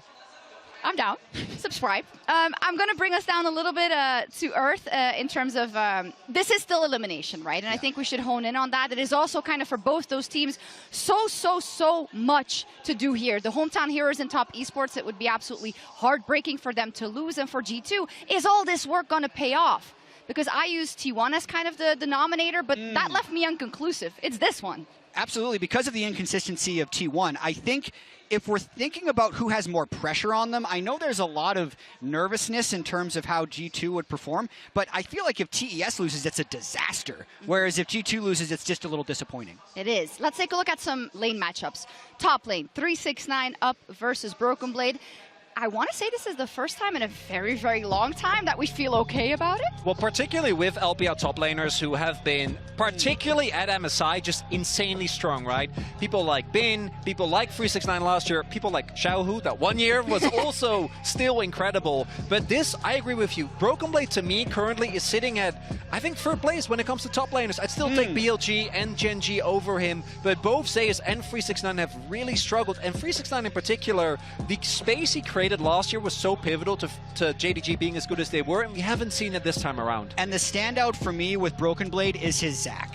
He has been the Zac of the tournament. Honestly, if I'm TES and I'm approaching this series, I'm banning Broken Blade Zac and I'm banning Mickey's Poppy because they're the standout picks that have been extremely successful and aren't necessarily a shared pick. So do you think from that point on, it is really going to be a key to see if the creativity from G2 is going to be Broken Blob depleted because of all the tape other teams have seen now, which is losing the edge in comparison to the beginning of the tournament? So coming in, I might have said that G2 is relying on these picks, but the fact is, against T1, they were in fact able to match them when it comes to team fighting, when it comes to other lane matchups. So I do think that one of the biggest advantages G2 have going into the series is how creative they are in drafts, but I don't feel like they are as reliant on it, which in my expectation does mean the series isn't just going to be